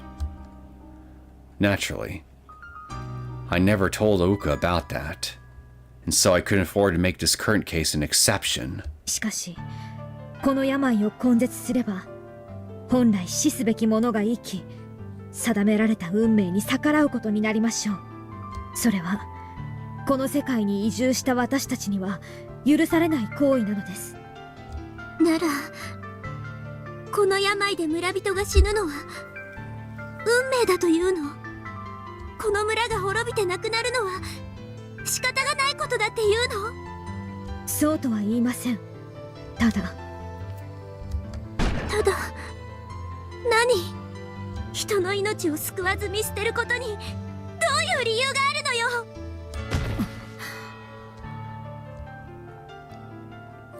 I instinctively flinched when Ouka retorted in an enraged tone. She wasn't wrong. You didn't need a reason to save lives. Because that is the conscience that proves we were born with reasoning, and the least commitment we can make to live with others besides ourselves. People may be saved by others in times of distress. So if you expect that goodwill from others, then you should do the same should you find the shoe on the other foot. That is a moral doctrine that requires no religious maxim to understand, and it is why humans are able to live in groups with others who have different values from themselves.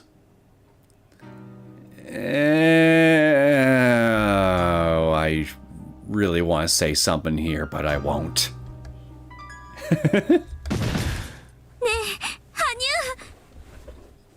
必要とされることをやって、できることをやって何がいけないの？どこがおかしいの？それに掟や決まりは人が幸せに暮らすために定められたものなのでしょ？だったらどうしてあなたの言う掟は人が不幸になることを是とするのよ。 Because that's just how the law works, apparently. オーカ、羽生、あなたは病を治すことができるのでしょ？薬を作ることができるのでしょ？だったらどうしてそれをやってくれないの？あなたの力で亡くならなくてもいい命が救われて、この村が滅ばないで済むのよ。それなのになぜ？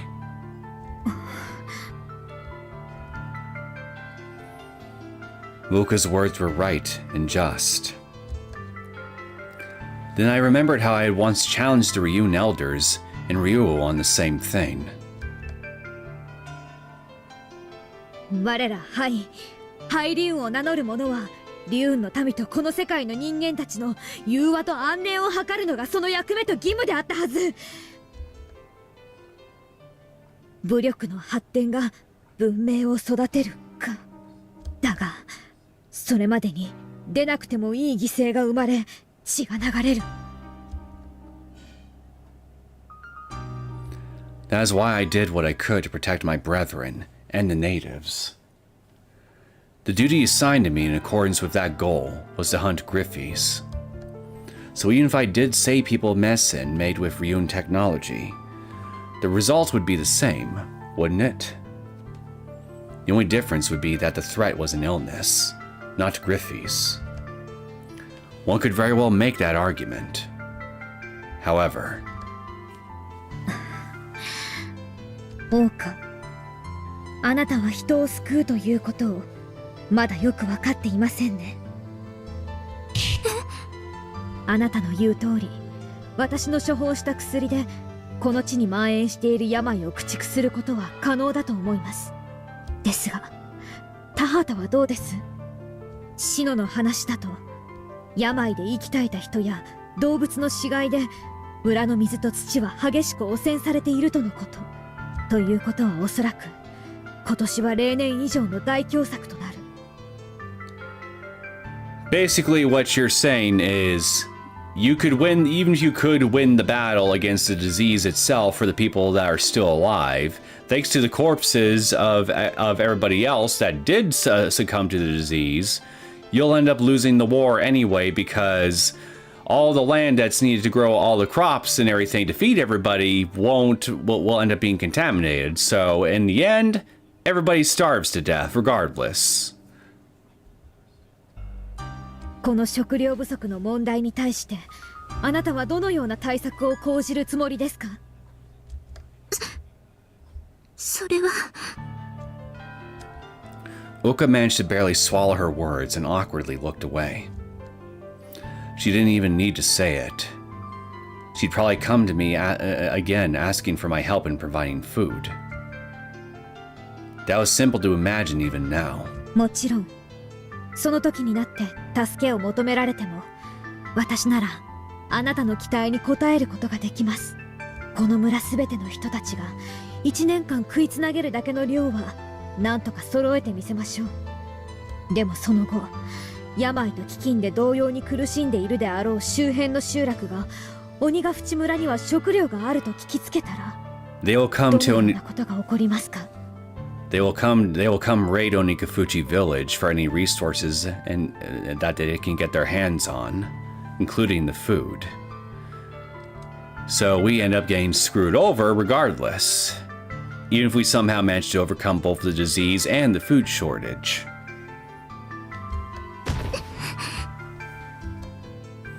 Those people would almost certainly beg Onigafuchi village for aid. But this village obviously wouldn't be able to provide others with food when they barely had enough to get by as it was. So naturally, conflict involving the food would arise, and the worst case scenario would lead to stealing and massive bloodshed, which would be larger in the end. The number of casualties from that or the number of casualties who were originally supposed to die of the illness. 分かってください、オーカ。過ぎたる技術や得意な恵みはかえって無用な争いを呼び、不幸の元ともなりかねない。I hate to agree with her, but she does have a point. 村人すべてを本当の意味で救うというのならば、その先のことまで考えを巡らせなくてはいけないのです。ただこの病をこの村から追い出しただけで済む話ではないのです。そうね。羽生の言う通りだと思う。分かっている。それくらいは理解できるつもりなの。But, Ouka said, raising her head. She wore the saddest expression I'd ever seen from her. In it dwelled a sense of powerlessness, and a hatred and resentment of irrationality. あなたが以前に奇跡を見せてくれたから、自分たちだけなら諦めてしまったことも、あなたなら何とかしてくれるかもって思って、信じて、期待して。オーカ。期待してはいけなかったの。あなたに頼ってはいけなかったの。何もできなくて諦める絶望と、できるのに使えない悔しさは、どっちが辛いと思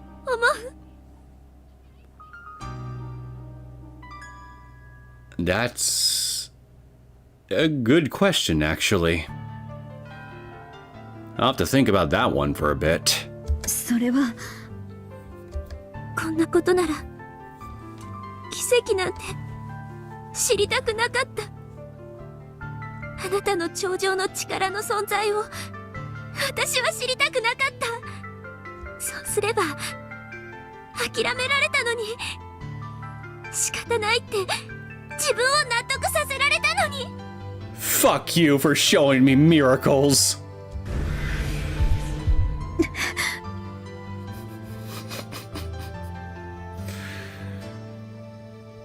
Ouka's words painfully cut me deep to the core. Was she saying it was a mistake to learn of my existence? That she wouldn't hope for miracles if she hadn't met me? It sounded as though she begrudged and denied our chance meeting, which made me sad. 奇跡は実際に起きた瞬間から奇跡ではなくなる。 I knew it was too late, but I ruminated over the warning the elders had given me. That which was meant to die wouldn't die. That which was meant to be destroyed wouldn't be destroyed. That act would truly destroy the law of cause and effect and make light of the natives of civilization. But if you abused powers considered supernatural in this world and made them possible, those who benefited and suffered from them would come to mistake them for inevitabilities. Any technology or knowledge that easily alters the future without verification and understanding has a high risk of causing problems. In fact, there have been those who'd sought them and caused conflicts. Therefore, it was strictly forbidden to intervene with problems meant to be resolved by the natives, and I had indeed done that before. Though it was on a small scale, the ones who violated that law, was none other than me. And my mistake of carelessly giving Ouka hope was the cause of her current despair. ごめんなさい、オーカ。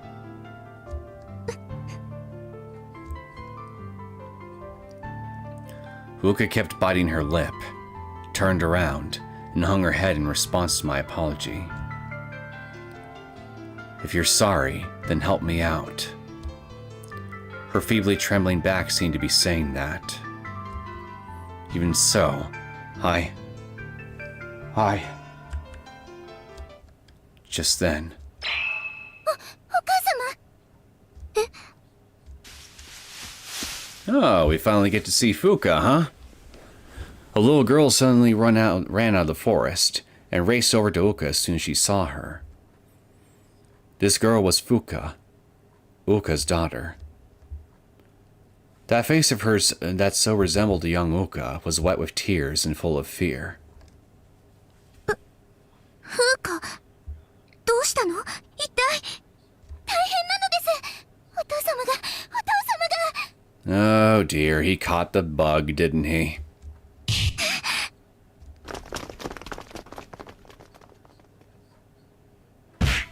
あなた、どうしたのですか？あなた。 Realizing Fuka's panic wasn't normal, Ouka hurried back to the estate, got up on the veranda, opened the door to the living room, and became shocked. Shoji, Ouka's husband who had only come home yesterday, was lying on the tatami floor with a look of agony on his face. Groaning as sweat rose to his forehead. あなた。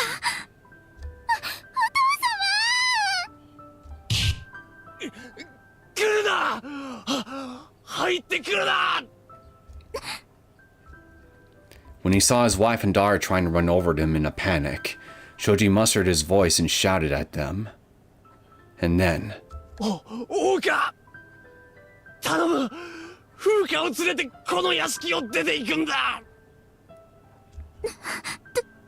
どうしてそんな。 Ouka looked like she was about to cry when her husband suddenly told her to get out. But when she saw Shoji's face, she gasped. Unfocused eyes. Unnatural levels of sweat. And jaundice that covered his face. まさか、そんな。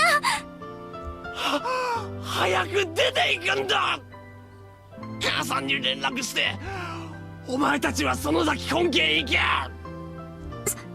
そんなことできるはずが。 Guess the disease is fast acting. Yeah, sure seems that way. Like, holy shit. He was only here for a day, so yeah. 24 hours, that's all it took just to get to this level. That is fast. いいからやるんだ！お前と風花にこの病を移すわけにはいかない！あなた、庄司兄様！お父様！お父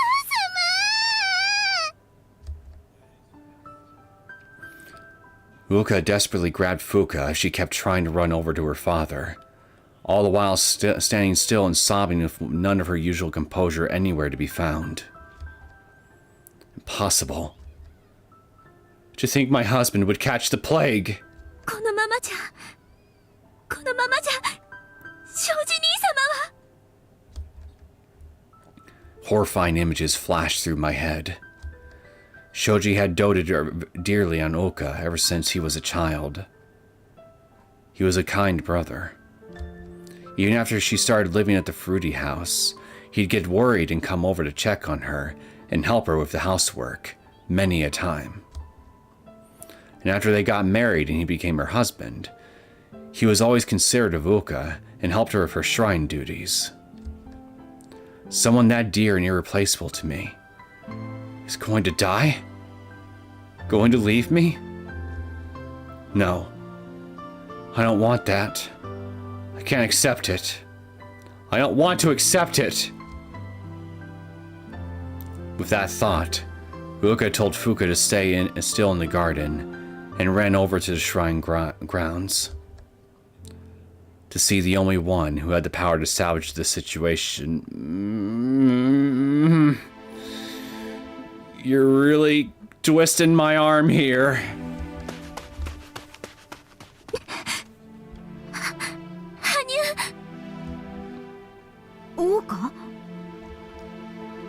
I was sitting on a stone in the shrine grounds when Ouka suddenly ran over to me gasping for air, her hair disheveled. For a moment, a look of hesitation appeared on her face when she remembered what happened earlier. But she shook it off, got on her knees, and bowed down before me, her head on the ground. お願いします！Hanyuu! 主人を、あの人を、庄司兄様を救ってください。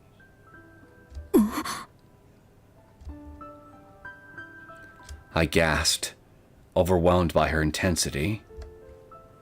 But judging from how Fuka had been acting earlier, and Ouka's panic and plea, I quickly understood the situation. 庄司が、あなたの夫が感染したのですね。ごめんなさい。ごめんなさい、羽生。私は、薬をみんなに配れば、この村から病気がなくなって、全てが解決すると思っていた。だから、あなたに指摘された時、本当はあなたにじゃなくて、自分に腹が立った。悔しかった。情けなかった。みんなを救うってご大層なことを言っておきながら、そこまで考えが至らなかった自分が浅ましくて愚かしくて。あなたの言う通りよ、羽生。私は本当の意味で村の人たちを救う配慮も覚悟も全然足りていなかった。Ouka. And yet, when I was shown just how little I thought I'd put into any of it, my mind went blank and I got confused. I instinctively flew off the handle and even had the gall to sink as low as to blame the one who pointed that out to me. Some daughter of the Fruities I am. Some reincarnation of Orishiro-sama I am. For all I admired my parents for, I completely failed to understand the essence of any of it. When I heard Ouka constantly blaming herself like that, my heart stung. Wait a minute. Whose perspective are we reading this from right now? Is it Hanyuu or Ouka's? I'm confused. She truly was a kind girl. Because even though I was the one who led her astray, she regretted her own mistake, reflected on it, and was able to apologize. でもあの人は違うの。庄司兄様はこの村を少しでも豊かにしようと、私よりもずっと鬼ヶ淵村のみんなの幸せのために頑張っている人なの。だから死なせたくない。絶対死んでほしくないの。お願いします。もし運命が人の命を必要としているのなら、 My あ arm! の人の代わりに Stop 私 twisting の it! 命を持って行ってください。だからあの人を救ってください。お願いします。お願いします。 Ouka's voice was so choked of tears she couldn't even speak anymore, but she kept prostrating herself and begging. As I silently watched that, I realized once again how much Ouka cared for Shoji. お願いだから庄司兄様を。羽生。風花はどうするのですか。あの子には母親が必要ではないのですか。父親だって必要です。それに私のように視野の狭い親のもとで育つよりも、庄司兄様ならきっと。When I heard that, I recalled how Riku had once said something similar.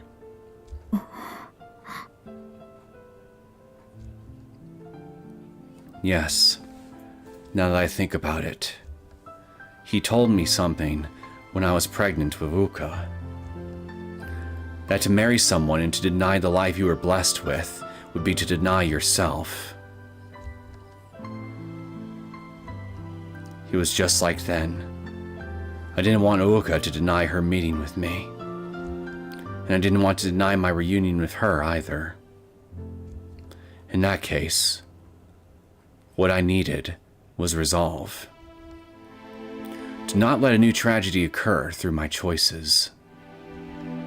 And to accept it and take responsibility for it all the way to the end, even if it did come to pass. I steeled that resolve. Ouka. I gently called out to her as I took a medicine pouch out of my sleeve. All right. Come what may, let the consequences flow.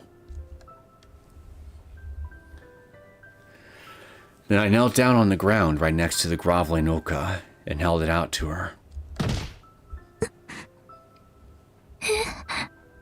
解熱と鎮静の薬です。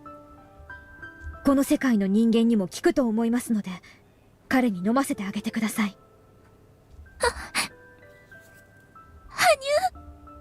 薬が出来上がるまでに力尽きては意味がありませんから。夜明けまでには間に合うと思いますので、それまで何とか持たせてください。それじゃ。I shrugged as I quietly, yet affirmatively nodded. And once I saw Ouka's eyes shining with hope in addition to tears, I was convinced I wouldn't regret this choice. でも忘れないでくださいね。それからオウカ。はい。久しぶりに薬の処方を行いますので、少々量を間違えてしまうかもしれません。その時は残った薬の処分をお願いします。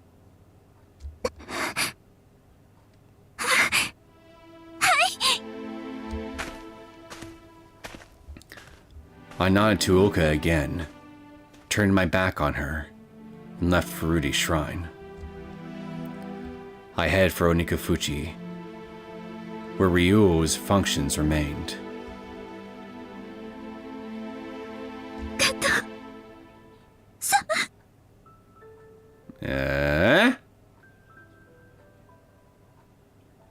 What'd you say?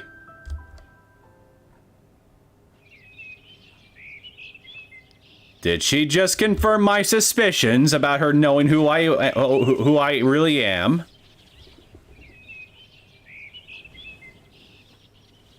Because it kind of seems that way to me.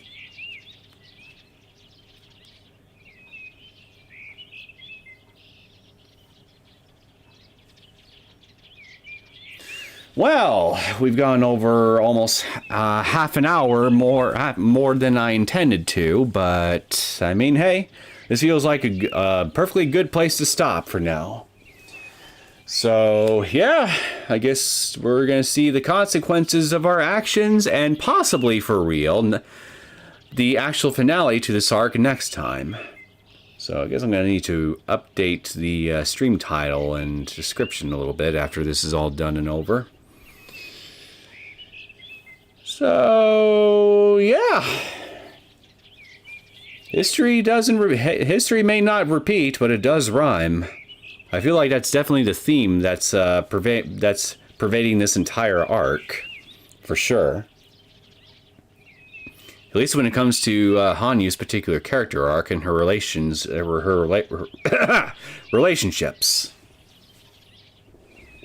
We have like 3 hours left. So 3 hours if we count commentary, right? That's the one thing I want to be sure of. So if that's the case, then yeah, then we'll probably get this done next time. But if not, then well, yeah, without commentary. Yeah, maybe. We might be able to get it done. Maybe. Guess we'll, once again, at the risk of sounding like a broken record, I guess we'll have to wait and see when I get around to playing this again. So, I will try for sure to do another stream for Higurashi next week. Although, if I can squeeze in the time for it, I also want to try to get another recording for Lamination International, get raw footage for something recorded. I got footage for a new episode on that right now, on Lamination International right now, but I'm in the process of editing it in my spare time when I can afford to do so. So I'm hoping to have it done by sometime next week. And I'll also see if I can do I'm also going to try to do another stream for Higurashi, like I said. But in the midst of doing that and working on more content for Lamination, I'll also try to see if I can get a stream for Signalis squeezed in there somewhere. If I can get the time in for it. So I'll try to keep everybody, each and every one of you guys posted on the community tab and on the Discord server. So I would periodically check for updates.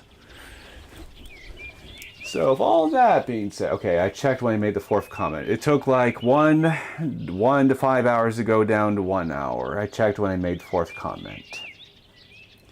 Yeah, we'll like I said, we'll figure it. We'll figure it all out later on. So, of all that being said, I hope that everybody who tuned in today has enjoyed our latest stream on Higurashi When They Cry console arcs. I certainly enjoyed everybody's company tonight, and I look forward to hanging out with all you again next time. So, you all have a fantastic night. Take good care of yourselves. Don't catch any plagues, whatever you do. And take good care. Have a good night, everybody.